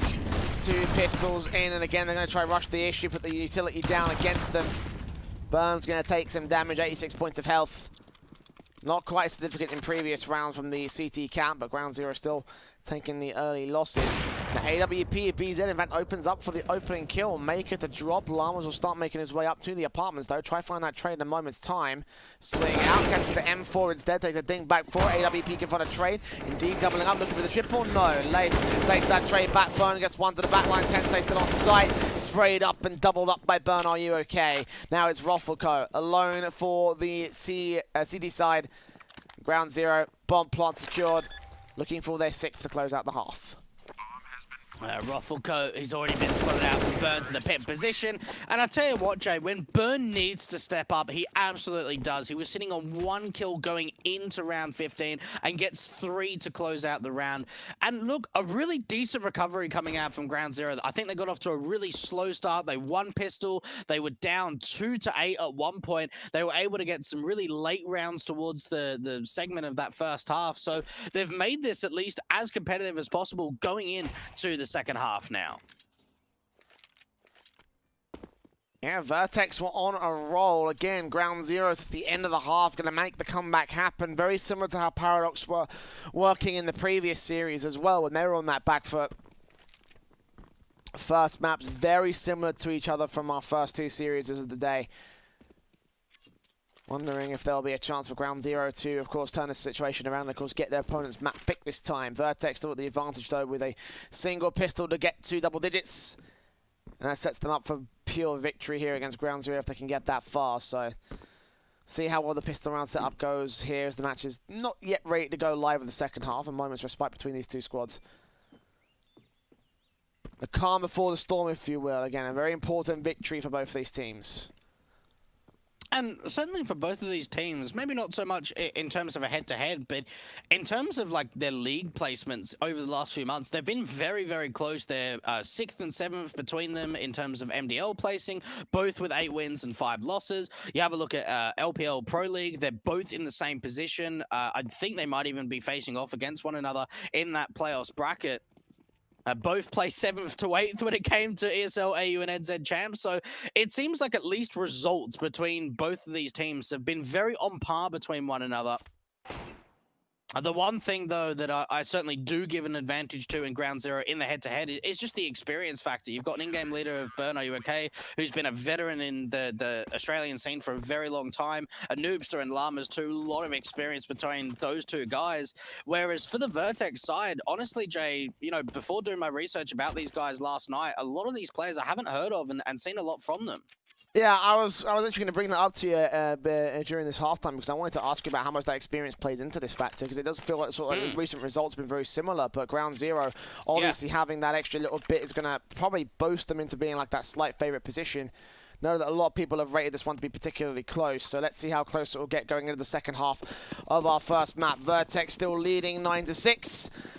Utility in for Brace and PZ here. Double flash and diffuse for Mako over on the ground 0 CT setup. And that player is playing over on the B site alongside Burn and Llamas. Contact into the A-bomb site here for the apartments control. Very passive in Vertex with the exception of the Apps player. Boost out towards Banana, just waiting for any kind of over-aggression to come through. Now, For ground zero, they actually got a 3-man stack towards this B bomb site. Now, one thing I really want to keep my eye out for is the bait and switch setup towards Nubox, Jay, because there's 2 players holding this position.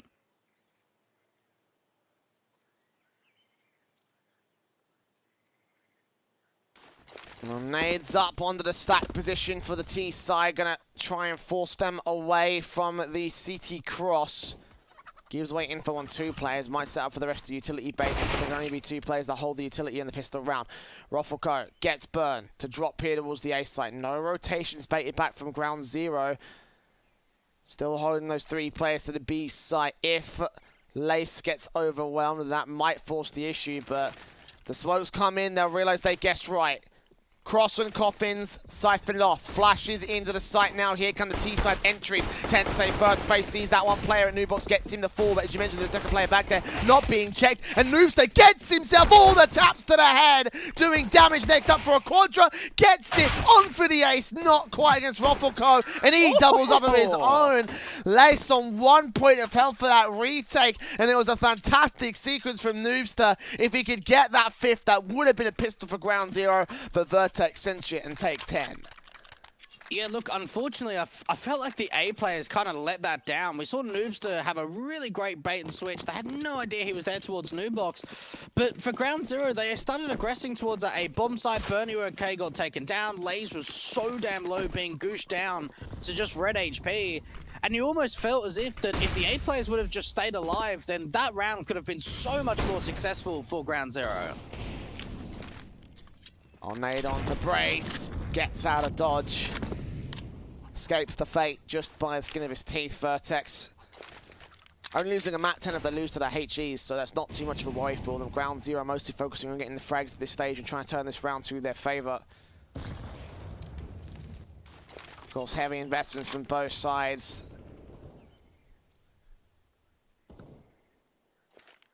Passive control from VERTEX starts leaning in towards the A play on the brackets angle. A minute to go, and ground zero taking contact. Haven't received any casualties, have received some damage. Scout and Noobster ready to face in, ready to take something down. Good shot as Addict comes up, but only tag is again 2 players low. Good damage so far to this T side, and it hasn't really been responded to. Lean into this A bomb site. There's still 3 players here on the CT side. Now, VERTEX have got an opportunity to maybe split in through CT, but they'll probably go to the A bomb site considering there's no lurk out from B. Another tag comes through on the scout. So much HP damage done towards this T side. Burn missing his shots against Braystow, and the MAC 10 will come up with a kill. VERTEX and other players also pushing up aggressive. Mako drops next. Galil in for Tensei, gets Lace to fall. And Llama's left alone on the rotation towards the B site. A 1-on-4 for him. Ground zero had so much potential set up in that round, but the tags coming in for the scout. But none of the pistols able to convert that damage. Therefore, this force buy is not going to go well for the CT side. And that's frustrating. It's got to be frustrating knowing that Noobster was able to get 3 tags with that scout, and it still wasn't enough to convert the majority of kills. Bernie OK on the site, you almost thought would have been at least down for 1, maybe 2 kills. Doesn't get anything. And VERTEX bring their lead even further forward. 11 rounds now up. Oh, even Llamas can't even hold on to the Deagle armor. So for ground zero, it's going to be a very, very harsh eco going into the next.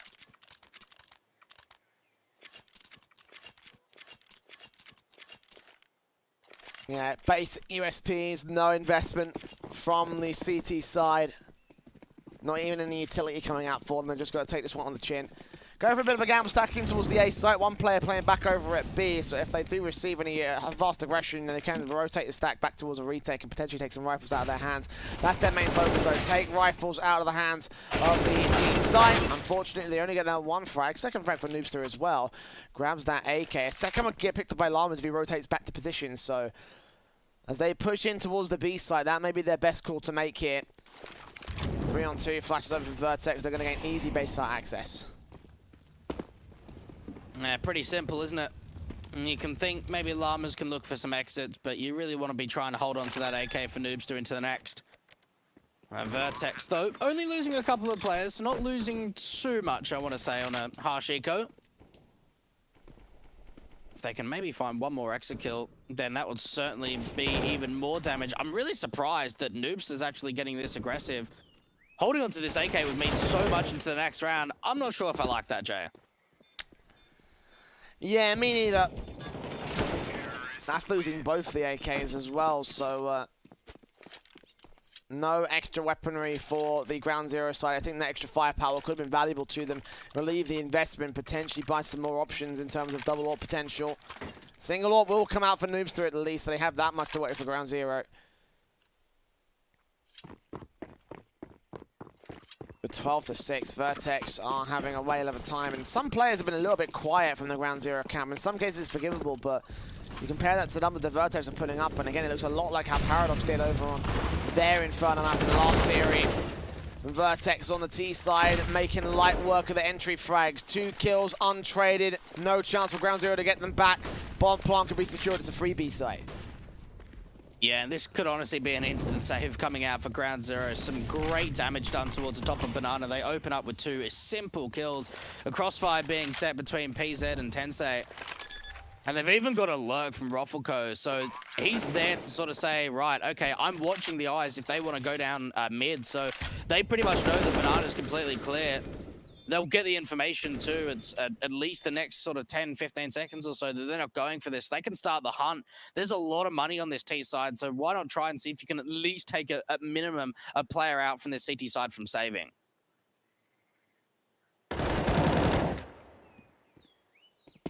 One trade for the Ground Zero side, but as you mentioned, save calls are out from the CT side, so a couple of hunting players in from the Vertex camp. Take these rifles out of their hands would be very valuable to them at this stage. Nade on. Not doing as much damage to Lace as you would have thought it would have done from its placement, but Ground Zero get away with those 3 weapons, so into the next round. The rebuy coming in should actually, drop the weapons back towards the next 2 players, so Mako and Noobster can come up with a couple of M4s, and a force back can come through from Ground Zero, but if they lose anything more than, like, 3 players, then that's going to leave them with basically nothing to work with into the match point. I think Ground Zero need a little bit more intent in taking this Banana control. That looked too simple coming out from Vertex in that last round. A little bit of early utility, but Ground Zero have just got absolutely no intent of being aggressive towards Banana. They let the T's have it for free. And I feel like they're kind of giving away a little bit too much here, Jay. Maybe giving a little bit too much respect up to Vertex.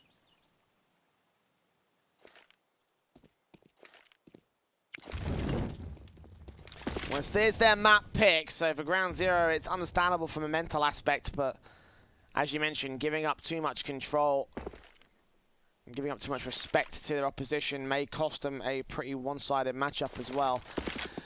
Nade stacks in, Mako takes that damage, does not get killed off, and again, Vertex continues stacking up the utility damage here in this match.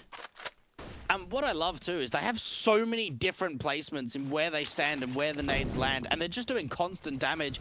Now going in for the brackets control, using a hell of a lot of utility to try and draw back the CTs into playing very passive into the side. And Ground Zero have done a pretty good job of trying to hold on to as much utility as possible for the CT side, and running down the clock too, getting closer to 30 seconds, and Noobster wants to over-aggress. Spray up, takes down 1 and 2 frags. Looking for a little bit more next up, the AWP tapping up, AK next in. There's a 3rd frag for Noobster, on for the quadra against PZ. No, the AWP responds to 2 frags, and now 1 left to the back of the A site. Rotations coming in from Llamas and Mako, but Burn is going to be the central focal point here for Ground Zero. Opponents making their way up, 6 seconds to get the bomb plant in. This could be a chance tonight right here against PZ. Is he going to give him that chance? No, Roffelko drops his teammate, takes a second as well, and Llamas, last player left towards this short control, seen towards quad. PZ seen him, and Roffelko going for his own triple spray back. Doesn't go well, but the AWP's got the angle. Low HP, 19 points of health, and there's PZ to clutch the round for Vertex. But that was all brought back by Roffel. What a player from him. I'll tell you what, all to really say about that is just, like, unbelievable. It really was. They clutched, what, a 2 versus 5 there coming out from Vertex. It looked so awkward in that short control. A couple of missed shots coming out from the T side, and Noobster was just able to get kill after kill after kill. And they bring it back. Roffelko making sure that that bomb does not get denied, backing up his teammate insanely well. And VERTEX have not dropped a single round in this second half, Jay. Their T side has been stellar.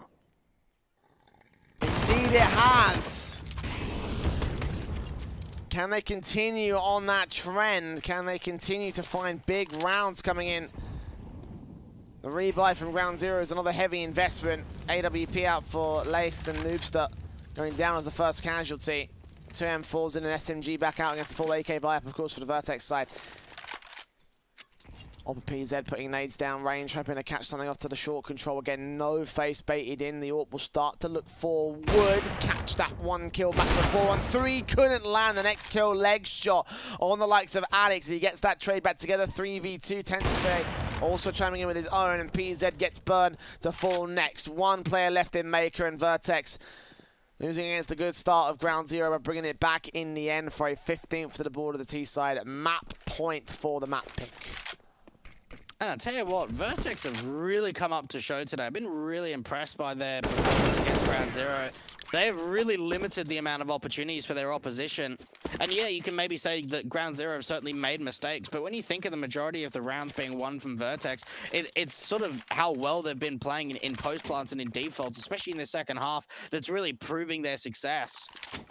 A 15-6, even the buy for Ground Zero going into what could be the last round of this first map, Jay, is not looking great, to say the least. Again, this is VERTEX's map pick, so I'm not sure how much that's going to really play into things when it comes to Ground Zero looking at Vertigo and Dust 2 after the fact, you know.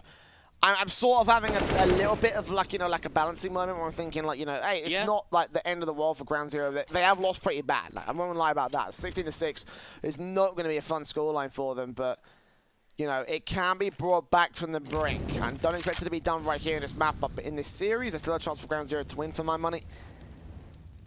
5-on-4. Gained by VERTEX. Lace first to fall. If Ground Zero keep along this path, then VERTEX should clean up this round. Into the brackets control. And two CT-sided players, very, very aggressive. And Mako and Noobster just trying to play on the edge of this smoke. VERTEX, through they go. Tensei finding that opening pick. Noobster going down. Mako now with the SMG trying to swing out, see if he can find any kind of contact. He does find the first kill to at least bring a bit of an advantage back, but they're now starting to bring it over to the B bomb site, at least in the lurker brace, but he doesn't find anything with it. AK picks up Mako, just couldn't get at it. So close, but no cigar. One player in pit hasn't been accounted for here. AWP does focus fire on towards him. And PZ catches bird as Ruffle go against Maker. That's a sequence that should close it out. Llama's in a 1v3. And the AK set to clutch it, but that AWP basically overwhelming what was remaining on that A site. And that should be 16-6 for VERTEX. Oh my goodness, what an incredible shot coming out from PZ, but the round is not finished just yet. Alama's now trying to set himself up for the 1v3 retake, and he's been able to find another kill, but not in the 1v1. Addict to close it out. VERTEX not dropping a single round in that second half to get a 16-6 scoreline on their map pick of Inferno. My goodness, Jay, PZ was popping off with that AWP. It absolutely was. Manic stuff from him, and VERTEX as a whole is looking really on point there. And when that T-side got started, Ground Zero just got braked upon. Easy, easy map of a VERTEX. And again, their map picks, that can be expected to a certain extent, but, you know, going into the future, that's not a very encouraging scoreline for Ground Zero into the next map. Yeah, look, I think Ground Zero really need to turn it around. Yeah, you're absolutely right. This is the map pick from VERTEX, but look, they came out to play, and for Ground Zero, that was a little bit of a disappointing performance on Inferno. I'd like to see things change around going into Vertigo, and hope to see a bit more of a competitive scoreline, to say the least, as well. Well, the T side did do wonders for VERTEX, and as we go towards Vertigo, that may also carry forward in that respect, so let's see how far they can go. We're going to a short break after this. Is our second map of the best of 3 coming up. Don't go anywhere.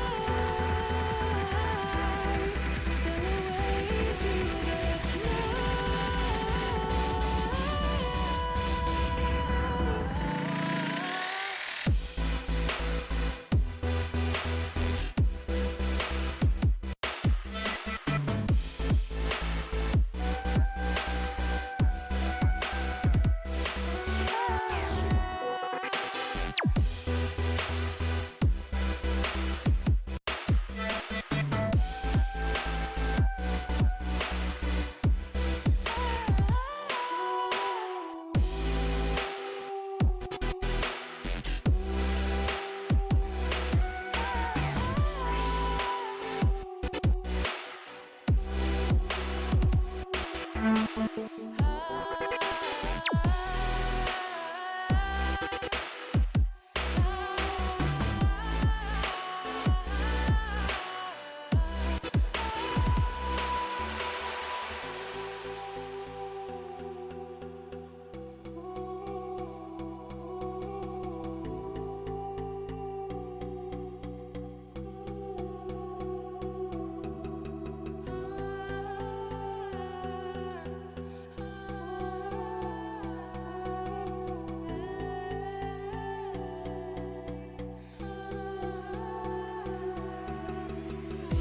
can't stay, so let's run away. And we shouldn't wait, not another day. I'm so in love, can you see my love? What you mean to me, living energy. Fly high into the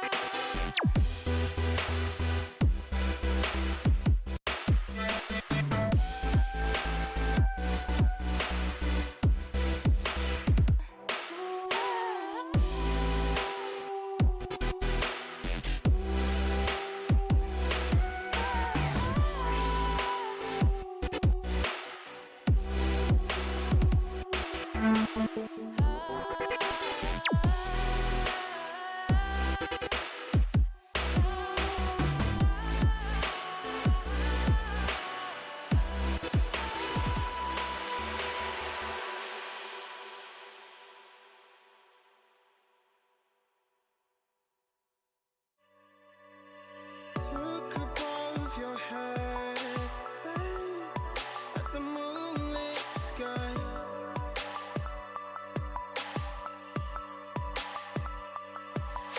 The stardust drips and shines brightly in your eye.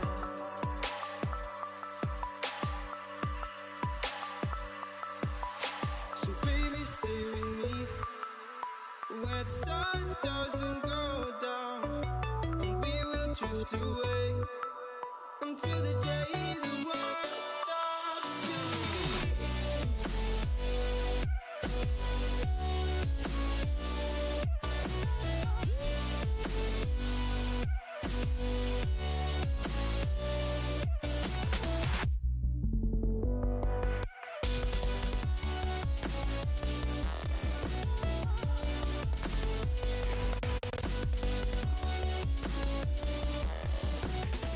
Well, Vertex definitely stunning ground zero on their map pick. What was a dominant scoreline to close out Inverno. Looking towards Vertigo, though, it was that T side that got Vertex so far. Is that going to be the case that will also get them past the finish line here on his second map and get a 2-0 upset above the ground zero side?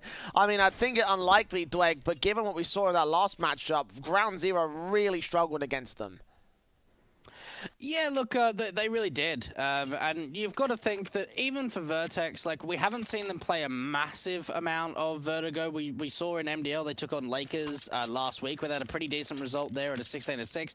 They went down to Paradox back in the Perfect World event. But for Ground Zero, this is a map that they play very often. It's a map that they've picked a lot in MDL, a map that they've picked a lot in best of threes too. So, look, it is going to be a tough affair. There's no doubt about it. But I think the element that Vertex can bring to the table, where I think Ground Zero have maybe lacked, is just the AWPing abilities. I certainly think that in the AWPer display of talent in that first map in comparison of PZ and Noobster, there was a very large difference between the two. Yeah, absolutely. It looked so good from PZ's part of things. I was absolutely such a massive fan of how he was playing out that matchup. So Whether that comes back to fruition here again is going to have to be seen. Ground Zero will be on the T side start. Vertex opted to go towards the CT start, obviously not getting the map pick in for this one. So let's see how Ground Zero will be able to hold themselves. You've got the Glocks in, the utility based up for Burn and Noobster. Single flashback and HG each. Double flash and defuse for Brace over on the Vertex side. Taps up, damage being done early towards this ramp default control. Ground Zero trying to force out a kill or two. Noobs that catches first blood here in this map up. Ruffleco to fall. Utility down range here onto the CT side. Nades up trying to do some more damage. Players are taking some of it. And Burn, are you okay? Take the 17 points of health. Ground Zero opt to back off and rotate to the B site. Now, rotations are coming in pretty quickly, though, from the A players, but they need to be coming in quicker. Tensei's already at B. The Glocks are starting to overwhelm the site. Nice and easy for Ground Zero. And now 5 versus 3, they can get the bomb plant in. PZ needs to deal with the mid player of Mako, and he's able to do so to get this retake together.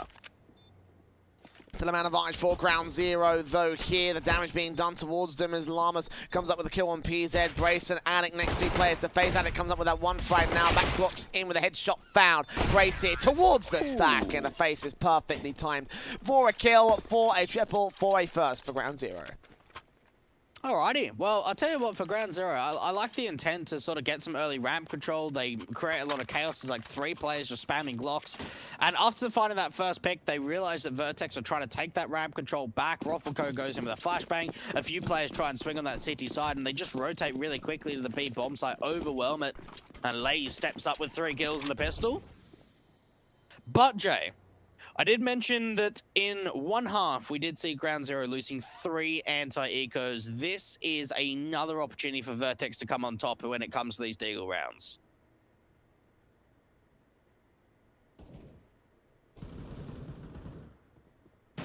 And force forward for Tensei, gets things started. Llamas goes down. Ruffleco, the edge of the smoke here, might catch Burn if he's not careful for it. The teams make their way back around towards the bridge area and connect to where that bomb's been dropped, and now going to get picked up by Lace next. The mid to go to the clock here. Ground Zero leaning in towards the ramp control once again.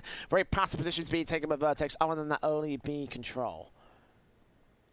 The thing is, though, that play coming out from Sensei getting, or Tensei, I should say, getting so aggressive has allowed a gamble stack towards that A bomb site. More damage onto Burn. Are you okay? They need a little bit of utility if they want to try and exchange themselves out from this alley angle. They do find a trade, but not before Brace is able to get one with the Deagle. Now Ruffleco's going to be stepping up. Noobster and Laser trying to bring this round back. Man advantage still in favor of the CT side.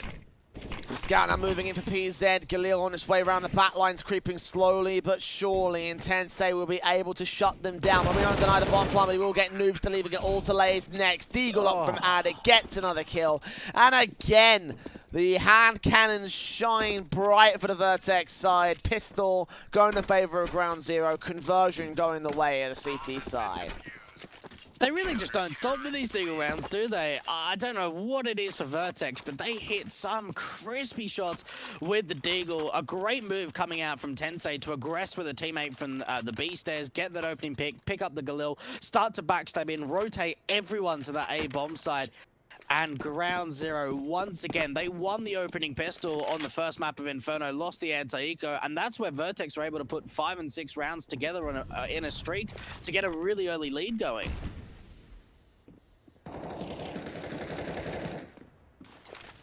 We'll burst through back on the rifles for the Vertex side. Ground Zero with their own force up, hoping to do some damage, and very similar to how things worked up in the first few rounds of the first map as well. Vertex, if they follow suit with that, then they'll be able to convert another good rifle back off the back of this and go 4-1, 5-1 up against Ground Zero. But 1-for-1 trades in the early part of this one. Ground Zero not willing to go down without a fight. Starting to retake a little bit back of that mid control from the CT side, but look, for Ground Zero, it looks like they're going to start to regroup towards the ramp position. Vertex don't really have too much information on what the play is at the moment, splitting the CTs evenly, 2 over at the A bomb site, 2 over at B. And Ground Zero, they've got Bernie OK very, very low. PZ going to be able to get a smoke down towards that alley position, towards construction, to allow a little bit more time. But Ground Zero still got 3 players here to this ramp position. Incendiaries up, PZ falling back to the back lines here towards the top of middle. Llama's taking a fight that he loses to Tensei, so 2-for-1 trades favor the CT side in the end, and 30 seconds left for Ground Zero to work into the A-site play. They have gone passive for the defenders at least, so there's that. Plant can be secured. Roffelko ready for Mako. They're into the smoke. It's all down to timing when the smoke clears up. Late's going to get tagged particularly low. Bomb plant not denied, but PZ swings up, gets those 2 frags, and all that's left is Mako back over from the alleyway position, and it's going to be combining with the crossfire. And the defuse will get stuck by VERTEX to claim the lead here for the CT side. Now, one big thing we saw, Jay, in that opening series of the night between Mako and Paradox is that both teams were winning a lot of those anti-eco deagle rounds. Now, what I've noticed is that it seems like it's only one-sided in this series. VERTEX are the ones that are doing a hell of a lot of damage. They're winning some really great deagle rounds. But Ground Zero aren't doing the same when they're on the force buy status. VERTEX only losing a single player, even with rotating that player out of A and only having a single defender of Roffelko, they still win out a really great fight. And oh, look at the names, Jay. You spoke about it on Inferno and how much damage they do. A mountain of damage comes through to the ramp position. Even getting a kill, allowing the rifles to clean up the stragglers here from the Ground Zero side. 3-1 for VERTEX, only 1 casualty on the trades.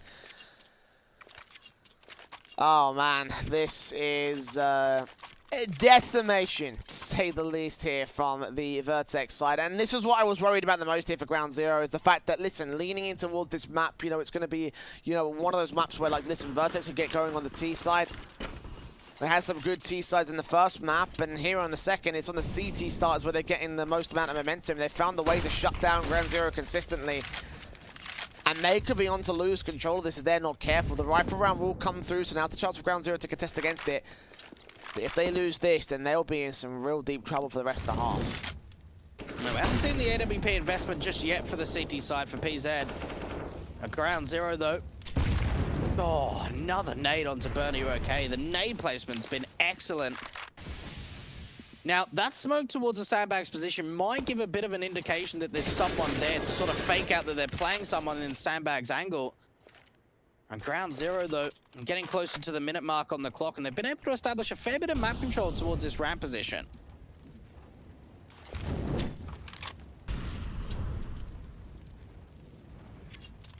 Incendiary's down. We're going to try and force Burn to make a mistake. He's going to take some damage, but not get killed off. 4 players making their way up to the B site here. They've just got that 1 player at Tensei ready to receive them. Here the M4 stands and waits, but no further pressure coming in from Ground Zero. Burn's going to make some noise back here, trying to set them on a fake out, and they're going to make their way up anyway. Turns around for 1 good fight back on the CT side. Does get PZ as Tensei falls, but now they know that where the real T side hit is coming in from, it's all out the stairs area. Lace in, brace, caught blind. Addict turns away 1 good fight, but Noobs gets the trade in his own right. So now it's all off the 1-on-4 for him. AUG left to save his weapon because there's no way he's getting this retake together. And that kill from Bernie OK is really important, that it just limits the amount of numbers to get into that retake. Ground Zero going into that B bomb site with very limited time on the clock, but the utility's fantastic. The flashbangs are probably one of the most important elements there, that for VERTEX, they're just so blind on the site when the swings come through. And Ground Zero being able to finally find a bit of a response back in, get their own round up when it comes to the rifles. And even for Roffelko, I mean, Bernie OK is trying to go hunting, see if they can take him out. 4 players staying alive for this T side. If they could drop 1 more onto Roffelko, that would make a difference going forward. But you've got to expect for VERTEX, they can force the investment forward. They can get that AWP onto PZ. They can even go double orbs into the next round if they want. There are options. There we are. Indeed, those options are taken. As you mentioned, that double up setup. Pretty prevalent there for VERTEX when they got it out on the CT half. And now here to do some damage with it over on Vertigo. Where are they placing those orbs? And I have some good ideas of where they will put them out towards the A site. Actually, both players in towards the A contact positions over on the ramp position and over at the alleyway. The first contact placed up. Tensei ready with the Up down the mid control, hoping to catch someone from the Ground Zero side. Will be unable to see those players. No contact is established. Ground Zero have left mid alone for the most part here in this T side. They don't want to face it. They're just going to go for those ramp and B defaults. Take some damage from the HEs once again. PZ ready for Lace, takes him down. First frag is found. And one thing that's really interesting in the setup here from Vertex, they're actually playing no one at B in the early rounds. 2 players out from mid and 3 at that A bomb side, and they actually use that stack towards A really nicely to allow the opening kill to come through. And the AWPs are just doing so much work. Noobs is the last one left. Hardly any damage has been done to this CT side. This has been one hell of a round for Vertex. Noobs is going to try and make it as expensive as possible. If he can get a bomb plant, that would be great. But the bomb's dropped out from mid. Yeah, that's the problem, right? If he was able to have the bomb on his back and get the bomb plant from here, that would be fantastic, because he'd have to take away like at least 2 CTs, if not 3. That'd be damage done, money gained for Ground Zero, but with that bomb being out in the open, does get picked up here towards the connector area, so Noobster can rotate to the B site if he so desires. The push up towards ramp will try and force him into that angle. The AWP are covered by Addicts. They rotate towards the B side defense, and Rolfo's waiting for this. Not even going to waste any time with the knife. Take that spray, take that kill. Establish the round for Vertex. 4-2 up now on CT side. Alrighty. Well, I'll tell you what, Jay, we could have quite a contest in this second map, Ground Zero. One thing they really struggled with, especially towards the first half of Inferno, was a lot of singular rounds, right? We didn't get to see a lot of momentum going their way. They struggled to piece 2-3 rounds together. It seemed like they were very individual, and that's what's happened so far on Vertigo. A 4-2 start, utility out towards the B stairs. Tensei is going to be forced back, but he does have a teammate at B to help him out. Well, Orbs in, flashes over, Addict, back behind the platform, sprays through, gets that 1 kill on Lace. Second player spotted, that's Tensei's chance, or Tensei's chance, I should say, to get the kill on Burn. Are you okay? 5v3, Llamas will trade it back on Addict's part. Orbs still in play though, raid towards the cross position. Another player faces, bomb gets dropped, 2 more seen, Brace there with a 2k to line up for his own name. And Vertex's cleanups on this defense have looked stellar so far. Alrighty, well, I tell you what, Ground Zero need to get away back in, Jay. This is looking pretty scary, and we're only 7 rounds into Vertigo. The double orbs have really been able to find a very high amount of impact, backed up by the AKs too, of course. And Ground Zero going to be on an eco, not too much of an investment. You've got a couple of P250s, a Deagle, and a little bit of utility, not a massive amount. So a couple of kills at best. If they can get a bomb plant, fantastic. What's the play here from Ground Zero? Play out from mid? Maybe see if they can waterfall? That might be the best call, I think. I mean, the flashbang comes in from Mako, so it looks like that's going to be the plan now. But the M4's in place. They get 1 frag. Ruffleco and Addict quickly clean up the rest of the players. 3 kills for Addict in particular. Bomb dropped.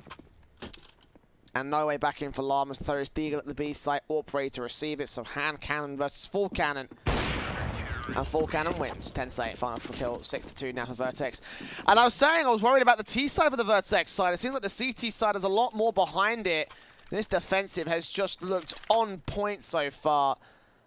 And it's time to be real scared for Ground Zero. I know in that first half, in the last matchup, where it, you know, over in Inferno, they had a bit of a weird sort of start to the first half. They brought it back towards the end. Yeah. But this is their map pick. They need a good T basis. No, they absolutely do, and time and time again we spoke about some of the low numbers. I'll get back to that in a minute. It's actually going to be fast ramp patrol coming out. Look at the damage from Ruffleco. 2 kills, a great spam onto Llamas, and even Tensei starting to get aggressive from the B stairs. Maker's got his eyes on this backstab, but it all comes down to timing. He's looking the other way. This could be so impactful for the CTs. I don't think anyone's going to have eyes on this for Ground Zero. Laser's going to try and bring this back, still taking damage, and the backstab's still in play. Nades on, damage being done. Molotov's out, M4 seen 2 and takes those 2 frags. Lace left alone, 1 good frag back, but Tensei's there for a quick wallbang shot and a 7-2 scoreline. The backstab not covered off for long enough, not able to isolate that AWP pick. And Ground Zero picked apart. Man, oh man, I can see a half advantage looming for the CTs. I could see a one-sided scoreline coming out for the second map. And Ground Zero, man, like you talk about the experience, you talk about the squad as a whole, and how, you know, they're so even at Vertex in terms of recent results, but they're favored just due to the amount of experience they've got at a higher level. And here they are, just getting trounced on styled by the VERTEX side. 3 kills for Tensei, one of which was a Molotov kill. And on this eco around ground zero, just rushing to get a bomb plant. They can't find anything else. And they're feeling it. And I know the guys from VERTEX, you see time and time again on Twitter, you know, they post like comm videos and they're wild. You know, they get really pumped, they get proper excited. And you've got to think that's got to be coming through the comms in a matchup like this against ground zero. And Mako and Noobster, the last couple left. And, well, the point I was kind of trying to get to in the last round, Jay, was that we spoke about the low numbers in terms of kills for the ground zero side. I'm seeing some very, very low numbers on some individuals for this T side for ground zero. Yeah, you can make the point they've only won 2 rounds, but you've got Bernie OK on 1 kill, Mako on 1 kill, Llamas on 2. It's just not enough. 11 rounds deep, something's got to change for ground zero. They'll take a tactical pause for it as well. They need to figure out a response. This is looking dire. They have got at least a buy potential up for them. I'm already going to see the AK coming out for Lace, and Noobster can afford the AWP. Could go in with the regular AKs, of course, on everybody with full sets. So this might be the most ideal of plays, but yeah, I mean, you look at ground zero from the last map and their numbers there, they were relatively low considering how many rounds that they got. And right now, I feel like some players have disappeared. Again, I want to highlight Burn and Maker because they were the guys that also stood out for ground zero in that last map up with the low numbers that they got, going even lower. Again, for Burn, are you okay? It's forgivable because he's the IGL to a certain extent, but you know, there needs to be some sort of impact here for ground zero. There needs to be some bigger numbers from other players because, you know, right now it feels like the only player that's stepping up the server right now is Lace. 10 frags deep in this matchup. For ground zero's own part, he's doing manic work to try to pull them out of the pit. More nade damage again onto Lays. Double AWPs. Now we've seen what they've been able to do in terms of opening kills so far in Vertigo. Pushing through the smoke, it does allow a little bit of ramp control to come through. Roffelko is seen even more, and the damage again, this time is not a HE, it's an incendiary, and Lays goes down. I don't think he was flash blinded either. Oh, look at the AWP picking from timing. PZ. Maker trying to set up some utility, dealt with 5v3, timing was perfect, and VERTEX come out with 2 kills untraded. Only damage done to Roffelko as well. Everybody else was completely unscathed on the VERTEX side. More utility to drive them out of the construction area, out of the ramp default as a whole. Start leaning in towards the B site where they've got Tensei still waiting with the AWP picks. His peeks in, his AWP shots have been fantastic so far. Smoke's down to stall for time because 40 seconds to the clock. Ground zero have got to go quick into the site. Tensei's got a quick rotation to come out from his teammate too, from Addict, and they've got utility to work with between them. Boost coming up, Bernie OK has been seen, great shot coming out from Tensei, and that's going to give him a lot of information that, especially with the time low, it's really got to be a B play. Llama's even missing that incendiary or Molotov going out for the railing, not connecting onto the side. Oh man, it's just all falling apart for ground zero, and they probably just have to save it. 2 on 5, they can't go for it, hold on to the AWP and AK, but it just gives up another round to VERTEX. If they've still got that kill on 10, I can see it coming in. They're going to go for the hunt as well. Oh, the AWP. Going to go drop in next. Can they get the kill off the time of the last man? Yes, they can. That's going to cripple them. That is going to cripple them in whole on ground zero. $500 for Llamas next up. VERTEX. 9-2. Going to go 10-2. They've got to full eco here for ground zero. Oh my goodness, I can't believe what we're seeing. I really can't. This is astonishing to come out from VERTEX. And ground zero, well, they haven't been able to take out these double AWPs. That's got to be the main talking point here, is that the double AWPs have been in for the majority of the rounds on this CT side. Finally, they find an opportunity towards a B side, and an opening kill goes the way of the T's. Molotov takes Lace back again. He just forces forward. Gets picked apart, not realizing the damage that got taken by himself. The AWP out for Mako, hoping to catch something else out here, passing that off. Passing the pistol off, I should say, to Llamas. Neil in check. Damage being done by it, burn to Mako. The AWP peeks in, gets that frag, and they realize where their bomb's gonna go right now here. Bracing up the backstab, the other two CTs on rotate towards the A site main defensive. PZ in particular, AWP all ready to receive. Noobster, smoke set up. M4 start moving in. No one's got their eyes on the back line. It's cost them last time around. It looked to cost them this time. Plant secured on default. 4v3. Retake up for the Vertex side. And Brace sneaks in, sees Mako, taps his head off. Looks towards the alleyway and towards the main entrance as well. Gets that double up as Llamas takes him down. So 2v2 now. They brought it back from the deficit. And Burn with the Eagle up, seeing that AWP, seeing that M4 as well. Tapping up against Addict. Looking to get the kill. Can't land the kill shot though. And Addict will spray through for 2 frags. Llamas seeing the edge of the smoke, making it a triple. And Vertex, they may lose some players, but they got plenty of money to make up for it. The important thing is 10-2 to the CT side. Crazy retake. That was unbelievable. That was a really nice backstab play coming out from Brace. And for Ground Zero, they had a 4-on-3 advantage in the post plant. Brace is able to come out from ramp. You spoke about it not being checked. It wasn't checked again. He gets away with a couple of great kills. And then Burn at the default boxes. You think that that should have been a simple kill with the Deagle. 10-2 for Vertex on Ground Zero's map pick. Vertex are 6 rounds away, Jay, from being able to 2-0 their way into the closed qualifier.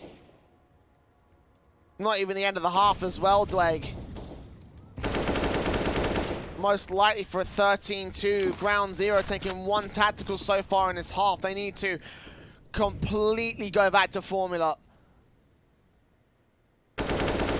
Disaster match from them on the T side of their map pick. And it is disappointing to see from these guys. Favorites in this series are now about to fall to pieces. AWP in second time they've gone for that boost. Second time Tensei has been able to find the response to it. PZ comes up with a secondary kill over on the ace side, and they're just so ready for it. Vertex are playing on point today. They AWPs are just hitting absolutely everything, even for Tensei. All this utility into the site, it's still not forcing him off angle. He's able to play around the orange boxes. There's 3 players at this B bomb site. A great stack to come through. Maker's been caught with the Molotov, and again, the AWP's going to strike, and it'll be even more. Of course it is for Tensei. He's on for his 4K, not going to find it. Brace to trade. Another strong, confident round for Vertex. And Ground Zero, this could be over already.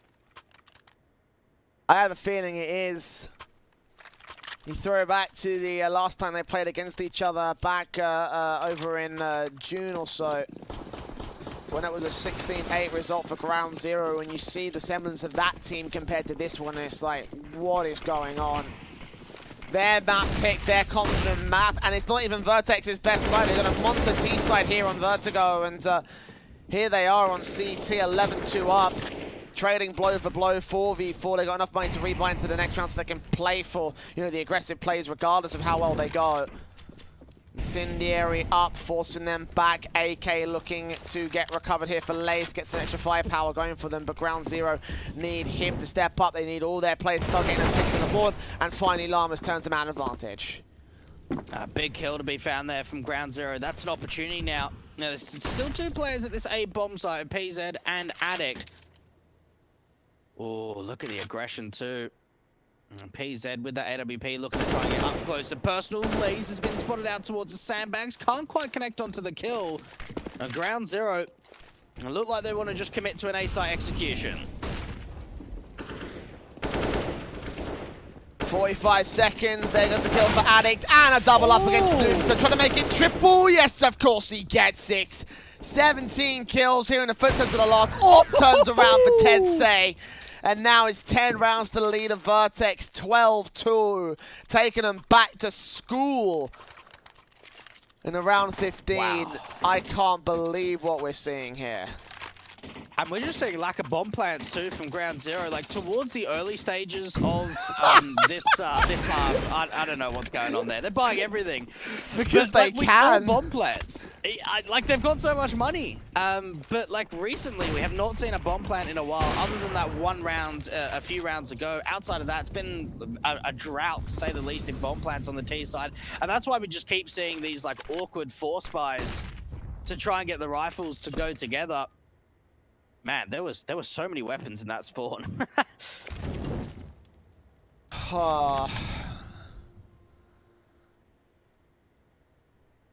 I mean, hey, you never know. Ground Zero could be looking for handouts at the moment. Those Bisons have been effective lately, so if Burn and Noops they can get towards the spawn, then there you go. Some extra SMGs for free.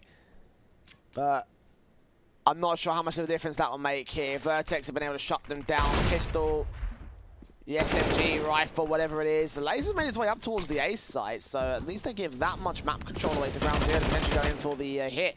One trade back in the back lines from Brace, though, comes up good. Mako gets the bomb plant. 4v4 retake up for the Vertex side. I'll tell you what, though, they know about the backstab out from ramp this time around. A lot of the time, Ground Zero is not known about the flank attempt. A lot of utility to try and work their way back into the retake. Cross smokes out towards a ramp position is going to try and siphon off the T side. Lace is in a very advanced position as well. PZ coming up, 10 stay with one frag. Lace comes up with two. Brace turns it back to a 2-on-2. One player at the edge of the smoke, one player over on the alley. They're going to stick the defuse. Brace, knifes out, Deagle's in. They can't get a kill back. Burn moves to turn it around. And they just hold control. But for a second there, I thought they were going to hold that full ninja. 12-3, Vertex still taking a monster lead, but at least Ground Zero get a consolation prize back. But in this halftime, man, they got to think long and hard about themselves because their map pick may have just slipped away. Yeah, and like, what do you even say? The kill count, again, you've got Burn sitting, I think, on 1 kill at the end of that half. He got 5 over on Inferno in the first map of the series. Yeah, he's your in-game leader, and you're not expecting him to be the big fragger out of anyone on your team, but we're seeing some really, really low individual kill count numbers. Vertex are 4 rounds away, and they're also a backstab knife away. Absolute backstabbers. Oh. Utility in for Brace and PZ. Taps up from the USP as Ground Zero. They know that boost is in play. Intensei immediately takes that player down. Looks on for the second noob. So comes up with a USP headshot. Maker back in that corner. Dealt with by Addict. Another kill to add to the tally. Lacey with the USP needs some decent heads. And he gets himself 2. PZ trades it, grabs that bomb. And now makes his way up in a 2v1. Plant down on the default boxes. Noobster and Llama's going to make their way in. Nades onto position. That will evade it. Actually land a bit too short. Go down to the main position. P's allowed to cross. I did not see him escape towards Ali. He'll have to get checked here. And he's making his way all the way out towards main. Going to get a better angle on this bomb plant here. The defuse. Tap potentially stuck here. Noobster with the ninja. Tap up against him. PZ will get taken down. And Ground Zero will have a 4th, a pistol to keep things alive for them. They needed that round. Unfortunately, they'll get it. Now, the thing is for Ground Zero, they've done really well in the pistol rounds to start off the half. We've seen 3 out of 4 pistol rounds go the way of Ground Zero. The thing that scares me the most, Jay, is out of those 3 that they have won, all 3 of them in the conversion on the second round anti-eco they have lost to. So if history will repeat itself, Vertex should be able to close out this round, get to 13. Ground Zero really needs to tighten themselves up against a round like this, and it looks like it's going to be at least an early rush in terms of aggression out towards the B stairs. Addict's taken a hell of a lot of damage. He's one of the players on the Galil. Okay, still sitting at a pretty decent standard here for the Vertex side. Smokes up. Tensei trying to force out Maker. The SMG seen. Spray's good for him to get the frag back. Okay. CT side kicking things off on the right foot. A 5-on-4. The Eagle does go back to pick up that AK-47. The second AK challenges into the mid-control. 16 points of health for PZ.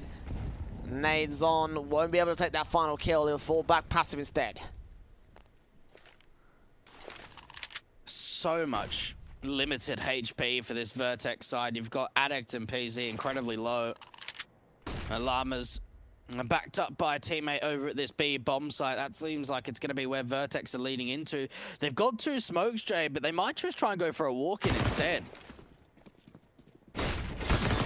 Flash in, SMG straight through. Llamas will get that kill on PZ. Ruffleco comes up with a TK for the Vertex side, which may buy another chance back for the Ground Zero side. 30 seconds for Kimi's on 13 points of health, getting rid of those rifles to ensure that nothing stays in for the CT forces. Got an SMG on site to get that $600 kill. Ruffleco looking to take apart one player. Lace will get that final frag, and Ground Zero will have themselves a 5th. Vertex, considering the early couple of rounds, I should say, Now the basic Eco got to come through for the T side in this one, so a 6th consolation coming in from Ground Zero, but will it convert into the comeback? They will still be within 6 of the lead, and VERTEX will have the rifles out. And Nade Stack, potential to come out here from VERTEX. Where do they want to put it? Out towards the ramp entrance for the CT side. Unfortunately, doesn't really do much damage at all, Blaze. Oh, great spray from him to find a couple of kills. Burner UK chiming together, and well, VERTEX, they tried the Nade Stack to rush into the A bomb site, see if they can get a bomb plan. That does not happen at all. But now we're getting to the all-important round, Jay. It's the first rifle of the second half. Make or break. Still sitting on the knife's edge here for Ground Zero. They've got some momentum now back on the CT side, but need to continue to hold it in against VERTEX, who are still only 4 away from 2-0ing in this series. And the AK set up, boosted up, ready. SMG face forward. There's a spray through from PZ, catching that opener. Burn goes down. He's not okay, apparently. 5-on-4 situation. VERTEX claiming the opening frag. I was wondering when that was going to come out, Jay, and you know what? It's come out right now. VERTEX 5-on-3. A couple of great opening kills coming out from Rovelco and PZ. And for Ground Zero, you know, they get off to a decent start going into the second half. They go into the rifle, and they've just instantly been slapped back into reality.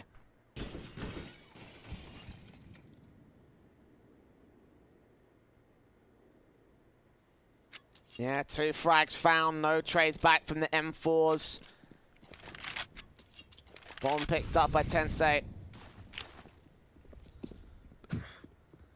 Ruffle putting the smoke down.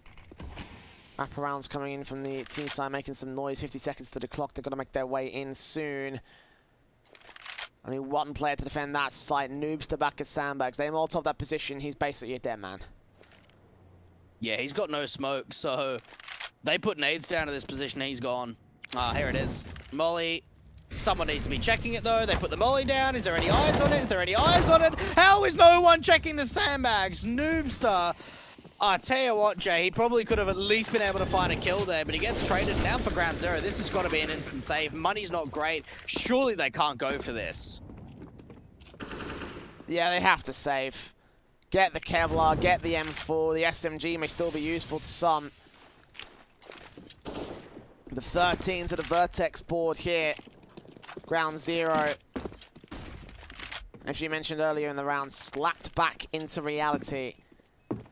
The rebuy can still come through for them, so they can still contest with some more rifles, but they're going to need them to work wonders going into the next few rounds. They cannot afford to lose any more, because that could potentially be eco status, that could potentially be match point for the VERTEX cap. Ground Zero. I'm just trying to think, do they want to go double orbs? I don't really remember them having sort of a secondary AWP hybrid kind of player for this Ground Zero side outside of just Noobster of their main AWP. But the double AWPs were very successful for VERTEX. We saw them time and time again, whether they were playing both towards A or they were split A and B. Like, they were just finding so much impact round after round. It looks like Ground Zero just want to go with that single AWP for Noobster. Fast into ramp. This is pretty quick from VERTEX. Straight up and out, Lace flashed open. They haven't checked this corner. He gets himself 1 frag. Ruffleco trades it back at the bottom of the smoke, seeing that player and taking us back to a 4-on-4. At least they've got a HP advantage here on the Ground Zero side. Orps in, M4's out. Incendiary trying to force Burn out of position. They get the tag damage that sprays through. So much through the wall, and they don't know about it yet for the VERTEX side, but Burn's going to have to go passive on his play. And they're now starting to establish a bit of ramp control, go back over to the B lane. And this is a really good call, because not only is there only 1 player at B, but it's the SMG player of Llamas. Now, there can be a quick rotator coming in from Mako, but no incendiaries to sort of slow down this push. And Llamas, with how passive he is at B, yeah, the resmoke comes down, but no one's really got information here from Ground Zero on what the play is.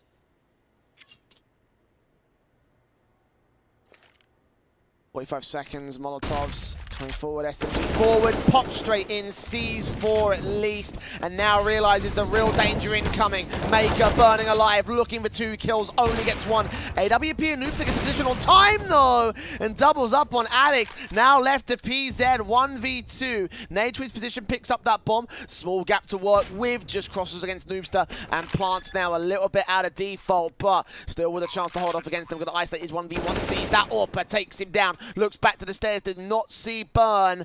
Coming in with the M4 slowly but surely and quietly for the CT player. PZ does see his man, but doesn't get the kill. Burn clutches it, keeps ground 0 in the game. Look, that's a big clutch to come out from Burn. VERTEX, that was a really nice execution to the B bomb side. I think the one thing they lacked in, though, was dealing with the AWP of the city side from Noobs. So there was no smoke out towards that first generator's position, no Molotov for construction either. And what it allowed was that the AWP from Noobs could just stay there, kept strafing in and out, finding more impact.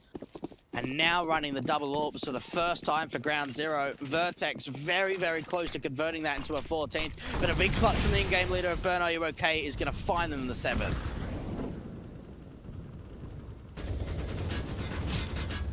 AK's in, double AWPs out, M4s and a FAMAS for ground 0.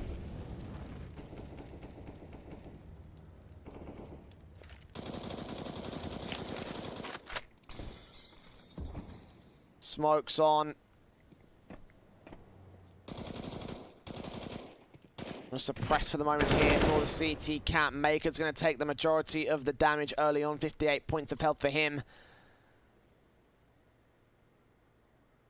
Ruffle and Brace getting ready to take the hit. The Molotovs do go back down from Alex out towards the... not sure where that went actually, but... yeah. Either way, it may aid them in terms of forcing off their positions. Noobster and Burn with 2 frags though, and that's going to be the important thing for ground 0. 5v3 gained. So far, so good from the CTs. And for VERTEX, they really need to claw this back now. They've been able to do a little bit of damage onto Mako, but in a 2-man disadvantage, especially with the time low, it's not going to be an easy task. They've boosted PZ up to this mid position, and now they can offer up the mid to B split.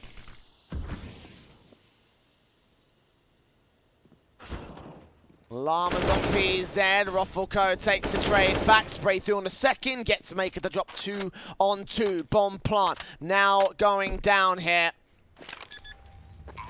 Incendiaries coming in from the CTs will drive Ruffleco off angle here towards the default boxes, but now boost up towards oranges, will keep his eyes onto that stack area. Faces again, sees the M4, FAMAS makes his way up, knows exactly where Ruffle is, takes that contact, takes that kill. Now Tensei left alone in a 1 on 2. Known to the CT forces, gets the headshot, rounds the corner of the sandbags, enters the main cross, looks to the left, looks to the right, can't see his man, but gets his headshot in the end. 14-7. And VERTEX creep closer and closer with the potential for an eco or a force coming in from ground 0. And I know that that was very situational coming out from Tensei, but anyone at home looking to try and see like how to reposition, how to stay calm in clutches, just check that out. Check out that last round. The way that he repositions himself, doesn't panic at all, doesn't wide swing as soon as his teammate goes down, and it turns it into a 1 versus 2. He plays around the boxes, hears the information, knows that the FAMAS came out, heard the footsteps, knows exactly where he is. Crosshair placements just brilliant. And VERTEX get away with their 14th. What a response too after ground 0 have just won out a 1 versus 1 clutch. That now they've been able to follow up with their own round means that ground 0 have got no money, Jay. Are they on double eco status? I mean, they look like they just want to completely USP it, and they're going to give up overtime, or at least play for overtime, you would expect now.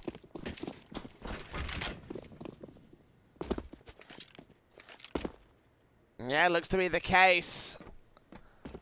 Ground 0 with no real rifle basis, but in the next, the next round's still going to be very, very awkward.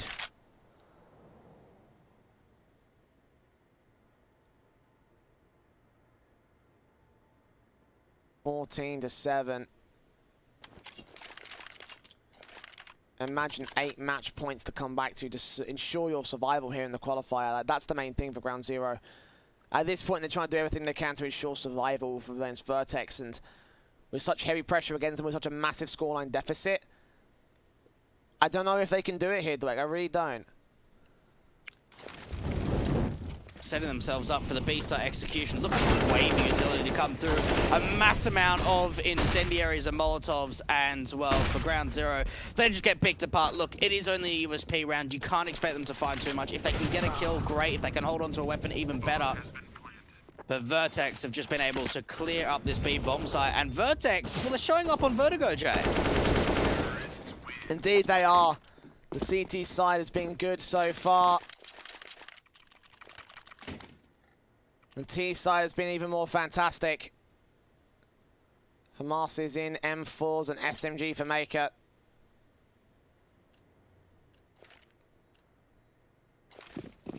And AKs, AWPs. Coming back in with the VERTEX side. Definitely a better buy. Confidence. Momentum. Lead. Every advantage going the way of the VERTEX side. All they need is to get those opening couple of kills and get the player advantage at this stage. Addict coming up against Noobster. Fragging out to begin things off. Spray through from Lawrence to trade back Tensei. At least to a 4-on-4. But will they continue to hold on to this? They need to wrap around. The T's have inserted themselves so far into the backline. Addict coming up with a good kill, looking for a little bit more. Roffelko gets another. Maker and Lace. All that remains. Now to Mako, 1 point of health. The clutch this for ground zero. Gets that 1 kill, but needs to get 2 more. The plant should be secured towards the B site. Or whatever site they really want to go here for VERTEX. Either way, Maker shouldn't be able to win this. There's no way he wins out a fight against these rifles.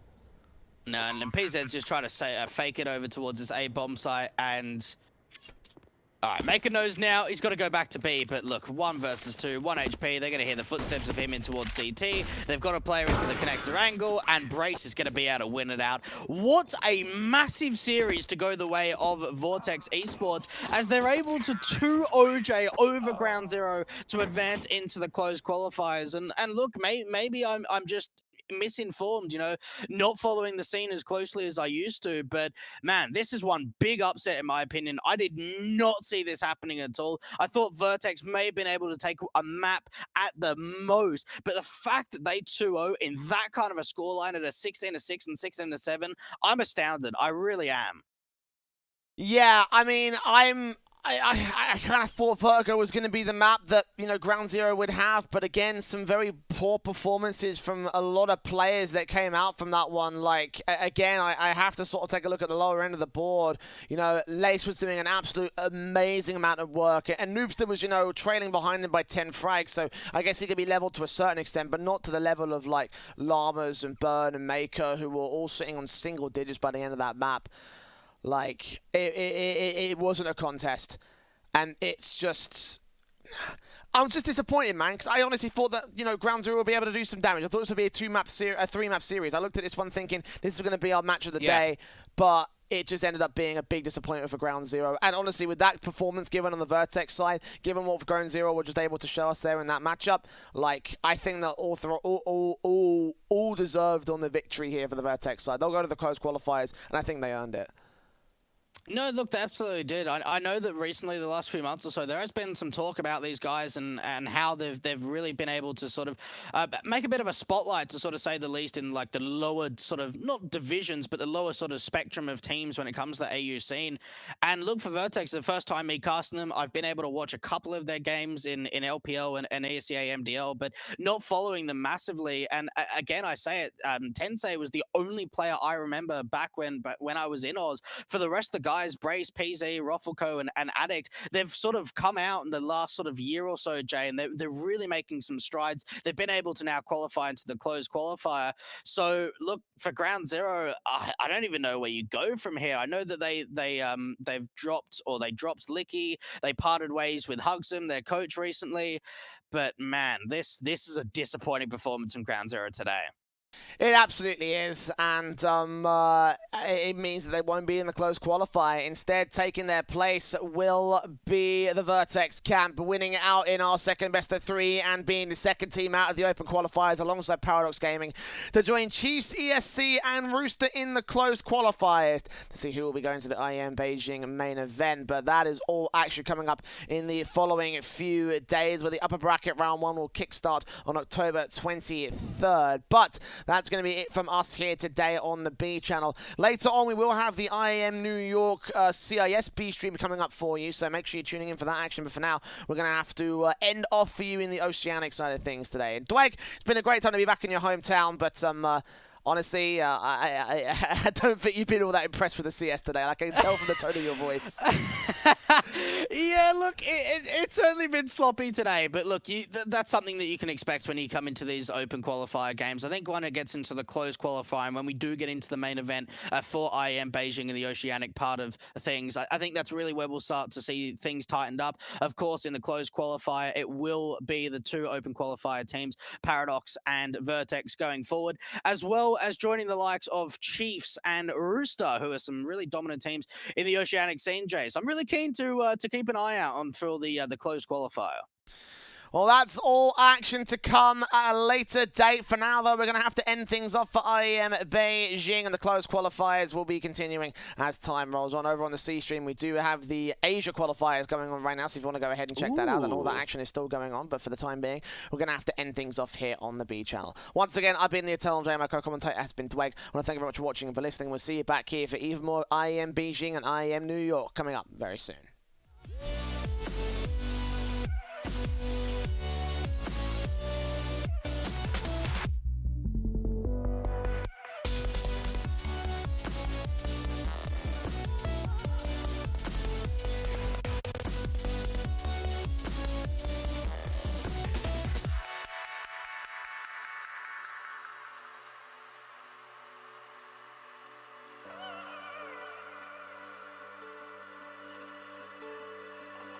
Oh, baby. Oh, oh,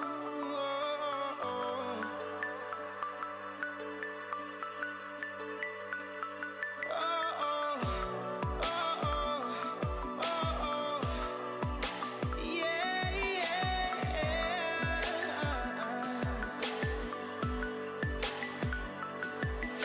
The stars falls around us, entwining us.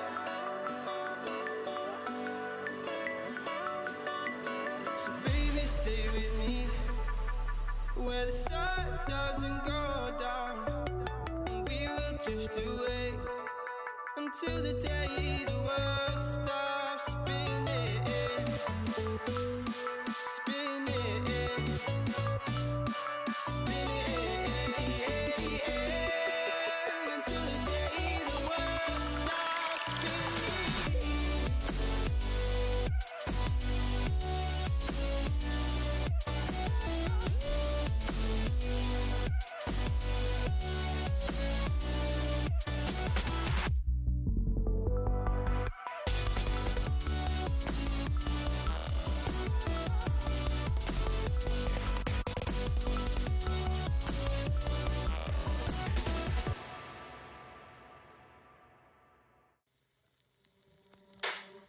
Out of the shadows, I've come to make a name. Ready for battle, 'cause I got a throne to claim. Think that I'll crumble, I'll show you a mistake.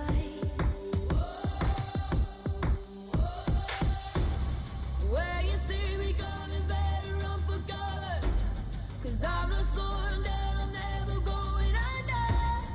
I survived the pain, I know it made me stronger. So meet the monster I came to conquer.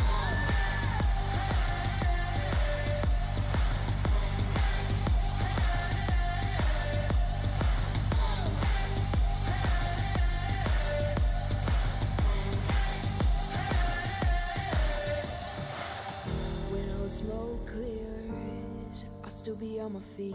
Forget all of my fears, 'cause I know my destiny. I feel a champion waking inside of me. It's in motion, the legends spoken. This is my moment. Can't break my focus, know where I'm going. This is my moment. Where you see me coming, better run for cover, 'cause I'm not slowing down, I'm never going under. I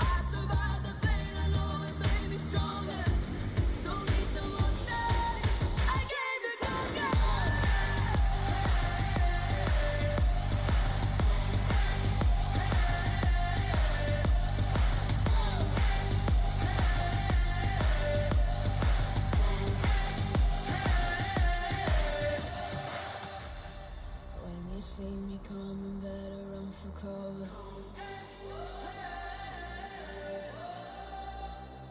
I survived the pain, I know it made me stronger.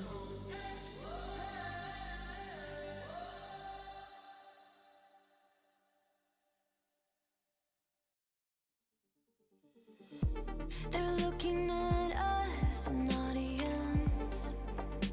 Keep telling us what we can do, but here we are, showing them, making them wish they were you.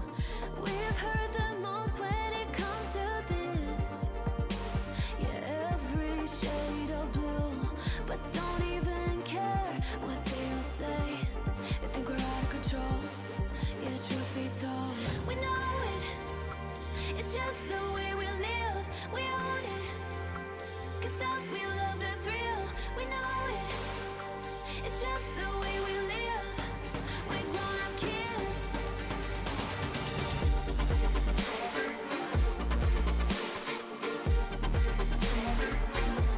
We love the thrill.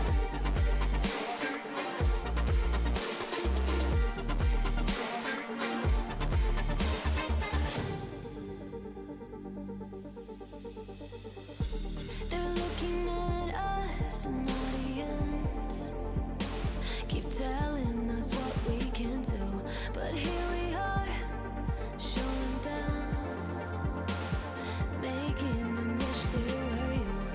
We've heard the most when it comes to this. Yeah, every shade of blue, but don't even care what they'll say. They think we're out of control. Yeah, truth be told, we know it. It's just the way we live. We own it.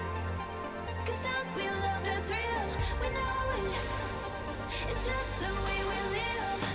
We're grown-up kids.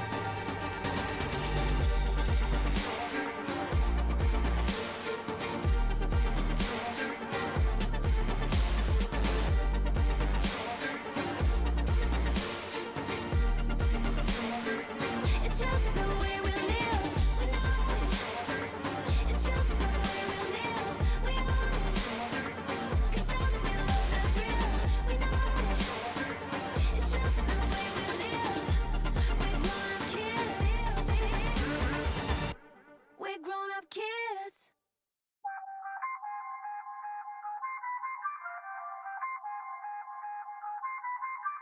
I feel on top of the world, I feel on top of the world right now. I feel on top of the world, I feel on top of the world right now. I always wanted the world, I wanna conquer the world right now. I feel on top of the world, I feel on top of the world right now. I call the shots in the man with the plot and we only go bombs away. Ain't no one protecting my mind as a weapon, that's why I'ma dominate. Taking advantage of every second, now I ain't got time to waste. They all tryna sign my name, they want me to sign my name. Counting your blessing while I count that in my winnings. We take 50s and 100s and throw them up to the ceiling. Everything I envision, now everybody gon' witness. Only difference between us is I ain't stop till I finish. Yeah. I feel on top of the world, I feel on top of the world right now. I feel on top of the world, I feel on top of the world right now. I always wanted the world, I wanna conquer the world right now. I feel on top of the world, I feel on top of the world right now. Savage, you've been distracted, your best my average, there's a reason for that's a fact. So they snapping back, mad at the fact that I don't have a backup plan, I ain't need that. Outworking everybody when I relax, so I ain't tripping about none of y'all feedback. Heard that, wonder when I'm gonna peak at. And that's why you count your blessing while I count that in my winnings. We take 50s and 100s and throw them up to the ceiling. Everything I envision, now everybody gon' witness. Only difference between us is I ain't stop till I finish. Yeah. I feel on top of the world, I feel on top of the world right now. I feel on top of the world, I feel on top of the world right now. I always wanted the world, I wanna conquer the world right now. I feel on top of the world, I feel on top of the world right now. I feel on top of the world, I feel on top of the world right now. I feel on top of the world, I feel on top of the world right now. I always wanted the world, I wanna conquer the world right now. I feel on top of the world, I feel on top of the world right now.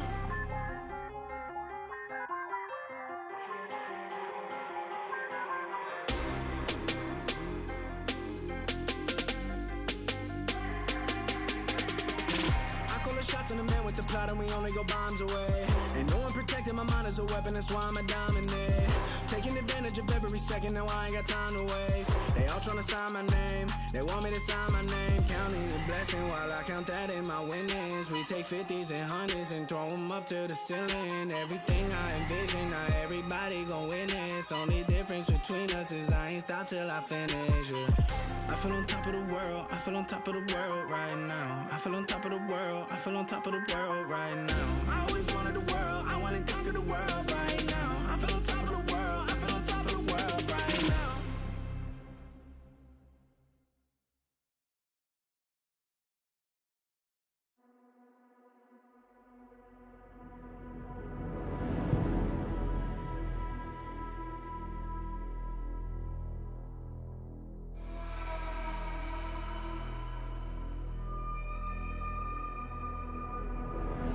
I fell apart when I saw you look at me that way. It broke my heart to see. It was a moment of darkness, a moment in time that I regret for being so heartless. It was a moment of darkness. Moment of darkness.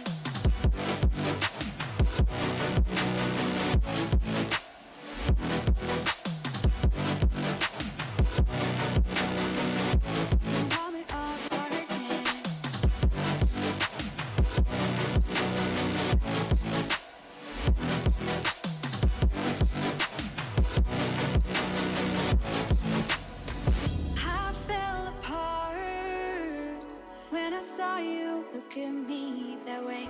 It broke my heart to see. It's too hard, it don't come easy.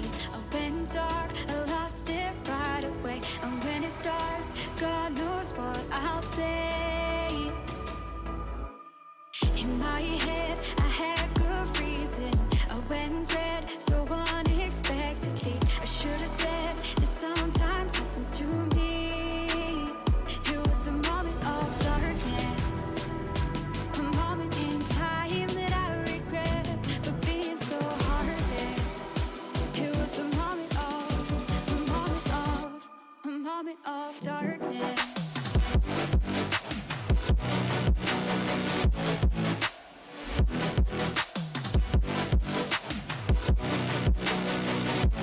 Moment of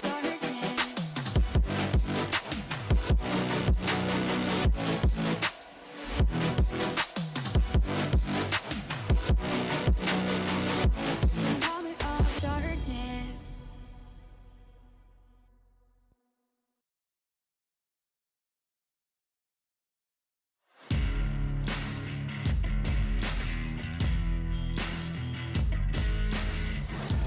Embrace your destiny, slay your enemy, raise a legacy. No more apologies, trust your abilities, gather the energies. Pull yourself back together and staying off track forever. Child of the nation, will seek redemption, time for salvation. Today is meant to be day of victory, time for history. Reverse a tendency, fight the entropy, channel your rivalry. You're praying for fortune to come, you're hearing the sound of the drums. It's too late to backtrack, get back your back now. Keep your feet on the road and stand up. You've got what it takes to fight back. Don't stop until you black out, out, out, out. Stand up, up. You've got what it takes to fight back, back. Don't stop until you black out, out. Give all you got, show them how to make a miracle. Stand up, up. You've got what it takes to fight back, back. Don't stop until you black out, out. Give all you got, show them how to make a miracle. Go save your team, be a hero. Take home the cup, be a star. They're waiting for you, take aim, shoot your arrow. It's your time to shine, show them who you are. Stronger, gotta go faster, gotta get better, gotta work harder. It's fight or flight now,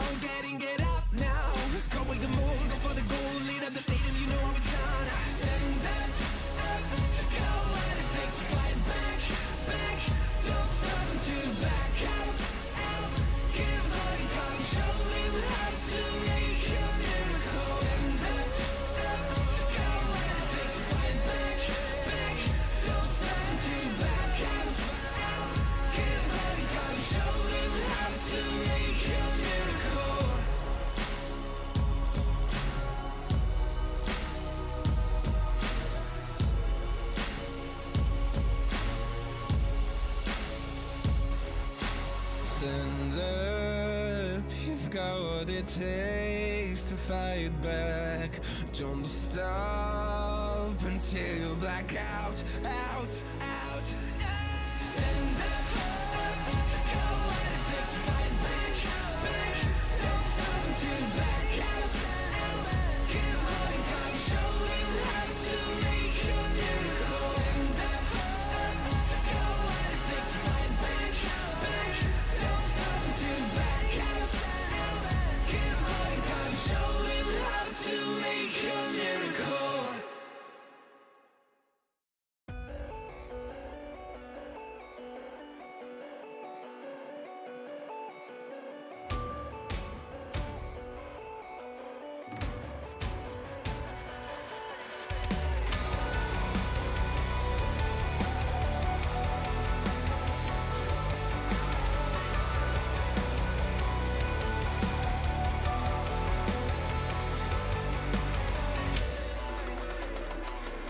On this day, I take my place in this legacy of dust.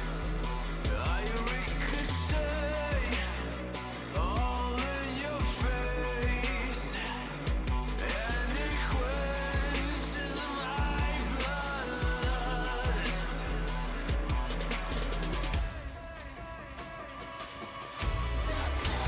Nothing you can do can break me. I wanna move, can break me. I let you try to take me on.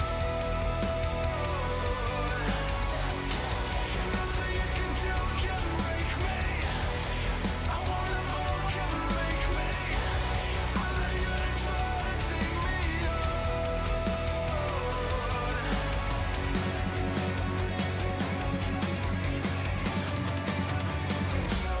I got you in my crosshairs. I hope you like the taste of pain. The only thing between me and you is a bullet with your name.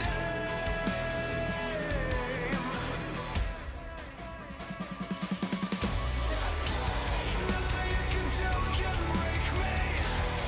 I wanna move, can break me. I let you try to take me on. Nothing you can do can break me. I wanna move, can break me. I let you try to take me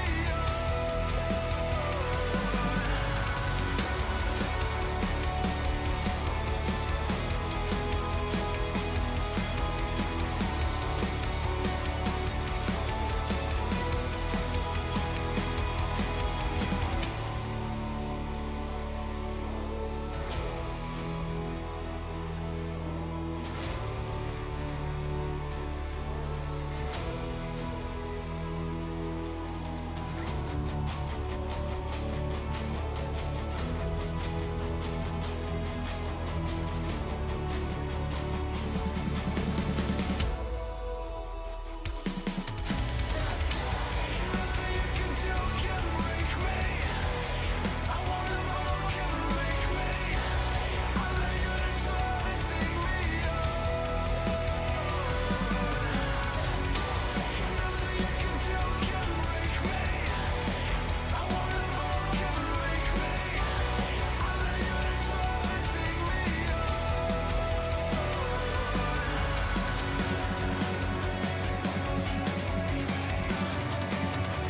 You can break me.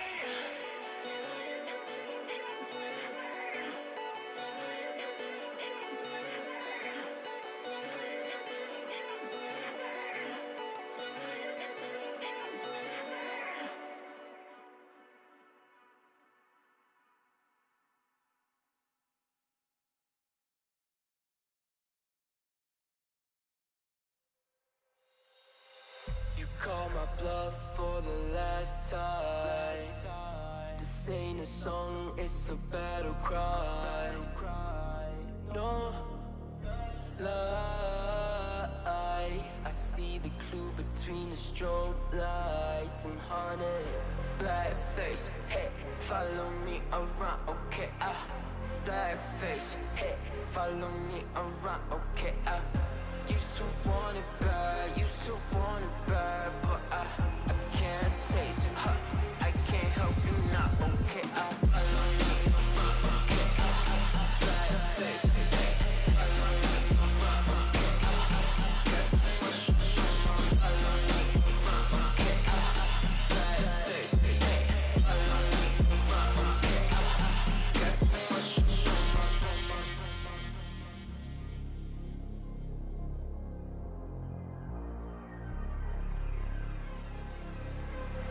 got too much up on my plate, now I can't think. I said woke up to get X and now I'm feeling this is it. Want the money, want the rest. I do purse, not no cess. They say Donish, why you sad? I said I just need to think. Red tape, got too close, I hate the city. Black face, show you everything you need to your phone. Can't hate it bad. Someone said it's sad. Cause I used to want it bad. I know it's in my head, keep seeing you too many times, yeah. I know it's in my head, keep seeing you. I know it's in my head. Follow me around, okay, black face, hey, follow me around, okay, got too much